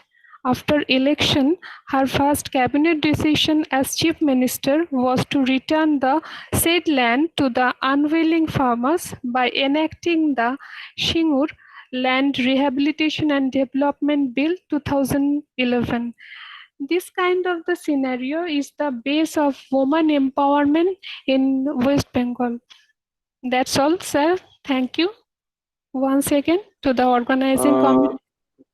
Thanks to Dalia for finished with it short time, within time, not Sir, short can you time. see me? Yes, yes, yes. Okay. And yes, and you present your paper in a dynamic way and in a framed way, so thanks to you. And yes, it is very right. Land and women empowerment. This is very related matter. Without one of the cause of lagging behind women than men is land. Yes. Land is very important issue. Yes. If land is recorded to the name of women, Yes, sir. if land is recorded on the name of women, it will be the best way to empowerment of women. If we say empowerment is a method of controlling society and controlling on communities. So in that case, land is a important matter. So I think if you works on that area, please include this type of this nexus, land and women empowerment. Actually, in your presentation, you just mentioned this. Yes, sir. The movement of Yes, sir. of our present ruling parties, and you are not linking the land and the empowerment. Because sir, stipulated time mentioned here. So I think you will link up women empowerment and land. Thanks. Okay, thank you, sir. And I also now you also called Madam Tilottama Madam. Please, if you say a few words on the paper of Dalia Haldar. It was nice, nicely presented. We can understand the nervousness that she was in, but she has presented it nicely. And we also could not give her much time. She had to hurry through the paper. Anyways, we can proceed to the next paper, getting a few questions, 1 or 2 questions that we've got in the chat box, which we can discuss at the end of the session. Okay, sir? Thank you, ma'am. Okay. Yes. Okay. You can put your questions in the chat box if you want our speakers to discuss anything that they could not discuss within the stipulated short time frame. Please put your questions in the chat box. Yes, if anyone want to question any speaker, please your question on chat box, and after presentation of our presentation of the presenter, we will taking this question to respective presenter. Yes. Okay, and now I call the next presenter, Nobonita Ghosh. Nobonita Ghosh, student, political science. Yes, Nobonita Ghosh. Your title of the topic is overall contribution of women in the development of India. Please start your presentation, and I hope you will complete your presentation within 5 to 6 minutes. Okay? Start. Thank you, sir. Good evening to all of my respected sir and madam. Myself, Navamita Ghosh, an independent scholar, Department of the Political Science, UGB. I glad to participate one-day national webinar on women and women politics, organized jointly by Department of the Political Science, Syama Prasad College, and Department of the Political Science, Malda College. Today, my topic is overall contribution of women in the development of India. The overall contribution of women in the development of India from ancient times to the present is a very important. Since ancient time, empowerment of women in Indian society has been manifested by their activities. In the period of the Rig Veda, man and woman did not have equal rights. The role of the woman in comparison to man was secondary. Women could not move freely. Women in India now participate fully in areas such as education, sports, politics, media, arts, culture, service sector, science and technology. Some women have served in various senior official positions in the government, including that the President of India, the Prime Minister of India, the Chief Minister of the state, and the Speaker of the Lok Sabha. From being a mere housewife to working in the dynamic multitasking individual, women in India have been able to successfully carve out of the niche for themselves and leave behind more in various spheres of the life, including is the profession that the male dominated as per Gender Inequality Index 2017. Index ranks is 1 to 7 is out of 116. Women in parliament is 14.5%. Females over 25 with secondary education is at 39%. Women is a labor force 27.2%. In India, we have seen that with every election, more women MPs are occupying that center stage. That is, the 78 women MPs are elected to the parliament out of the 7,700 plus female candidates who contest the 2019 general election. 43% women coming from the political classes, more and more independent candidate fighting their way on the most controversial seats. Most of the women in the social system are women. So overall discussion of the human societies are not possible in any regard except women. Progress idea, human society without women meaningless.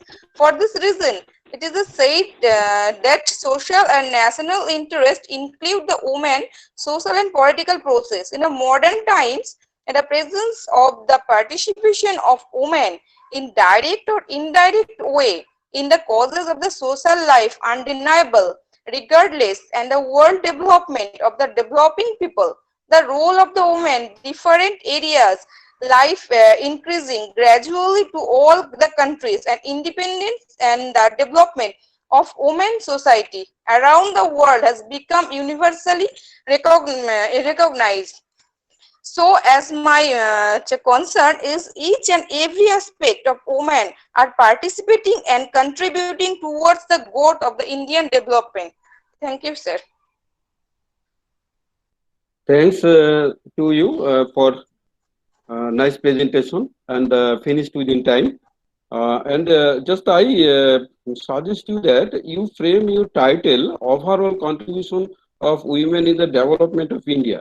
Actually, it is a bulky area. You framed the title in a bulky area. So I think if you submit your paper to the organizer and the organizer called your full paper, on that time you see that matter, and you just focus. You just focus one and two matter of women empowerment, right? Actually, development is a holistic concept, right? If you have a need to choose, if you have need to choose one or two areas, specific areas. Right? So Otherwise, your presentation is very nice. And so thanks. And Tilottama ma'am, please, if you share your few words on her presentation. Yes, sir. I totally agree with you with what you said that it would be better that when she presents her paper, when she submits her final paper, that we wish to bring out in the form of an edited volume. Can't tell you the time exactly when we'll do that, but as soon as possible, we'll be able to compile all the papers that the presenters are presenting today. It would be better if they, while writing the full paper, if they point out to some particular case studies which will enrich, or if any primary research that they have done at the ground level to substantiate their hypothesis with which they are starting while writing the paper. So that will be much appreciated. Thank you. Thank you, sir. Okay, and now I call the last presenter of this session, Devashish Sarkar, assistant teacher. And he is from Onkurhati Kibiria Gazi School. Devashish Sarkar, are you present? Devashish Sarkar? Devashish Sarkar? Yes, I think Devashish Sarkar also is not present. Hello. And I added, Hello. yes, Devashish is, yes, sir. Yes, sir. yes, sir. Yes, sir. Yes, sir. I am present. At Yes, first, you present your, good evening to all. Hello, sir. Am I audible? yes, Am yes, I sir. audible, sir? Yes. Yes, sir, okay. I share good evening to all, and I convey my thanks to the organization or to organize this as webinar organized by Shama Prasad College and Malda College jointly. So my paper is Leadership Quality of Indian Women, a reassessment of 21st century. Leadership is a distinct type of quality which explain capacity, capability, workforce, etc., etc. Woman has enlightened through empowerment by the people, for the people, to the people. And first I introduce my paper, the introduction part of the paper. There are four dimensions. That is situation, communication, leadership, and lead and leadership. In this portion, I discuss 5 types of leadership style. Leadership style, that means several review of the paper, review related literature, I see that there are 5 types of style: autocratic, democratic, authoritative, and affirmative, challenging style, etc., etc. But the objective of my paper is my objective of the paper, I divided this paper in three objectives. One, which leadership associated with political system of the country, which leadership associated with the educational sector of the country, and which leadership associated with the freedom movement. They have several movement, several freedom movement, several types of movement. Previously, one participant can call about the Singur movement, and etc. etc. Any types of movement, which type of leadership they convey. First, I to the first objectives. Next, I explain my methodology. My methodology, throughout methodology, it is the descriptive type of survey or historical type of survey. And my data source is only for secondary source. When it is necessary, I also help with the primary data source, and then the data would be analyzed with the documentary type of analysis. Then my observation and my conclusion is, in educational system, democratic leadership style is very good thinking about the matter. And in political system, the political system, the democratic style also same, and the freedom movement and struggle, any type of struggle movement, any type of freedom movement, any type of regional movement, any type of rural movement, the authoritative style মানে follow me আমি কি করছি সেটা follow me, authoritative style, we follow the authoritative style in the freedom and struggle movement. This is my conclusion of the paper, and I survey my paper elaborately. And the next time, I will meet you, sir. I will meet you, sir, next time. Okay, sir. Thank you. Thank you for your presentation. Actually, you framed your title, Leadership Quality of India Women, Reassessment in 21st Century. Actually, leadership, first, I just you suggest a few words that if you want to work on that title or on that matter, leadership, first, that means yes, sir. Explain the topics, explain the leadership, that means leadership. Yes, sir. At first, if you want to work on leadership, first of all, you have need to choose one of the area, right? You have need to choose one of the area, and in which area you want to inquiry the issue of leadership.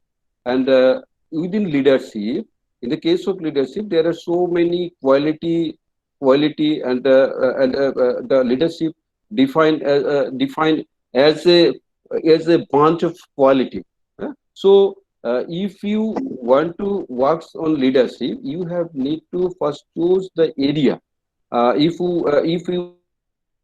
want to work on the local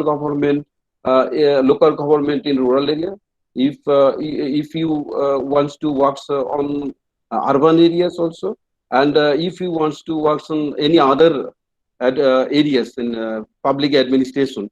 So at first you have a need to choose one area, and you frame your subtopic is reassessment in 21st century. If you want to frame this subtopic, at first you have need to one of the specific area. Otherwise, it is a bulk area. Reassessment in 21st century, I actually think it is now 20 years. And within social science, study of social science is very difficult. You have a need to a small time frame. If you want to actual result, then you have the need to choose a small time frame. So you will be get a better result. Thanks, and I think you will follow the line, right? Okay, thanks. And I offer to Tilotoma ma'am, and ma'am, please you check the chat box, and if there are any question, please you forward to the respective speakers, and you also comment on every speakers. Thank you, sir. I will not comment.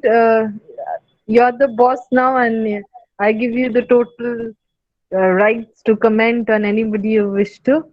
I reserve my comments because, as you know, sir, I'm running late. The next paper presenters are waiting for the next session. They are waiting eagerly. I just got one question which I want to put. It's a question from Shruti Nag. She is a student in St. Anandram Jaipuria College, Kolkata. She wants to ask this question to Dr. Sanjit Paul. The paper presenter here, Dr. Sanjit Paul. She says, if the reservation of women in the politics will start appearing dominantly, will the people of other gender face difficulties?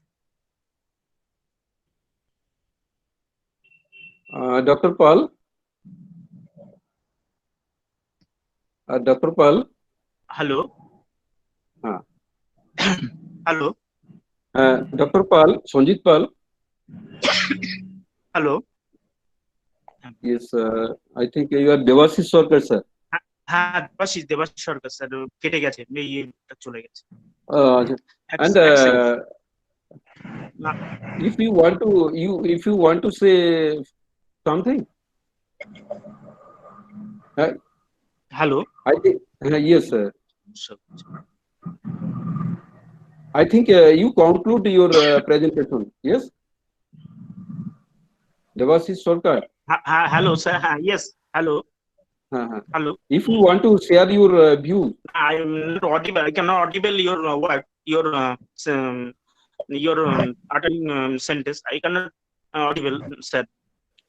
One second. Sir, can we proceed to the next presentation, sir? If that is. Yes, sir. Yes. Hello. Devashish sir. Sir. Yes. Yes, actually, I suggest to you that if you want to work on that area, please specify a single issue, right? Objectives. Single issue, right? Single issue, not objective. Yes, sir. Yes, I follow your okay, your word. Okay, sir. Okay. Thanks, thanks. And actually we are late, so I think I have need to go to another participant's question. I think there is one of the questions is raised by Shruti Nag has also asked Devashish Sarkar. She has just now put in another question. Very quickly, if Devashish Sarkar can reply to this question. She wants to know, do the society help the women to lead in different parts of politics or other departments?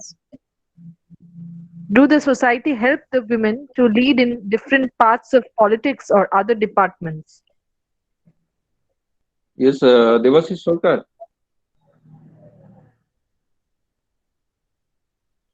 I think he's disconnected. I think he's disconnected now. And her another question, I think, was to Dr. Sanjit Pal, right? Yes. Even he's not there, sir. I think. Not there. Yes. Actually, Shrutina's first question was. Shrutina's first. What was the question? First question was Shrutina to Sanjit Pal. Yes, if the reservation of women in the politics will start appearing dominantly, will the people of the other gender face difficulties? Actually, Shrutina, I think it will not will be happen. I just mentioned sometime before that in Rwanda there is in last elections. There are 61% women are elected, and 52% women are now making cabinet. So, and this trend is going on now all over India, all over world. So, I think it is not create any problem. Actually, women are the half portion of our population. So, actually, think there is a need to give some space to thinking their own. So if it is necessary, then there is a need to provide some space, I mean reservation. And I think this is not create another problem, not a problem to other community of the society. And at first there is a need to change our mindset up, traditional mindset up. At first, we have need to our traditional mindset up, so we will overcome this problem. I think I answer the question of Shrutina. And over to Madam.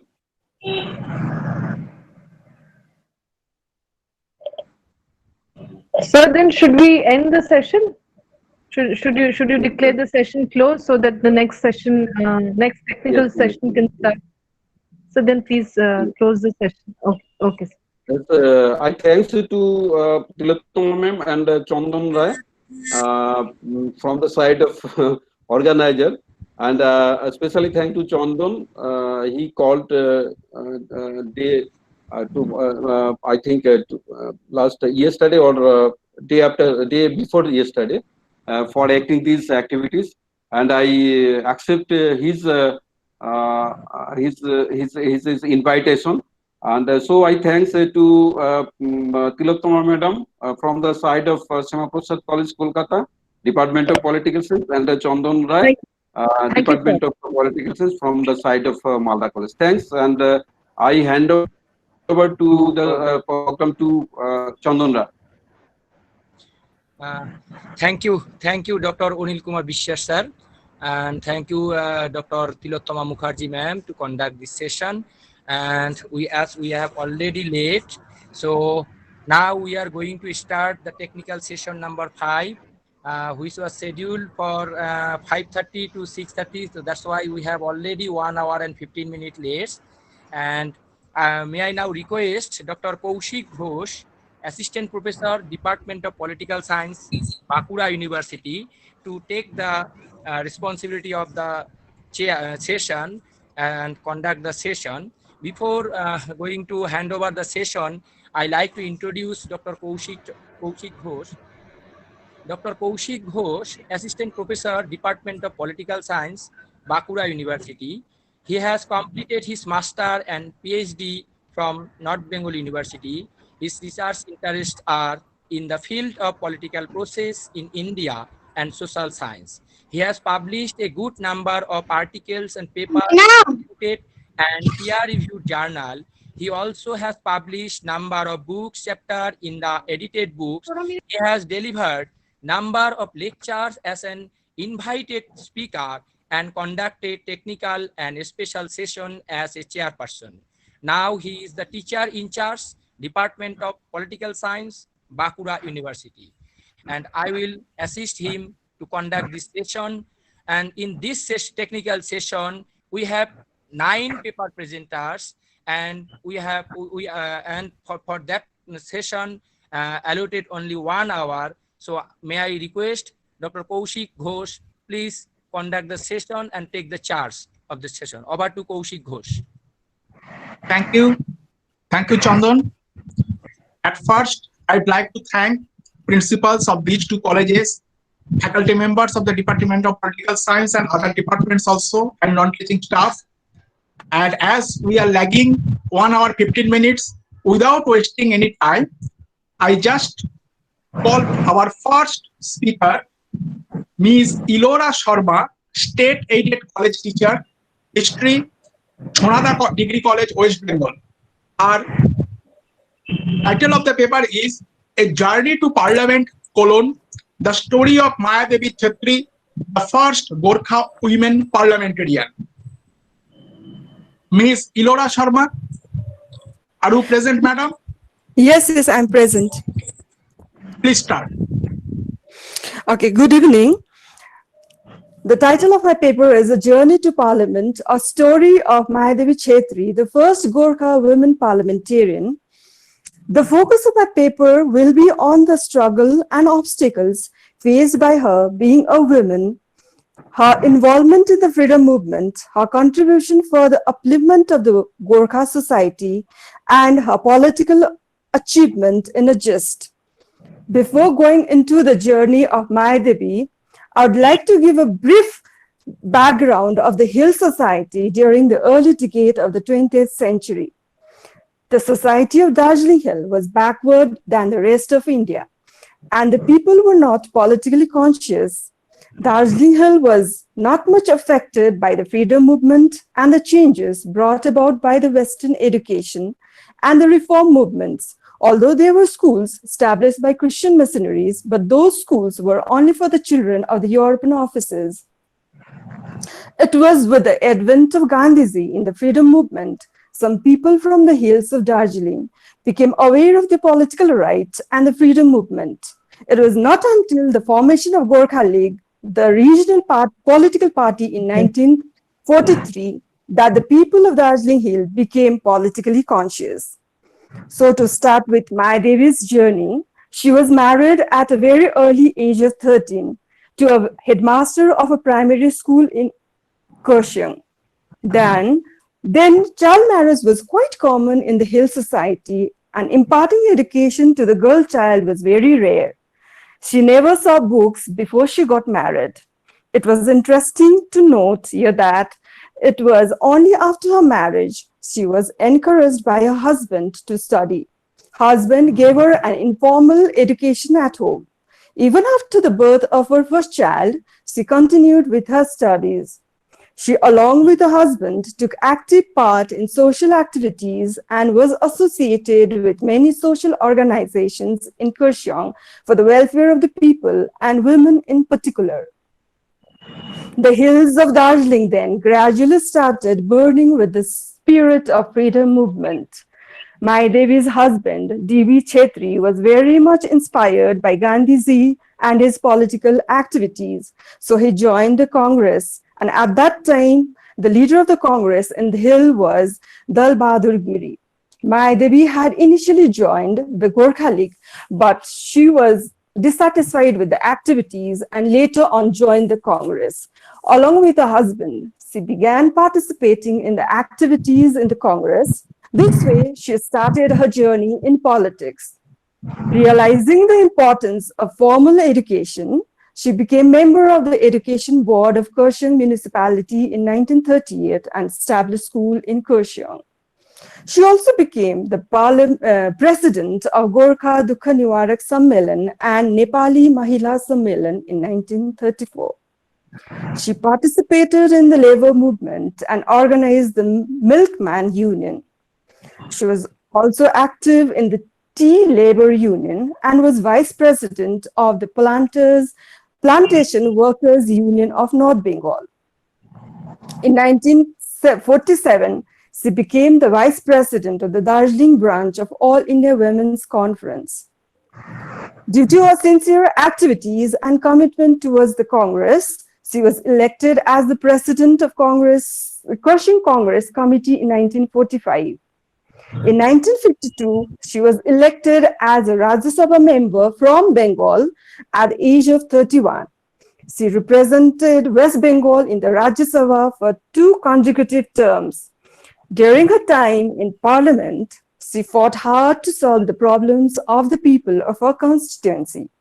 In 1954, she was entrusted by Prime Minister Nehru to lead a delegation to Nepal to mend the souring relation between the two countries. During her tenure as a parliamentarian, some of her notable works are the advocacy of Nepali as an official language of the hill areas of West Bengal. She tried hard to set up a radio station in the hills, and in 1962, she was successful in setting up All India Radio Kurseong. And in 1967, with the effort, Kurseong College was established to cater the need of higher education to the people of Kurseong.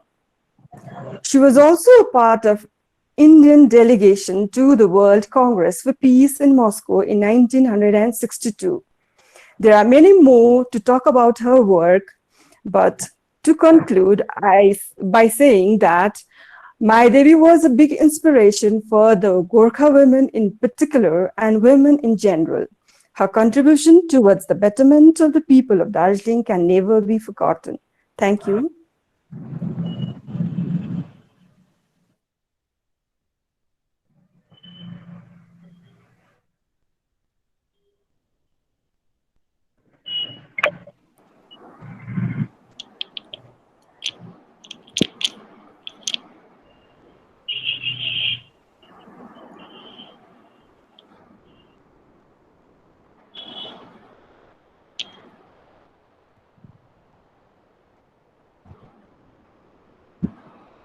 Madam, Iloda madam. Iloda madam. Hello, yeah. Have you finished your paper?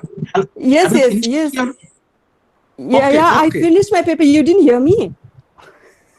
Oh, sorry, madam. Sorry. Due to shortage of time, we will discuss about your paper with all other paper at the end of the technical session. Okay. Okay, thank you, sir. Now- Okay, thank now, you, sir. Please remain with us. Our next speaker is Ms. Madhura Chakraborty, research scholar, Department of History, Diamond Harbour Women's University, West Bengal. Her title of paper is Unsung Heroines, Women and Militant Politics in Late Colonial Bengal. Ms. Madhura Chakraborty. Yes, sir. Okay. Am I audible? Yes, yes, you are audible, madam. Please Okay, start. then let me start. Okay. Please. Okay, the title of my paper is Unsung Heroines, Women and Militant Politics in Late Colonial Bengal. So as we all know that women played an active role in anti-colonial politics, and while some women chose very moderate means of showing their agitation like picketing and demonstration, a large section of the Bengali women veered towards a more militant politics. So in my paper, I will discuss how women secured a prominent place for themselves in militant politics and how they used radical politics to assert their own agencies. So in the first phase of the movement, that is in the early 20th century, the women were not allowed by the Dadas to directly participate in the revolutionary activities. Their role remained limited as Grihi Shobhos on the periphery of the revolutionary organizations. They were allowed to perform the role of mothers, aunts, sisters, and sisters-in-laws in a compartmentalized social structure. However, women tried their level best to create feelings of patriotism within as well as outside the kinship nexus. For example, Srimati Sarojini Devi, widowed sister of Satish Chandra Mukherjee, inculcated patriotism in the youths of both sexes in Borishal. Similarly, Jyotindranath Mukherjee of Jugantar was supported by his elder sister Binodbala Devi with the words, "Let me not hear that the lion is caged." Most importantly, many women provided shelter to the absconders besides giving them financial help and hiding their arms and ammunitions. For example, Jagoltara Devi, mother of Narendra Mohan Sen, who was a member of the Anushinal Samiti of Dhaka, gave asylum to fugitive revolutionaries at her residence in spite of repeated police harassment and searches. Similarly, at Sutrapur, Dhaka, the mother of another Anushilan Samiti revolutionary, Atul Chandra Ganguly, Bogola Sundari Devi, not only gave shelter but also helped absconders free by scaling backyard walls during police raids. Pratul himself wrote, "My mother continued to assist revolutionaries with arms, food, and money." The credit for becoming the first woman rebel who was sentenced to 2 years rigorous imprisonment under the Arms Act goes to Dukoribala Devi. She was the wife of Fonibhushan Chakraborty of Birbhum. Even being a mother of 2 infants, she became involved in Atmonnati Samiti's operations, for which she was convicted. Thus we see that the women played covert yet crucial role in the militant nationalist movement. Patriarchal social norms prevented them from playing a direct role. However, through their heroic activities, they gradually secured a prominent role for themselves. And within a decade, we see direct participation of women in revolutionary activities. The involvement of Kalpana Dotto in the aftermath of the dramatic Chittagong Armory raid was the start of several violent episodes involving women. Dutt's involvement in the raid was followed by assassination of CGB Stevens, the district magistrate of Tripura, by 15-year-old Shanti Ghosh and 14-year-old Shuniti Chaudhuri on 14 December 1931. In a quick succession, there were more attacks committed by young revolutionary women, such as Beena Das's attempted murder of Stanley Jackson in 1932, Pritilata Wadedar's suicide at a raid in Pahartoli Club in 1932, and Omia Mojumdar's support for the group that attempted to murder another Bengal governor, John Anderson, in Darjeeling in 1934. So in course of waging acts of resistance against the British government, these women flouted most social and cultural norms. Most of them were college educated and members of landholding groups in Bengal. They were thus expected to be good homemakers, mothers, and wives. But they broke these middle class expectations, often mingling with men who were unrelated to them, traveling to distant parts of the country, and lying to their families about their activities. Besides, these women used radical feminism to assert their feminist sensibilities. For instance, in an interview recorded on an audio tape by the Institute of Historical Studies in Calcutta, Beena Das admitted that she became involved in the movement because all the local dadas were involved and they claimed that women could not participate. She said, "Ami bhablam, e keno amra korte partam na." I wondered why we women were considered incapable of such work. Thus, she was clearly critical of the male revolutionaries and voices how important their skepticism was in generating her activism. Kalpana Datta also talked about similar things in her work. So we see that through radical nationalism, women not only expressed their own agency, but they also expressed a different feminist sensibility. So thank you.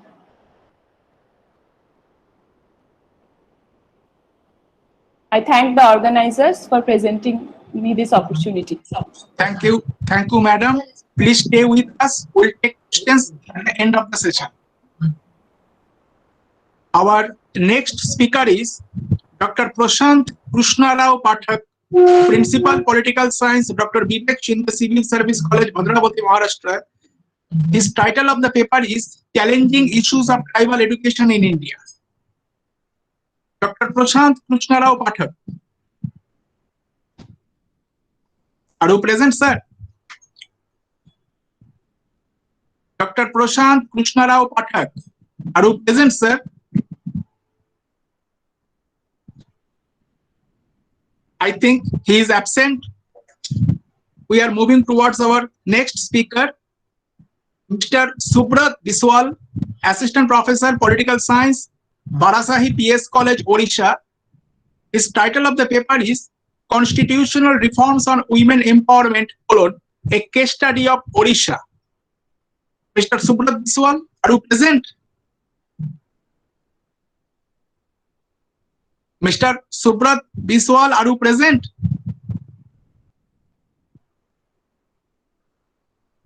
I think he is absent. Yeah, he is absent. Okay, Chandra. Thank you. Our next speaker is Mr. Prosenjit Shil, ex-student political science, Assam University, Silchar. His title of paper is Naxalbari Movement, a study on women's active participation in Bengal. Mr. Prosenjit Shil, are you present? Yes, sir. Am I audible? Mr. Prosenjit Shil, are you present? Yes, sir. Am I audible, sir? Yes, you are audible. Please present your paper. Okay, sir. Thank you. Please, Mr. Shil, please present your paper. Okay. Okay, sir. Okay. Very good evening, all of you. The title of my paper is Naxalbari Movement, Women's Active Participation in Bengal.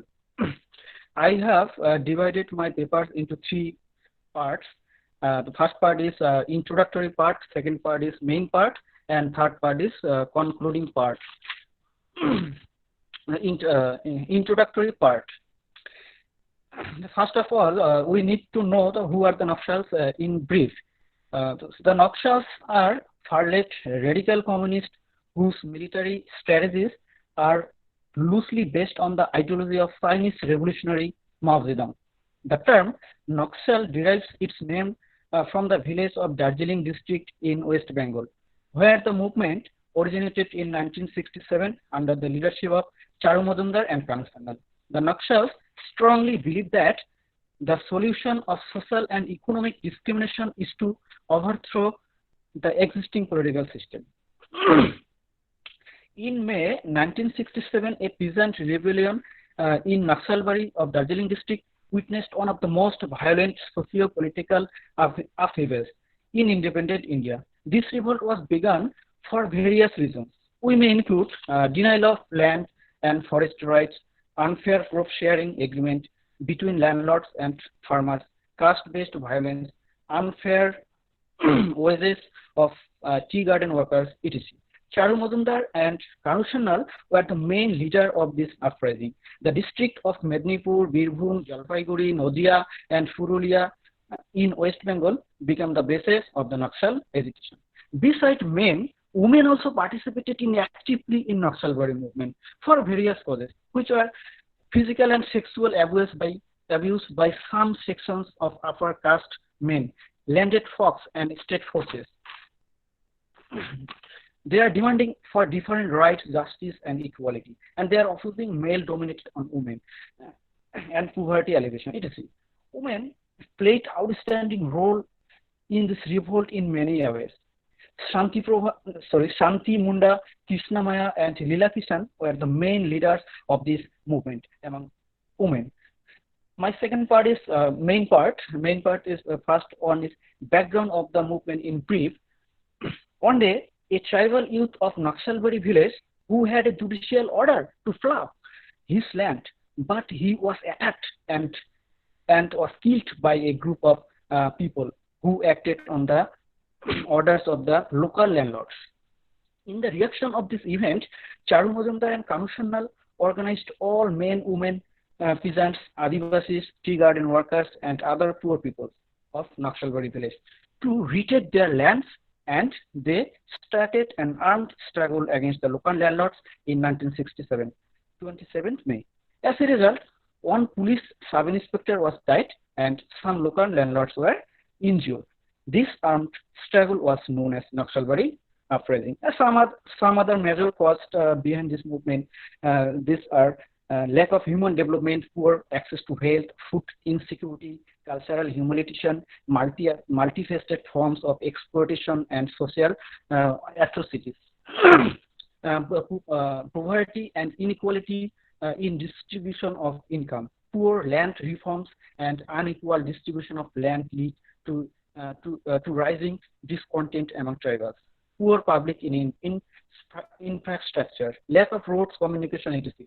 Further, forested areas aided developing guerrilla warfare. The next point is women's active role in this movement. Women of Naxalbari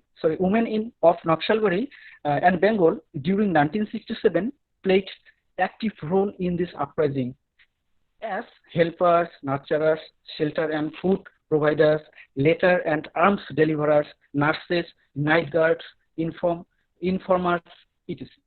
for their comrades. Even sometimes women took up arms on hand to fight. Peasant women also assisted urban youth who tried to spread the Naxal ideology in the rural areas. I want to refer the three notable names among the peasant women are that of Shanti Munda, Krishna Maya, and Lila Kishan. Shanti Munda is a woman from Munda tribe in Darjeeling district. Her father was a small cultivator and was continuously in debt to the local landlords. At a very young age, she came under the influence of the Communist Party, working among the poor peasants, landless, laborers, and tea garden workers. She became quite a well-known local leader and worked alongside Kanu Sanyal and Charu Majumdar, and eventually married a Hindu male colleague, Keshav Sarkar, from neighboring district of Koch Bihar.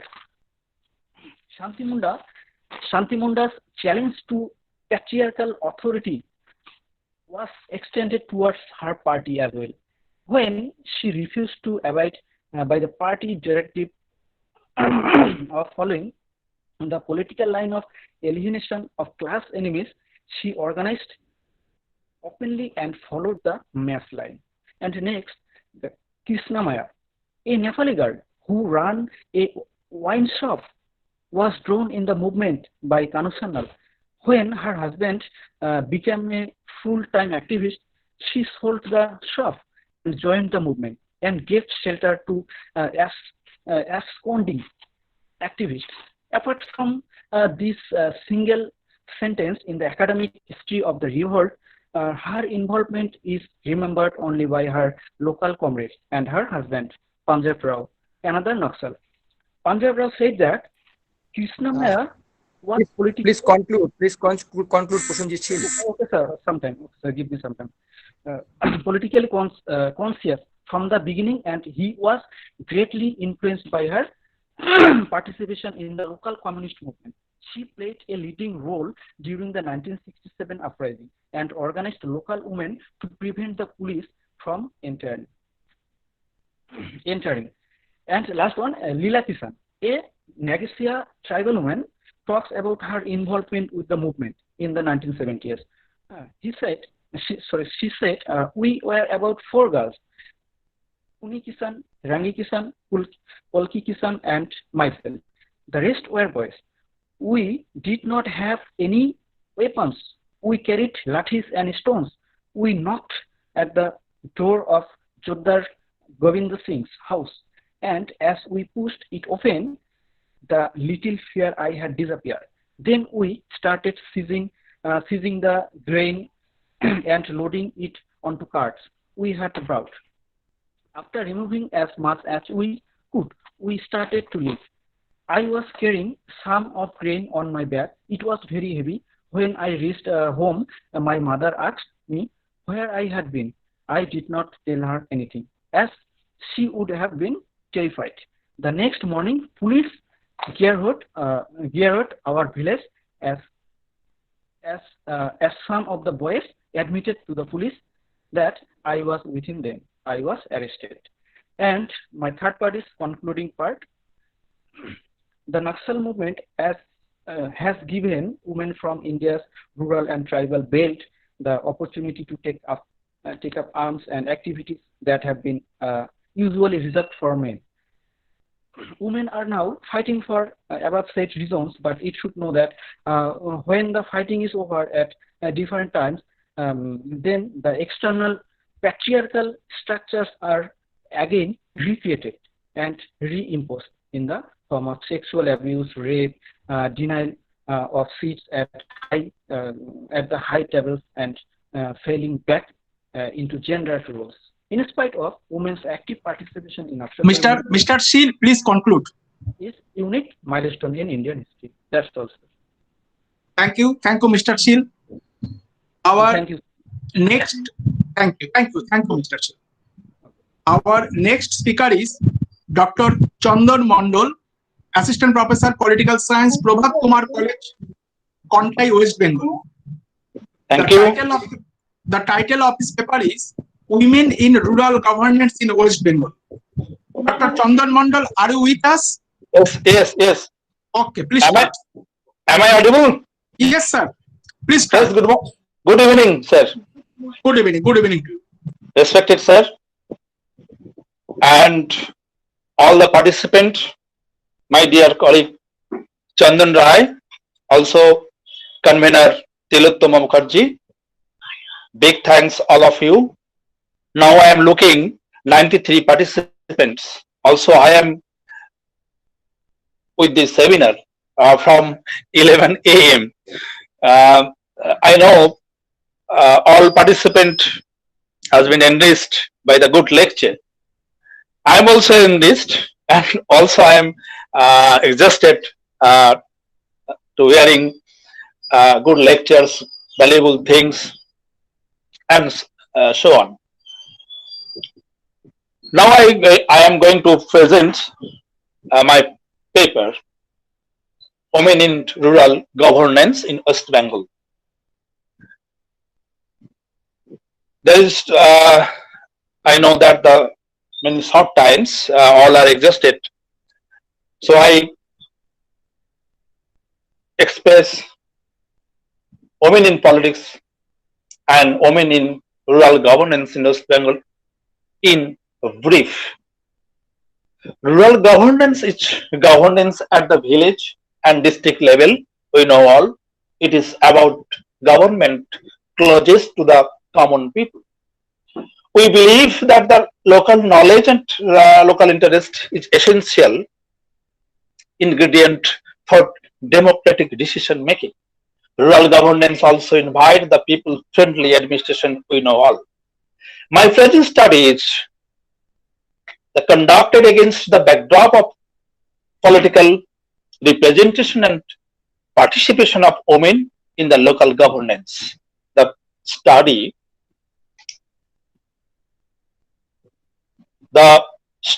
examined the extent the participation of elected women mainly presentation and their contribution in the field of rural governance or rural administration. It is believed that Panchayat, the grassroots unit of the governance, that means we try to express the rural governance is depend on the active participation of women to establish the reality and consciousness and do effect in democratic policies. So the governance or the channel of socio-economic and political development and transformations of the village in West Bengal as well as in India. The study into the varieties of age group, mainly I trying to find out the age group in participation in women in the Gram Sabha, Gram Sangsad meeting, revealed that women in age group 80 to 35 who are busy in academic pursuit and employment pursuit have very negligible presence as such. Local administration do not offer them any suitable scope of permanent employment. So the presence of within this age group, the participation of married women, primarily from the marginal section of the society, is almost nil. Women active participation in politics is essential. We know all promote not only women employment but also the strengthen rural governance and the gearing of the development process.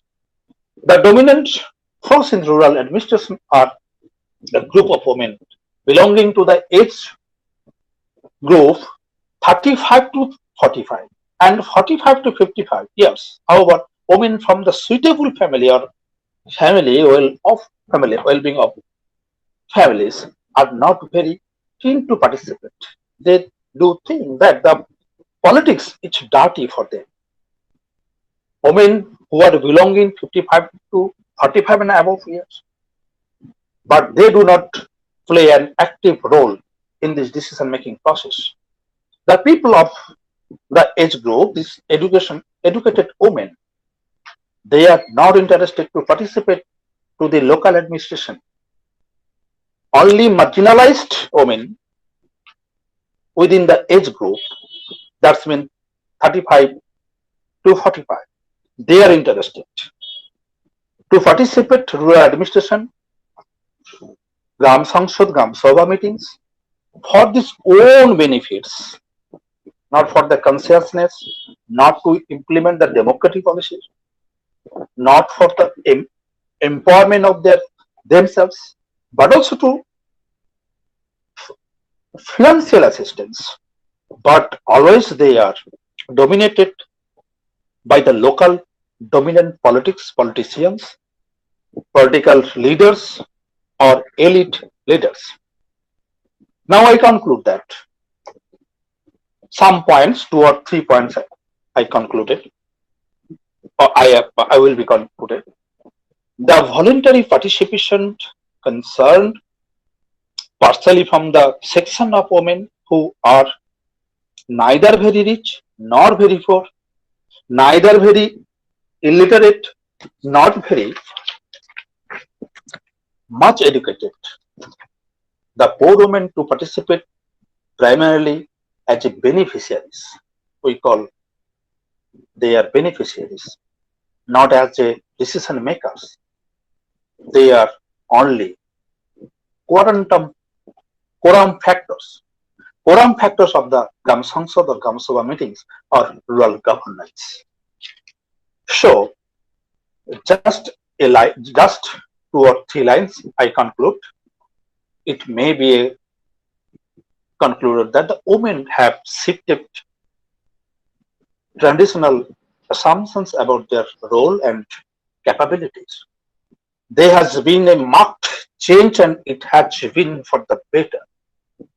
The most important measure of their success is to be the extent to which they enable women to interpret, apply and enforce law of their women's making, incorporating their own voice, values, and concerns. Thank you of all of you. And the rural governance in this present situation is very so important, we know all, but situation and condition and democratic localizations, good governance, globalization and localizations is the factor of the situation in rural governance, women in politics, and etc. Thank you all.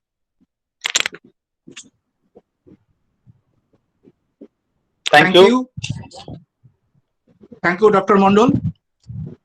Our next speaker is Ms. Bipasha Ghosh Dostidar, State Aided College Teacher, Political Science, Netaji Nagar College, West Bengal. Our topic is She is the Bigwig, Unraveling an Infinite Contest. Ms. Ghosh Dostidar, are you present here? Sir, am I audible? Am I Yes. visible and audible both? Yes, yes. You are visible and audible. Please start. Okay. Thank you, Chair. Good evening, all of you. Firstly, let me extend my warm gratitude and thank you to the organizers of this webinar, Shyama Prasad College, Dr. Tilottama Mukherjee, and Dr. Chandan Roy, Malda College, and all the other organizers associated with this webinar for making and giving me an opportunity to present my views. Now, to start with, my topic is She's the Bigwig, Unraveling an Infinite Contest. Now, since morning, we have been hearing a lot about gender and women and other issues associated with women, as this webinar focuses upon. Now, to start with, I would basically divide my paper into three parts. The first is I would highlight the barriers which a woman faces, very commonly known to us all, but there are certain exceptions and certain changes which have been taking place in the current scenario. Now, to start with, the very common barrier which stands in front of women is that of gender disparity. So this gender disparity issue is extending itself and is present everywhere. Being a homemaker or a working woman, the issue of women or the concept of women is facing this issue of gender disparity each and everywhere. To start with, this gender inequality issue, basically, if I would look into, this is basically associated with the concepts of professional competency. Professional levels, a woman has to face a number of problems, innumerable problems, a woman has to face at her workplace, and the major being that of comparison. Whether in spite today, however much we say we are educated, we are empowered, but still today, until now, if a girl child is born in a family, there are a number of families in remote areas or in modern areas also where the amount of happiness is a slight lesser than that of a birth of a baby boy. Now, if I come into this gender inequality issues is highlighting the norm of lifestyle choices. This issue centers around the concept of a working woman, basically, or a woman who is the breadwinner of a family. Now, in this case, a woman has to accomplish two major roles, one that of a breadwinner and another that of a caregiver too.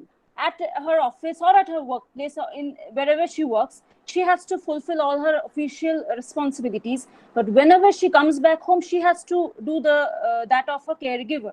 And here comes in the comparison of the task of a woman, irrespective of any other basic responsibilities. She has to fulfill both these areas and she has to accomplish both these areas nicely, that of a caregiver and a breadwinner.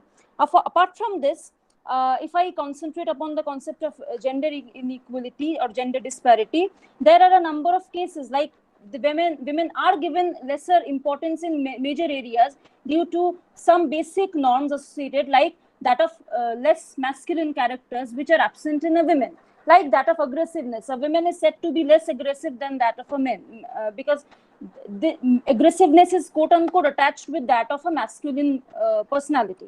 Now, if I shorten this up, this would lead me to the concept of barriers, and then this would lead me to the concept of kind of supportive agents, because however much we speak, in standing in today's world, we are a little less, we are a little more empowered than, say, more or less people who were a little less educated.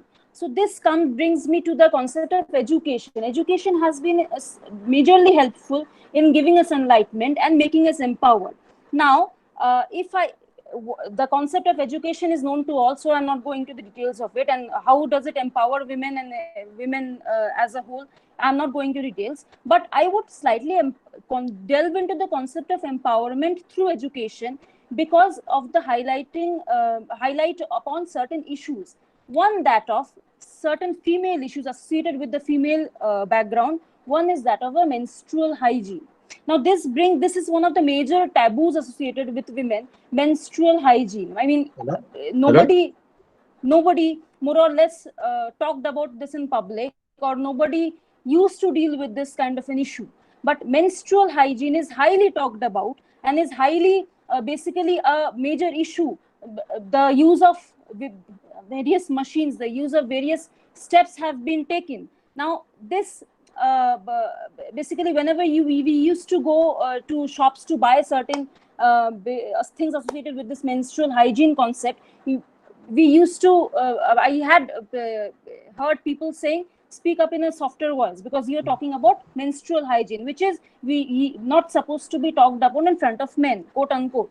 But nowadays, I would cite examples of Shikho Zaidi, the 16-year-old girl who lived in a remote area, and owing to her help from her school of Vidya Gyan, and with the help of her father, she accomplished the task of spreading awareness regarding this menstrual hygiene, because this is a highly debatable topic, though feminine in nature, but this is a highly debatable topic, and this is one of the prime examples where we stand empowered by breaking the social taboo of not talking about this menstrual hygiene.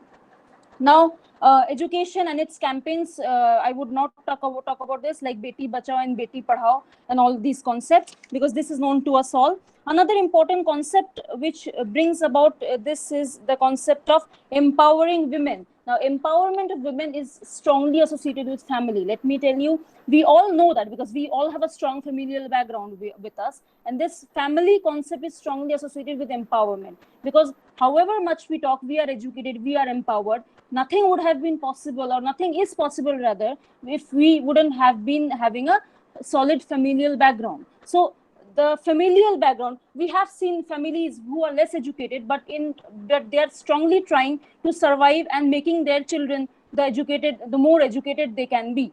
So these examples lead me to the last part of my topic, which is the concept of opportunities. Now, this concept of opportunities now brings me to various things like the basic measures, which would include the appreciation of women. Now, see, appreciation is liked by us all. We all like appreciation. But in case of women, if a woman does something which is strongly supposed to be done by a male person, if that is being done by a woman, we should need to appreciate that. I know we all appreciate it. Standing in today's generation, standing in today's century, we all appreciate women and her tasks. But still, this is just a basic background to be given that we need to appreciate women and her tasks. Women should be given to share their leadership lessons, because this leadership, we all know some basic examples of leadership like Indra Nui, Arundhati Bhattacharya. But there is a leader in us all. We all need to share the story of a leader, which is inherent within us all, irrespective of the fact that we need to empower others as well. Now, before I conclude, I would, before I finish, we have seen the concept of women struggling today in various fields. Now, I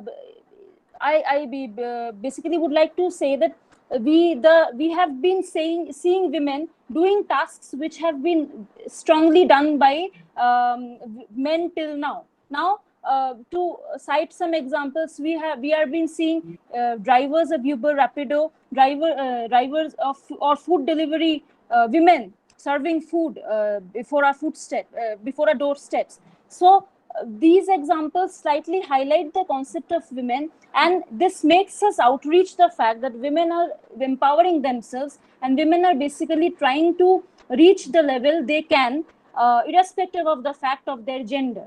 Now, before I conclude or before I wind up, I would like to say that all said and done, nothing is possible. I mean, nothing can stop the barriers, nothing can create opportunities, or nothing can provide the supportive factors unless and until we need that kind of consciousness, or we need to empower ourselves from within.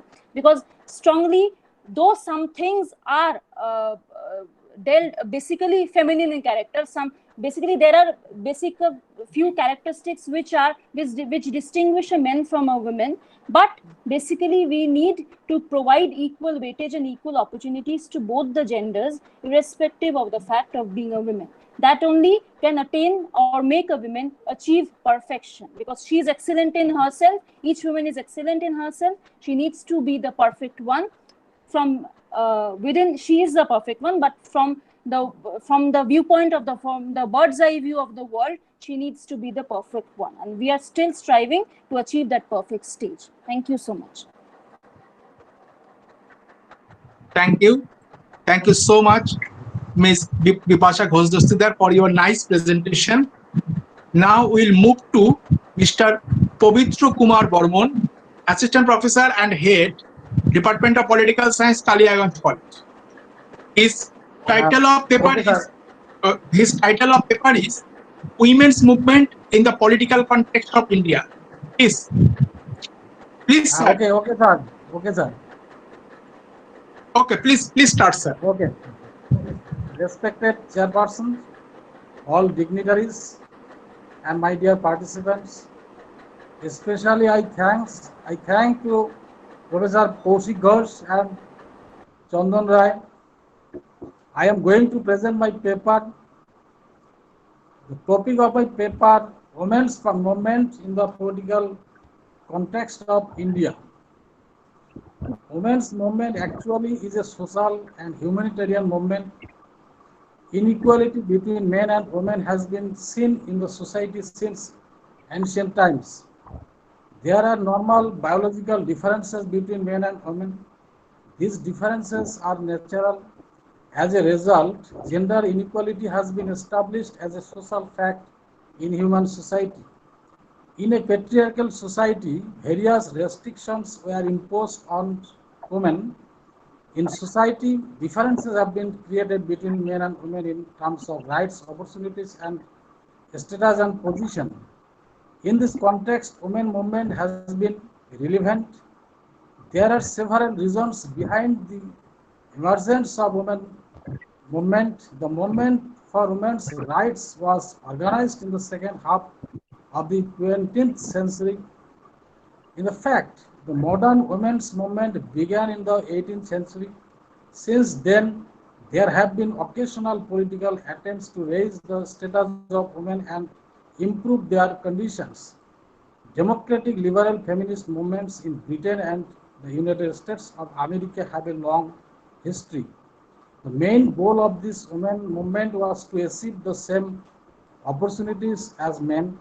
At the beginning of the 20th century, the suffrage movement became strong in various Western countries. In fact, in the 20th century, women's suffrage was recognized in different countries one by one. In Norway, for example, in 1913, Great Britain in 1918, the United States in 1920, and France, Italy in 1946. This suffrage was recognized.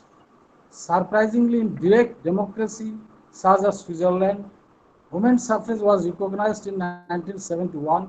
In 1950, the Constitution of India recognized women's suffrage. In the 19th century, the feminist movement originated and spread in various countries in America and Europe. In the countries where political democracy was most developed, the women's movement was the strongest. Two issues gained importance in the women's movement at that time. The first was the movement for women's suffrage, and the second was the way to overcome the educational and the professional difficulties faced by women. Except Europe and America, the first women's suffrage was recognized in New Zealand in 1893. The women's movement was a protest movement in the 20th century. The leaders of the women's movement continued to protest against the anti-women system.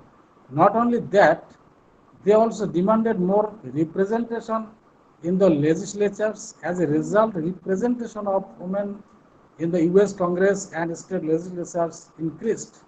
After independence, India's constitution has recognized the universal adult suffrage. Article 326 of our constitution says that every person, man or woman, who is not less than 18 years of age has the right to vote in the election to the House of the People and the State Legislative Assembly. In the first general election of 1952, men and women participated in the elections on the basis of equal suffrage. India, Sri Lanka, Israel, Philippines, Pakistan, and Bangladesh have proved that by electing a woman president, countries in Asia think that women's suffrage is justified. Various political scientists have argued for and against women's suffrage. The tradition of women's participation in active political movements in India is long-standing. For almost 300 years, Indian women have been able to free themselves from feudal bonds by engaging in political reform.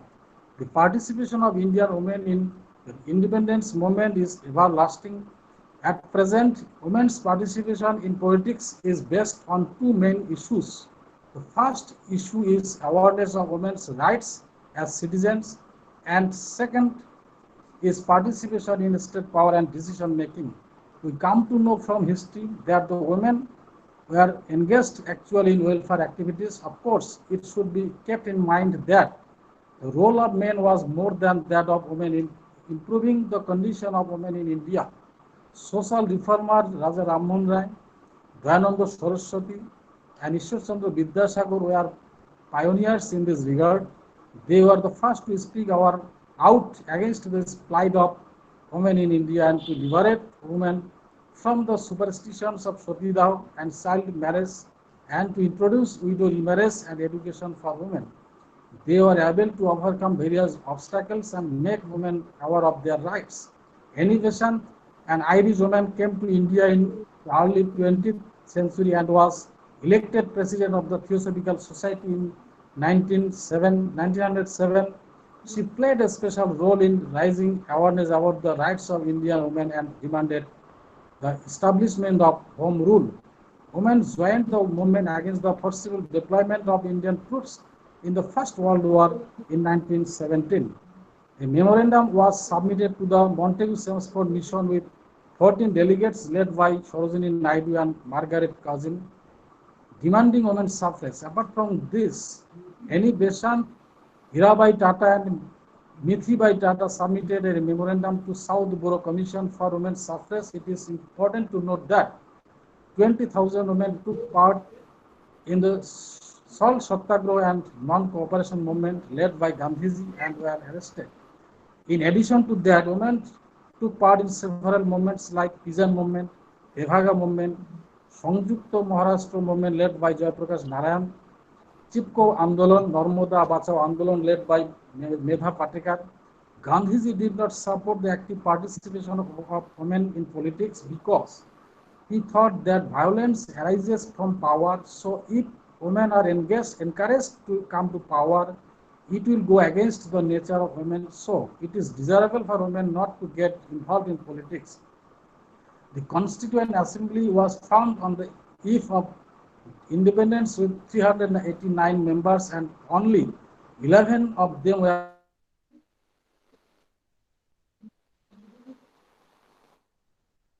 जब मैंने दोनों चीज से पूछा तो नहीं बताया आप उनकी नहीं है जब मैंने उनसे पूछा कि क्या किया था हमारे लिए तो मैं टाल गई अच्छा Hello. Hello, Pavitra sir. Problem. Hello, Pavitra sir. Hello, Pavitra sir. Hello, Kaushik sir. I think Pavitra sir has some internet Right. problem. Right. So it is better to request our last presenter. We will wait for him for 1 minute or proceed to next paper presenter. Okay. We wait for 1 minute. Or, we are waiting for him for 1 minute.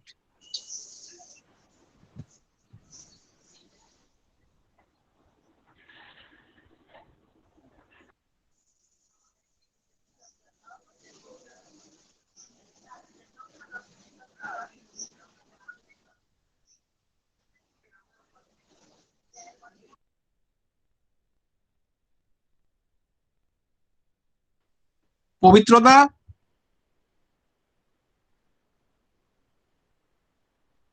Pavitra sir, are you there?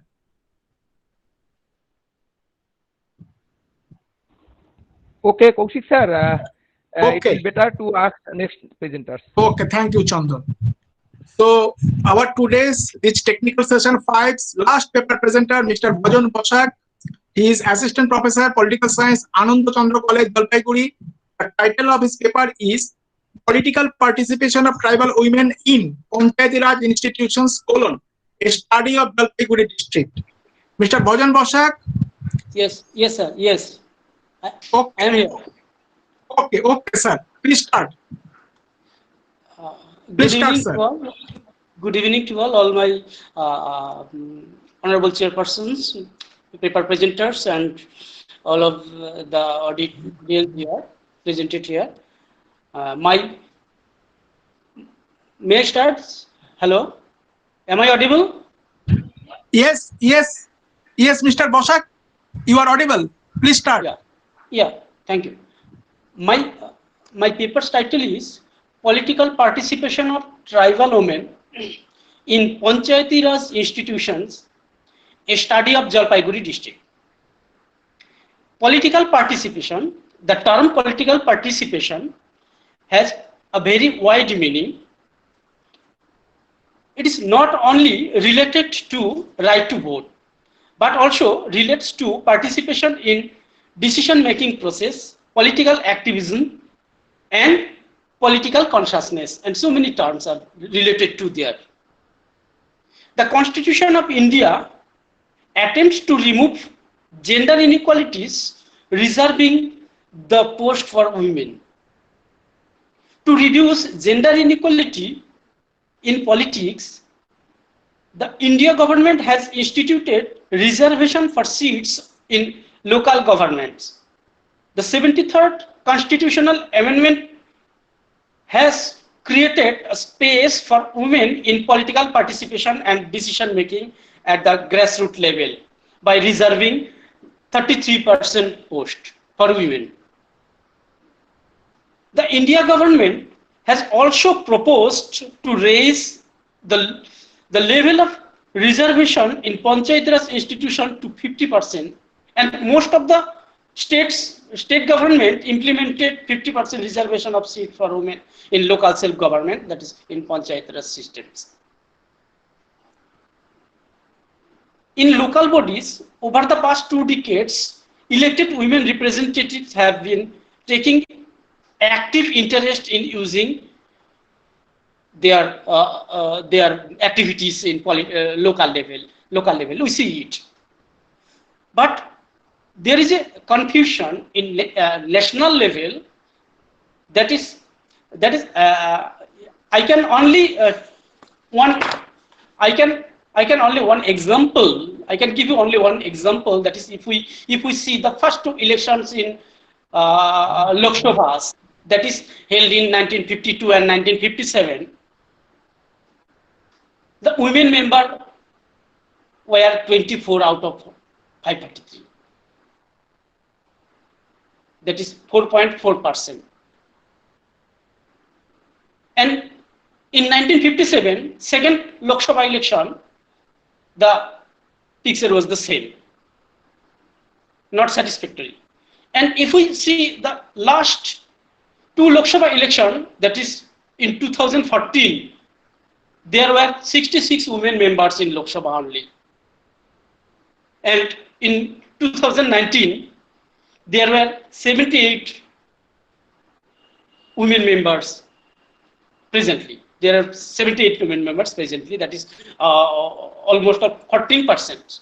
So this number is not satisfactory to us in national level. But my paper actually is on Jalpaiguri district on the political participation of tribal women. So I would like to express my view in that category, that is the tribal women's political participation in Jalpaiguri district. I have to express about that. We see it that in the traditional society, women had no political and administrative role. They are not allowed to office in village administration. They had no direct say in the matter relating to village administration. But 73rd Constitutional Amendment provide a scope them to participate in the political process and in grassroots administration. Now I would like to say about the tribal population in Jalpaiguri district. India has the second largest concentration of tribal population after that of African continent. Scheduled tribes people have been an important part of the total population of West Bengal. There are so many tribal communities in Jalpaiguri like Rabha, Mes, Garo, Hazong, Chakma, Santal, Orao, Munda, Toto, etc. The male-female ratio in Jalpaiguri is 1,999. Before going to impact of 73rd Amendment, which paved the way for large scope of large opportunity for the political participation of tribal women, we should discuss about the socio-economic status of tribal women. It is boldly related for the political participation. Women and girls of tribal population account for roughly half of the total tribal population in Jalpaiguri. Tribal women have suffered social and economic marginalization for a long time, and positive action have been taken for them. We can't disagree about it. Indian, am I audible? Hello? Hello? Hello? May I proceed? May I proceed? Yes, you proceed. You proceed. Indian Constitution has been committed to introduce socio-economic and political transformation.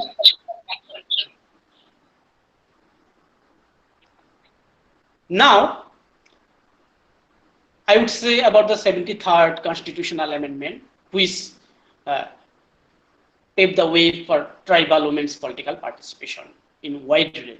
73rd Constitutional Amendment Act provide an opportunity for tribal women's entry into political sphere. That is why they are getting administrative power now in village level, that is village level.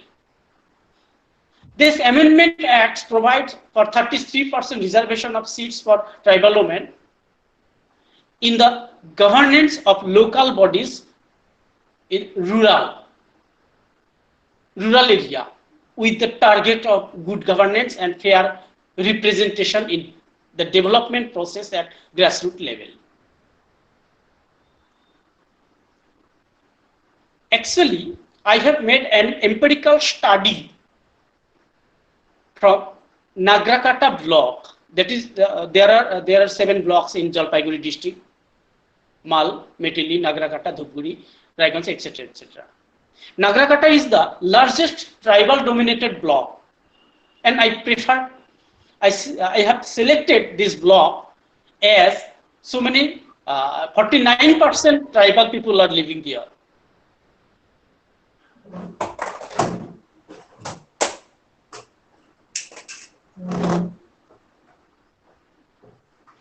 There are 5 Gram Panchayats, GPs. I made my empirical study in Shulkapara Gram Panchayat. Presently there are total members of Shulkapara Gram Panchayat is 21. Out of 21, there are 12 male members and 9 female members. And out of the total members, there are 10 scheduled tribe members. Out of them scheduled tribe members, there are 5 male and 5 female, that is 5 women members. And they are actively organizing the administrative work. So, when I made my empirical study in Nagrakata block and surrounding part, there are common picture that tribal women are very much interested to involve them in local rural administration. They are now involved in administrative and decision-making bodies. I personally contact with the tribal women members of Shulkapara Gram Panchayat. Those are Bishmuni Kujur, Rima Shoibo, Monica Orao, Pinky Orao, Shima Lama. And they, according to them, nowadays tribal women are getting in the power of village administration. But the role of the tribal women in politics and administration is going to be increased in local level. That is right, especially after 73rd Constitutional Amendment Act.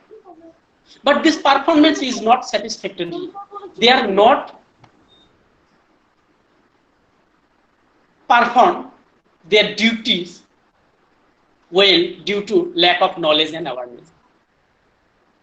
In brief, I may conclude my paper that tribal women should be involved in governmental planning and programs. They should not depend on their husbands or family members. And the foremost measure for empowering the tribal women is to give them education. And I think that they may be developed, the society may be developed for their proper education, and proper political participation would be successful. Thank you so much. Thank you. Thank you so much, Mr. Bhajan Bosak. Mr. Chandan Roy, co-chairperson. Sir, do we have any question or queries in the chat box? Hello. Mr. Chandan Roy, do we have any question or query in the chat box? Hello, Tilotoma madam, is there any question? I have not followed because I actually I think since we are running behind the time, it's better if we move to the next session. Okay. Then I just want to conclude the session by saying that actually the last technical session, that is technical session 5, we can divide the entire papers into 2 categories broadly. One category belongs to the socio-economic and political movement of the women, and another category which was which movement typical was one category was the socio-economic and political category, and another was regarding the adult suffrage movement. So the Ilora Sharma's paper, how did the Hill people was influenced by the Mahatma Gandhi, and how did people like Maya Devi, they have emerged in the freedom movement. It was discussed by Ilora Sharma. Madhura Chakraborty's paper, actually this paper was related with the Sarojini Devi Binoba Devi, their role in Anushilon Samiti in the pre-independent era. And Mr. Prosenjit Shil, he actually defined what is Naxals and who are the Naxals and what is Naxalism and the role of women in Naxalite movement. Dr. Chandan Mandal, his paper was about the women's role in the Gram Sabha, Gram Sangsad, and next speaker was Bipasha Ghosh Dastidar. It was an interesting paper. Gender disparity she discussed about that women are playing the role of the earning member as well as the caregivers in our society. One thing it was very noticeable that till today, regarding we consider menstrual hygiene or as a taboo. For example, she mentioned that one girl or one woman when purchase a sanitary napkin in a low voice in the shop. So it is not the matter of shame for the women, it is the matter of shame for us that we make a natural thing into a taboo. We convert a natural thing into a taboo. So it is a matter of shame for us. The next paper presenter was Pavitra Kumar Bormon. It was very unfortunate that he could not complete the paper. He said about the women's adult suffrage movement throughout the world in various countries gradually after 1893 in New Zealand. And the last paper presenter was Mr. Bhajan Bosak, 73rd Constitutional Amendment Act, through which the women got the right to contest the election in the reserve categories, and particularly he mentioned about the Jalpaiguri. In particularly, he mentioned Jalpaiguri district case regarding the adult suffrage or tribal women's condition regarding the contestant in the elections and their result and their politically upliftment of their condition.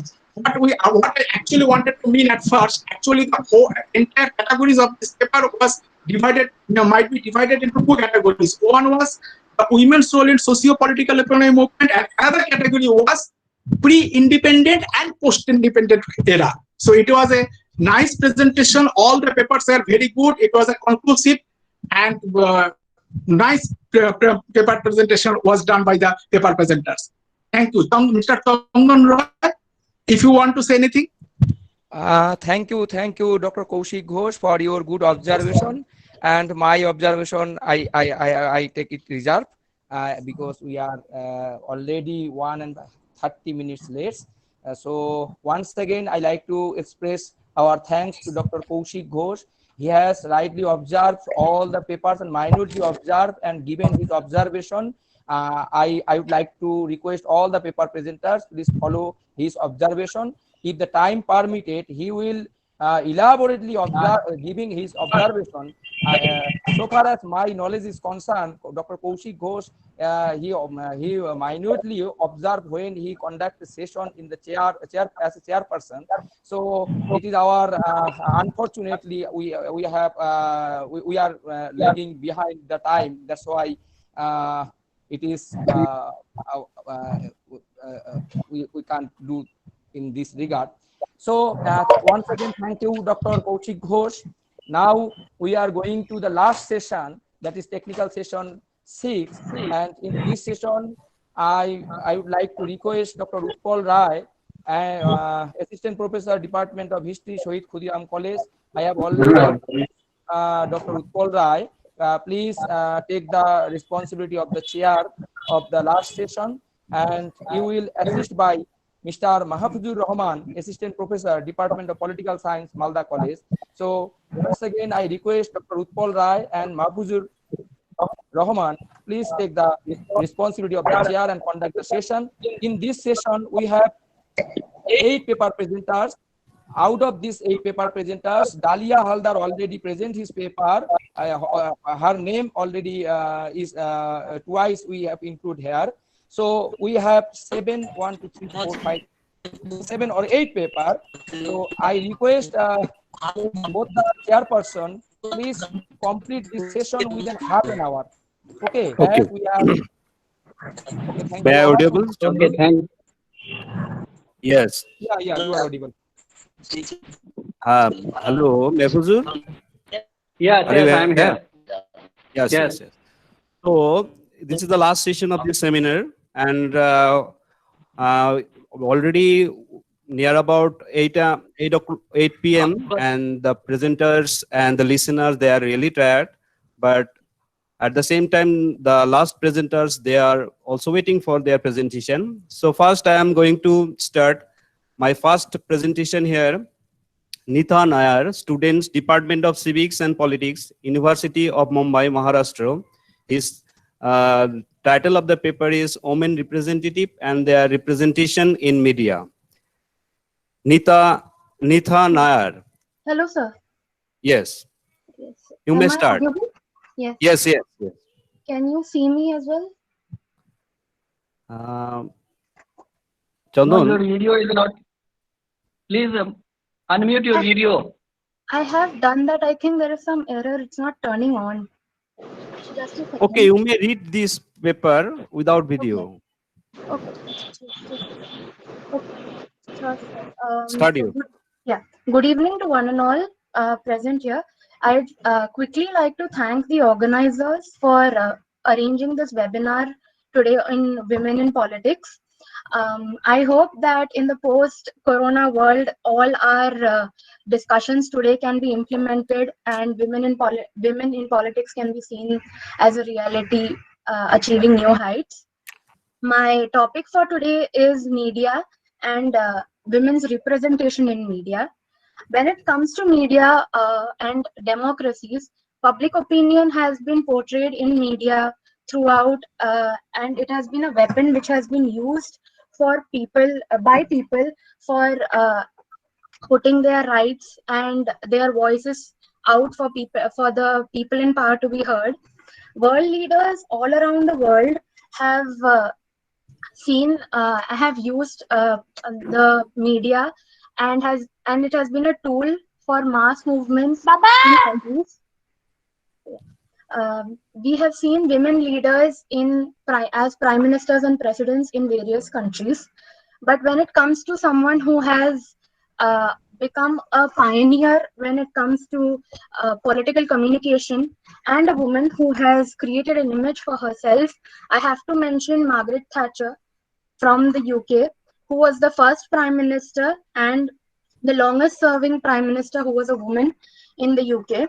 Her breakthrough figure as a political commentator with the help of her team, consisting of Tim Bell and Bernard Ingham, had created an image for herself which was strong enough, and people had started looking up to her. This image even was quite bold, and it gave her the name of being the Iron Lady of the West. And she had created the identity and was quite proud of the identity that she had.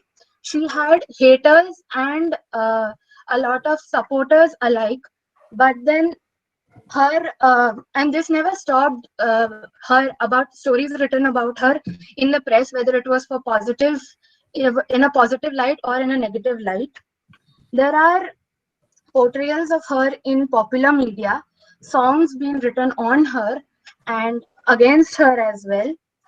But popular critics that have portrayed her, the most popular portrayal will be when she was portrayed by Meryl Streep, an Oscar-winning actress who portrayed her in the movie Iron Lady. And this itself shows how for a generation and generations after her term, she inspired as being a bold leader, and her term and tenure is well remembered. Similarly, we have an example in India, and she was known as the Iron Lady of India, the first woman prime minister of our country, Mrs. Indira Gandhi.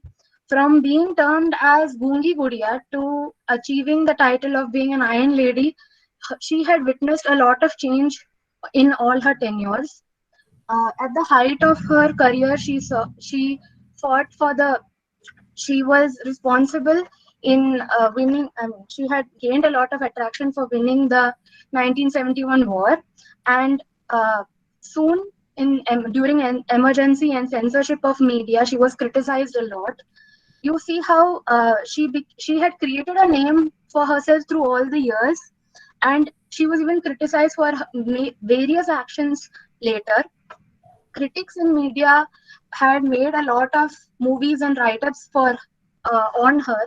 They were not shown during emergency. Later on, they were the ban was lifted on them.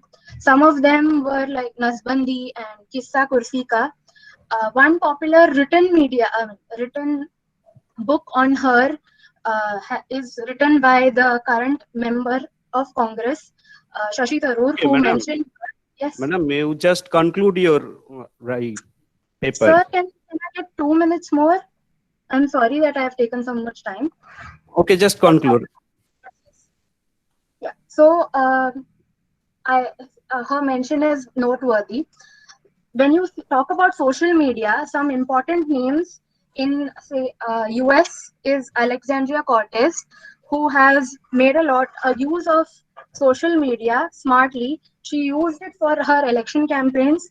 She fundraised $10.3 million, and her victory for being the US representative of New York's Bronx district is well known, but she's even received a lot of criticism and for the victory by saying that it is because of her Latino ancestry that she's won. She's not recognized a lot for it.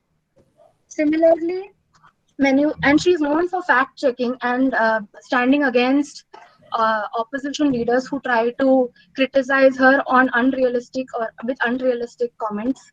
Similarly, we have in India, Mahua Moitra, who is the Krishnanagar MP, who has been attacking opposition who criticize her for while with facts, and her speech, 7 Signs of Early Fascism, that was a maiden speech in Lok Sabha, that had gone famous among the youth in India, and she has also been seen as a very promising figure in India as a young leader, especially with her change in careers and pursuing politics from grassroots.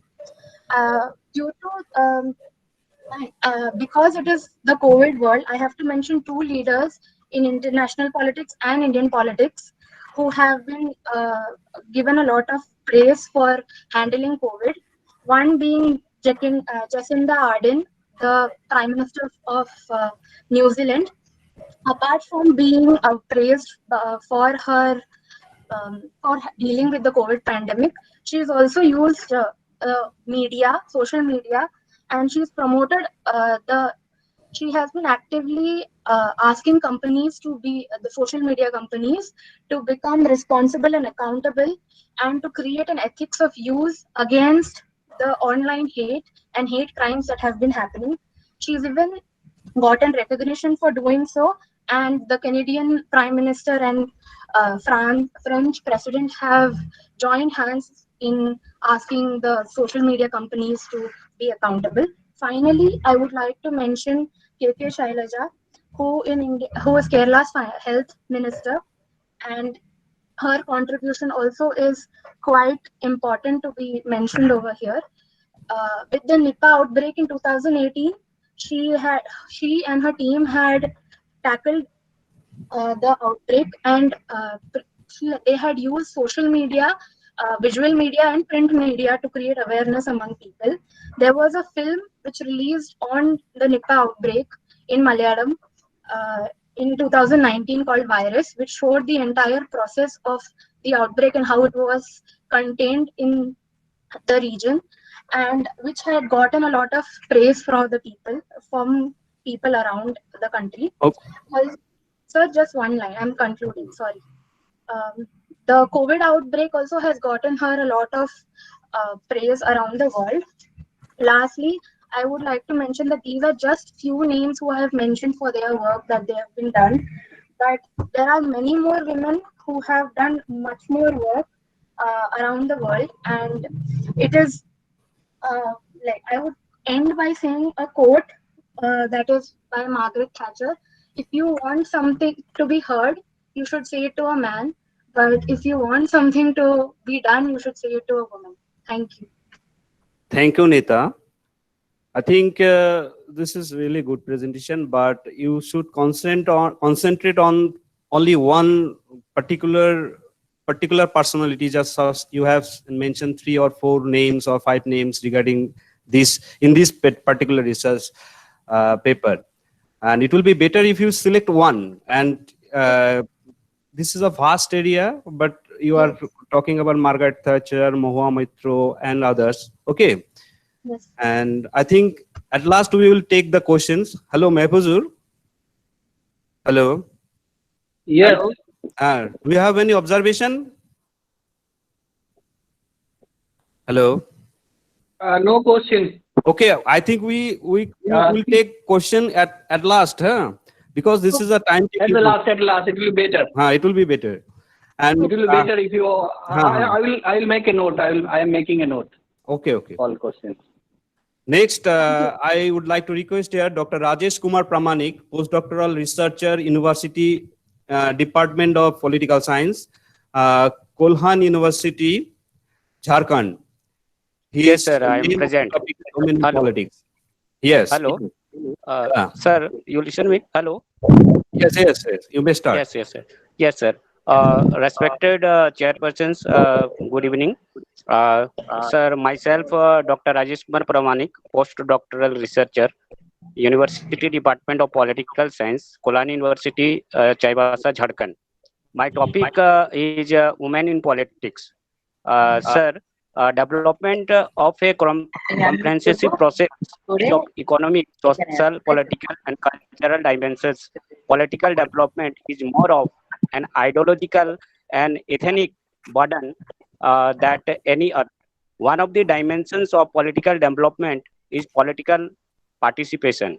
Women make up about 50% of population, since men can define enough women interested enough.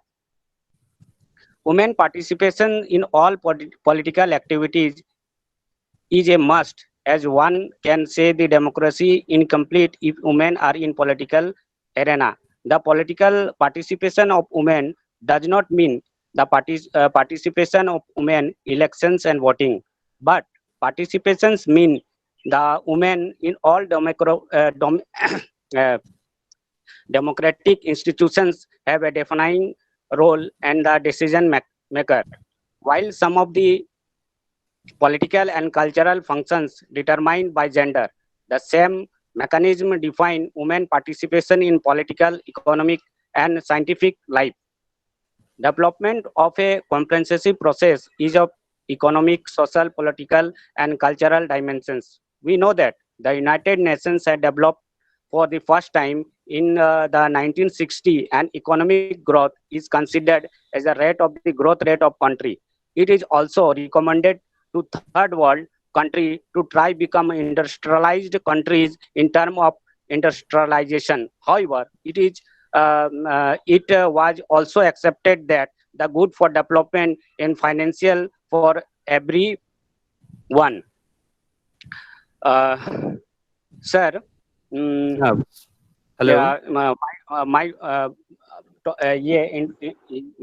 topic or introduction, political sociology with emphasis on the principle of the influence of the society in policy, believes that the political community is made up of groups and forces, is undertaking a special role in political participations. Meanwhile, the main subject of political sociology is the study of the interactions of government and social strata.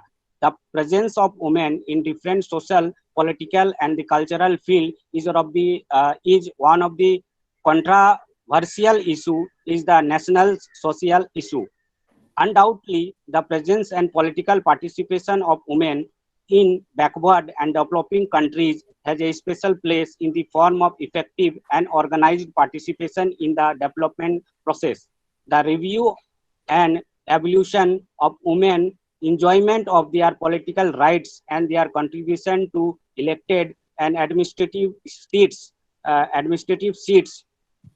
is one of the major programs in the discussion of women political participation.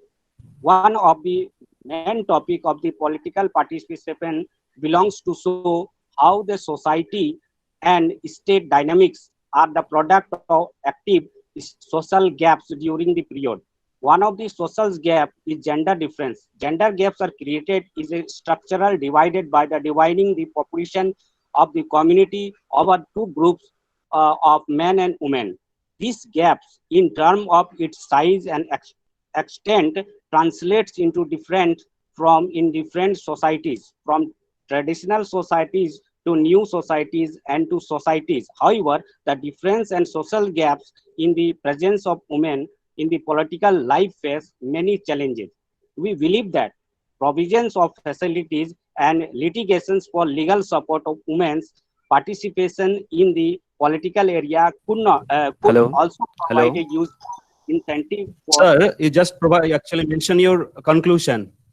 yes, sir. Women to play greater role in the political area and provided equality in political participations to degree acceptable. Conclusion में sir, the political participations of women, which itself legitimize political participation in society, has initially been accompanied by a number of ups and downs in every society, but societies have gradually come to terms with this tireless struggle with the tireless efforts of women and government. Thank you. Provide us last two lines and provided the field of development during history. Women in most countries of the world have been deprived of the right to political participation. Of course, this government cannot be guilty of the exclusion since women themselves have not taken any step in the regards, and the negative view of the community on the participations of women in the social, economic and political sphere have made women even. Sir. Okay. This is my Thank you. question. Next, Thank you. Kaustubh Gautam, student, History, Rabindra Bharati University, West Bengal, Women in Politics. Yes, sir. Am I audible? Yes. Just you explain your paper only within 5 minutes. Okay. Okay, sir. Thank you. Okay. So, good afternoon, everybody. Women in national politics is my paper. So before discussing the role of women in participating politics, it is necessary to understand the background of women's status in earlier social system. We have all known that in history that women had no right to protest against in any social or economical or political injustice, and even they had no right to protest against domestic violence, and also they had no right to study and to take admission in the school. They were restricted to come before any unknown or known male person and to give opinion in any matter in society. In this situation, it was very difficult for the women to come forward, ignoring the social barrier imposed upon them from Vedic period. In spite of those barriers, women tried gradually to protest against those social injustices and barriers imposed upon them. Those who came forward against these pitiful situations of women and fought for the betterment of women were Jyotirao Phule, Pandita Ramabai, Begum Rokeya, etc. first opened the eyes of women of India that they could do lot like male persons. They can play important roles in the field of social justice, economy and politics. Lakshmi Bai, the Queen of Jhansi, was one of the pioneers who did not fear the British rule and fought bravely against them during Sipai Mutiny. Her bravery inspired many women. Among them were Sorola Devi Chaudhurani, who founded Bharat Shri Mahamandal to promote female education, by which so many women inspired to take in freedom movements in India. And yes, sir. Just you mention your conclusion. Okay. Okay. So then understand what you are actually going to say. Just say your conclusion. Purpose of writing of this article is to understand the difficult situation of women in society, and in spite of those barriers, how women tried gradually to protest against social injustice. Thank you, sir. Thank you, Kaustubh, for your good presentation. Now I would like to request here Mr. Sujan Burman, Assistant Professor, Department of Political Science, Raja Pyari Mohan College, West Bengal. Yes, sir, I am present. Yes, yes. Sir, I am present. Audible? Ah, Am I Mr. audible, Bhumi, sir? yes, yes, yes, yes. Mr. Yes, Bhumi, Okay, sir. just Myself, finish Sujan. your, Okay, finish sir. your Okay, paper. sir. I just Hmm. start. Myself, Sujan Burman, Assistant Professor of Political Science from Raja Pyari Mohan College, Uttarpara, Hooghly. First of all, I would like to thank the both colleges and organizing committee who organized such a wonderful webinar and give me the opportunity to present my paper. And also thanks the both resource person and all participants who are listening to me. My paper topic's name is Some Notable Women Politicians in Post-Independence India and Their Role in Indian Politics. The paper divided into three parts: introduction parts, main focus of the study, and conclusion. Just you mention the conclusion, Sujan. Thank you, sir. Thank you, sir. Okay, other things needs to be said at the end that as a result of the 73rd and 74th amendments to the Constitution in 1992, women's participation in local politics has increased significantly. However, although light of hope is that the participation of women in Indian politics is increasing day by day. Okay, sir. For lack of time, I would like to end my speech Okay, by we will see thanking your everyone paper again. when you will submit. And Okay, thank you, sir. thank you for your brief presentation. Now I would like to hear Imran Hossain, student political science, University of Gaurbangam. Imran Hossain. Imran Hossain. Imran is there. Imran Hussain. Imran, I think he's not present here. And already Dalia Haldar presented her paper. Now I think Debashish Sarkar, assistant teacher, School of Education, Kabira Gaji School. So Debashish Sarkar, can you hear me? Hello, Debashish Sarkar. Hello, Debashish Sarkar. And the next participant, Nomita Vartawal, research scholar. I think Debashish Sarkar has already presented his paper in a previous session. Okay. Next, Nomita Vardawal, research scholar, MMAZ Academy of International Studies, Jamia Millia Islamia, Delhi. Nomita Vardawal. Can you hear me? I think he's not present here. And the last presenter of this seminar, Sorbani Chatterjee, Assistant Professor History, Subhash Chandra Bose, Cantonary College, West Bengal. And it's Shabuni, sir. Shabuni Chatterjee. Yeah. Yes, Shabuni Chatterjee. Sorry, madam. Yeah, it's okay. Okay, madam, you can start. Okay. Good evening, everyone. My topic is Queen Who Ruled, Redefining Indo-Greek Queens on the basis of their coins. The political history of India from the earliest time clearly runs through a sharp masculine line, which with very marginal or no provision of representation of women. Though there was a political assembly like Sabha and Vidatha where women can participate, still kingship was patrilineal.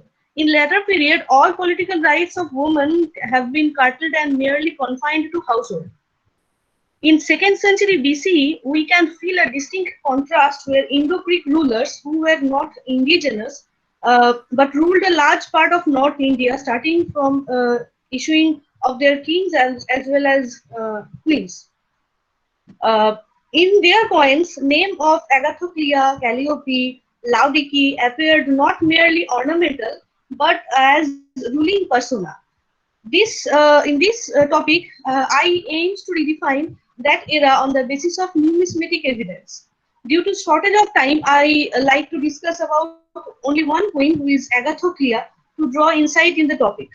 According to traditional view, Agathoclea was the widow of Menander I, and she may also have been the daughter of Agathocles, who was a king of Bactria.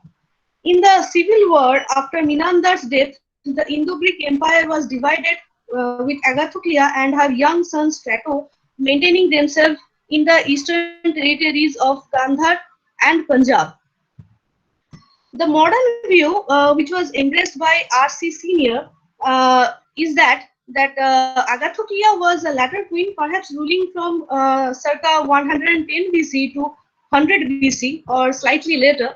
In that case, Agathoclea was likely the widow of another king, possibly Nicias or Theophilus.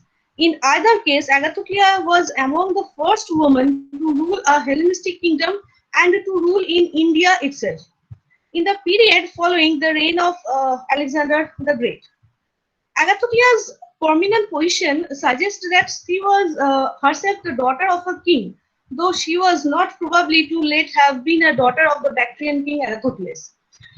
She started ruling as the regent of her infant son Strato I, and not only took administrative duties but also military activities to run the empire safely. And she also issued coins with her son Strato, which were mostly silver and bronze and mostly are bilingual. And in these coins, the name of Agathoclea appears more often in Greek legend than in Indian. Some of her subjects may have been reluctant to accept an infant king with a queen regent, unlike the Seleucid or Ptolemaic kingdoms. Almost all Indo-Greek rulers who were depicted as grown men, this was probably because the kings were required to command armies, as can be seen on their coins, where they are often depicted with helmets and spears. Agathoclea seems to have been associated herself with Athena, the goddess of war. Athena was also the dynastic deity of the family of Menander. In bronze coins of Agathoclea, bust of either helmeted Athena or Agathoclea was shown as a personification of the goddess and or sitting on Heracles. By this, she actually tries to put divinity to her power, maybe to make it unchallenged by any other men of that time, and also to depict her power and martial abilities, which is she wants to show that she is not inferior to any man, and she can do military duties or commanding armies like a man or a king of his time, of her time. As I know we have very meagre time, I just want to conclude that I believe is Agathoclea is the first woman, I can say Indian woman, because she was born in Gandhar, to have a coin, and that coin, that Indian coin, to depict a female ruler by herself. Certainly, she was no shrinking violet, and she calls herself godlike, to proclaim divinity to her power. It is my urge to every student of history, especially of ancient period, and to all the person who were now hearing me, this unsung episode of history should be represented, and more researches on the quality and characteristics of these ruling queens of India should be discussed. Thank you very much. I think I am today. I am now finished. Hello. Hello. Hello. Yeah, I think this is a good presentation in historical perspective. Madam, thank you again for your brief presentation. Now, I think this is the last session. I am requesting those who are actually collecting the questions, or do you have any questions in this particularly for this session? Any question for the presenter? Hello, Chandan, can you hear me? Yeah, no one has mentioned Okay, any question. There's no question Okay, there. so I think In chat box there is no question. So you can conclude your Yes, yes. by putting your remarks. Here, the scholar they presented and some students also presented here some important topics. My observation regarding the new scholar and student, not for the teachers actually. I think I am requesting you to select a specific topic, rather a whole study area to present a specific research problem. All the topics title are like as women in politics. It's a vast area. Just you select particular specific study area. And I next observe here, first select a specific research problem after rigorous review of literature. Even when you are writing an academic paper, find out specific research gaps and select specific methodology for the same research problem. And always remember, in research paper, you should have something new. And this is my observation for the basically new students. Those are already presented paper in this this particular session. I have no observation for the teachers and other scholar. Now I would like to request Mahfuzur, if you have some your observation, you can say. Hello. No, I don't have such observation here because already all people are exhausted and all comments indicate their exhaustion. So it's enough and we can go for the validatory session. So yes, Chandan, thank you. Thank you again, Dr. Tilottama Mukherjee, organizer of this seminar, and joint convener, Mr. Chandan Roy, Department of Political Science, Malda College, for giving us a wonderful opportunity as a chairperson. And I like to offer over to organizer or Mr. Chandan. Can you hear me? Thank you, Dr. Utpal Roy and Mahfuzur Rahman to conduct this session and conclude the session within the stipulated time period. So once again, I like to thank Dr. Utpal Roy and Mahfuzur Rahman. And now we are going to start our validity session. And in this session, we are supposed to present three. We are going to supposed to. There are three speakers. Sri Srinivas Singh Jadhav, coordinator, convener, IQAC, Shyama Prasad College, Kolkata, and the second one, Sri Prabhas Choudhury, convener, IQAC, Malda College, and in that session, finally, Srimati Gandhari Saha, associate professor and head Department of Political Science, Malda College, will conclude the session, and she will give the vote of thanks. And in this way, we conclude the validity session. And during this session, I just after 1 or 2 minutes, I will give you the feedback link. Before I going to share feedback link, I want to give you some information. All the paper presenters will get their certificate within 3 days, and I personally sent them their certificate in their respective mail ID, and the participants need to fill up feedback link. This feedback link is available in our webinar related website. If you go to the webinar related website, there you will find a link of feedback. This link is available in all pages, in the top of the all pages, but now this link is disabled. After 1 or 2 minutes, I will enable this link, and after enabling this link, you can give your feedback. And within 7 days, all the certificate we will release to the respected mail ID. If anyone will not receive his or her participant certificate after 7 days, they may contact with me, and I will give. Again, I will try to issue again a new certificate, and all the certificate copy will available in our webinar related website. If you do not receive any, if you not receive your certificate, then you also download your certificate from our webinar website. So now I request Dr. Srinivas Singh Jadhav, convener IQAC, Shyama Prasad College, Kolkata. Hello, sir. Are you present? Hello, I'm audible, sir. Yeah, you are audible, sir. Okay, thank you very much, sir. for organizing so nice program. Actually, I am comfortable in Hindi. If you allow, I will speak in Hindi. Yes, sir. Yes, sir. You may proceed. कहा जाता है कि आज की जो नियति है वो अपने आप को राजनीति में अभिव्यक्त करती है. दैट मीन्स कि आज की जो भी चीजें हैं वो सबसे ज्यादा राजनीति से तय होती है. और सबसे पहले मैं श्यामा प्रसाद कॉलेज और मालदा कॉलेज दोनों हमारे प्रिंसिपल, वाइस प्रिंसिपल मैम और पॉलिटिकल साइंस के डिपार्टमेंट के जो फैकल्टीज हैं उन्होंने इतना सुंदर विषय चुना है, इसके लिए मैं बहुत बहुत बधाई देता हूं.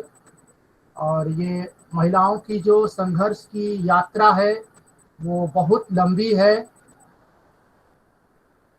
अब हम पहले स्त्रियों को जानते हैं कि बहुत ही कम अधिकार थे या उन्हें बहुत सारी यातनाओं से गुजरना पड़ा है, बहुत सारी बंदिशों से गुजरना पड़ा है, उन्हें माया या तमाम तरह की चीज़ें कही गई हैं.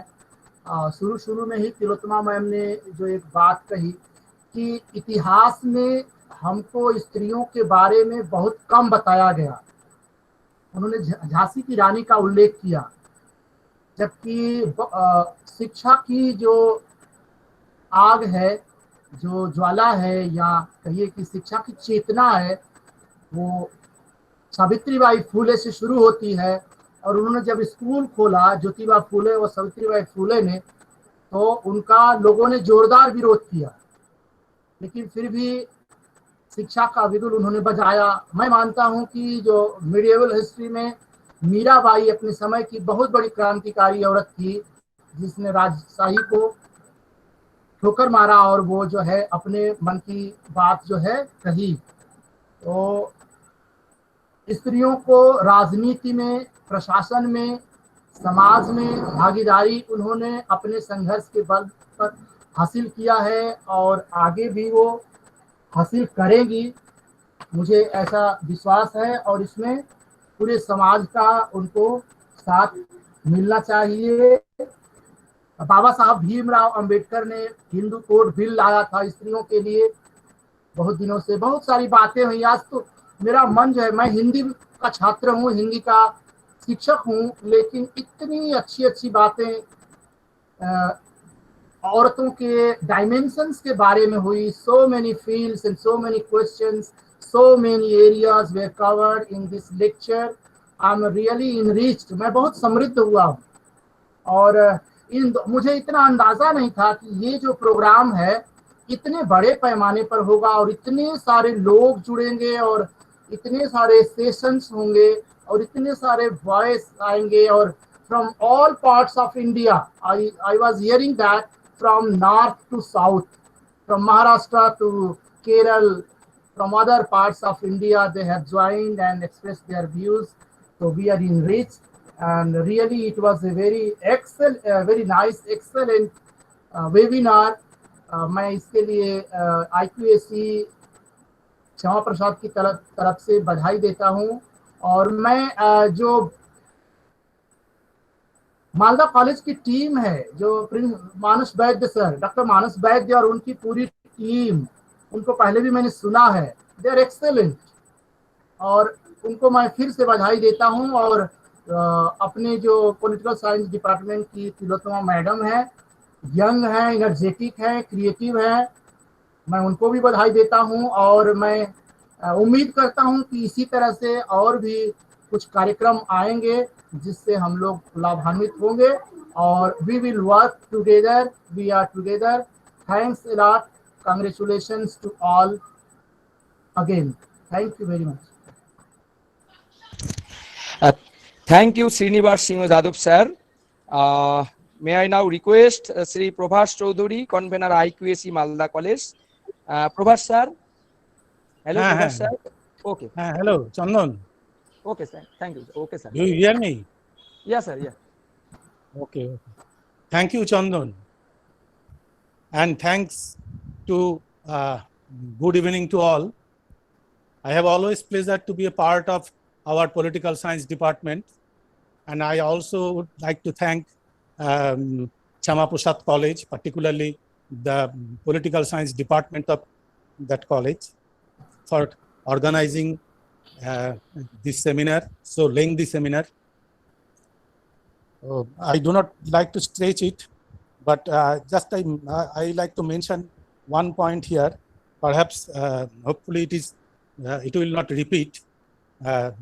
We are talking about women in politics, and particularly we are considering the women in politics of power, or centering power, state power, and that power expressing itself through panchayat to parliament, or any other form, Senate or Congress, anything. But if we go beyond that, particularly nowadays, during the period of globalization, we can see another politics and women in politics, that politics of self-determination, politics of self-control. And we can see that that type of participation of women in politics, in the movements like landless rural workers movement, that is called as MST movement in Brazil, grown up for the last 40 years. We can see the movement of Piquetaro movement of Argentina since 1990s. We can see the autonomous movement of Chiapas, Zapatista autonomous movement in Mexico. So in all these movements, the participation of women is more than 60%, nearly 70%. And they are not only raising questions of patriarchal nature of state, at the same time, they are searching for the path of self-determination.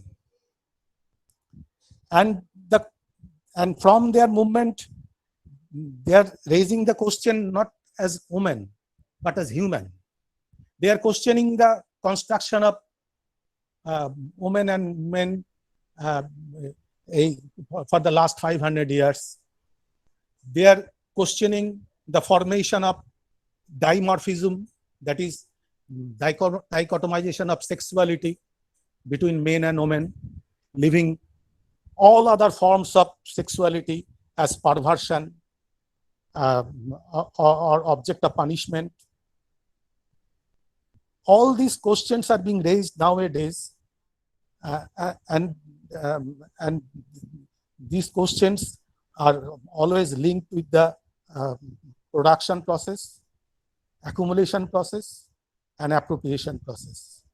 So I think this side should also attract the researchers and academicians for the empowerment, for the social empowerment of women. Thank you. Thank you again to all.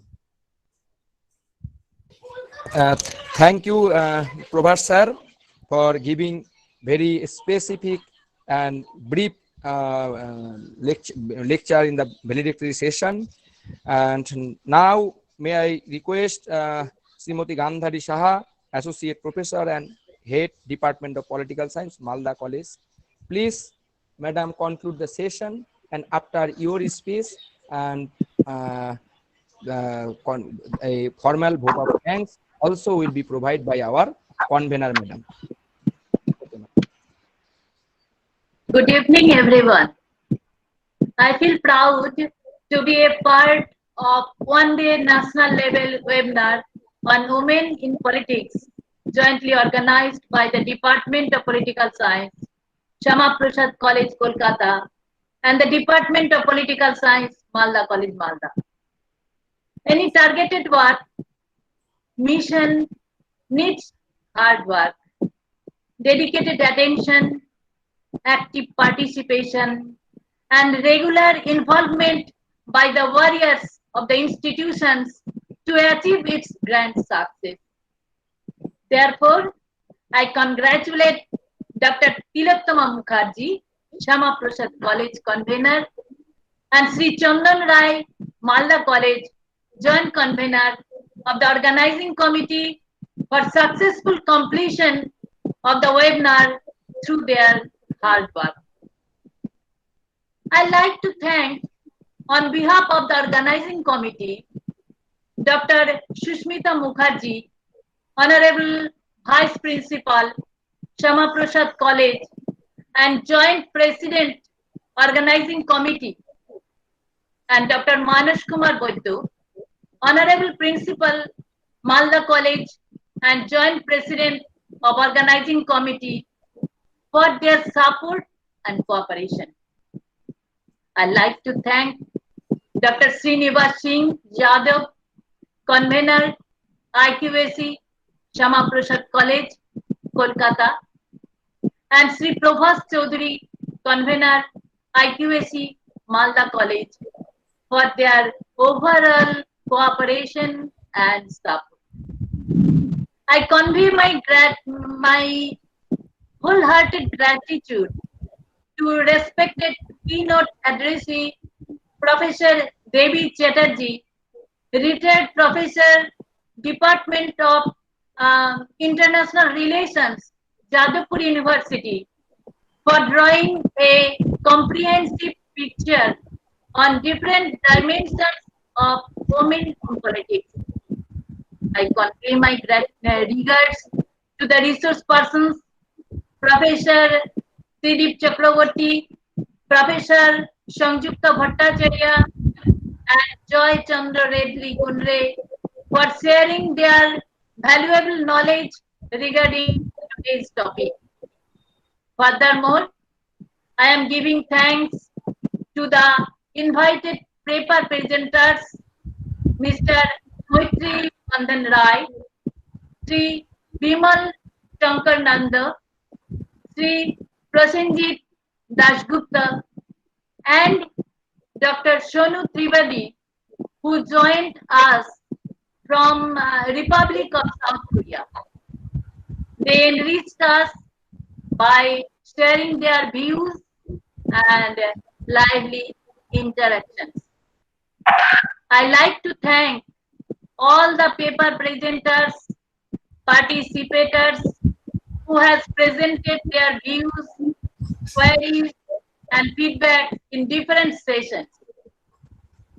I especially giving thanks to Mr. Dev Kumar Sinha for his instrumental music in inaugural session. Last but not the least, I am giving thanks to all the teachers, non-teaching staff, and students of the two respective colleges. I thank my technical the technical team who are handling mass and social media platforms from behind the screen and played their role well for smooth conduct of the program. With their active cooperation and support, our noble endeavor has become successful. Thank you all. Thank you, Gandhari ma'am. And may I now request our convener, please say a few sentences and officially announce the webinar is over. Please, Dr. Tilottama Mukherjee, please say something about this webinar and officially declare the webinar is over. Over to Tilottama Mukherjee. Thank you, Sri Chandan Rai. I think Gandhari madam has summed it up very well. She has thanked everybody and has not missed out on anyone that I can think of. I just want to add that from my side, I would like to extend my deepest thanks and my gratitude to the Department of Political Science at Malda College, the technical team at Malda College, and especially to Gandhari Madam for being so loving and caring, and to Sri Chandan Roy sir for the entire technical support that he and his team has given us for this seminar, for from everything he has done. I thank him. Thank you very much, IQAC of Malda College. Thank you all the participants for being with us. I know some of you were unhappy that it was stretching beyond. We apologize for that. We tried our best to finish it as soon as possible. Thank you. Hope to meet you all again in some other seminar. Stay safe. Have a very good night. Thank you. I declare the seminar closed.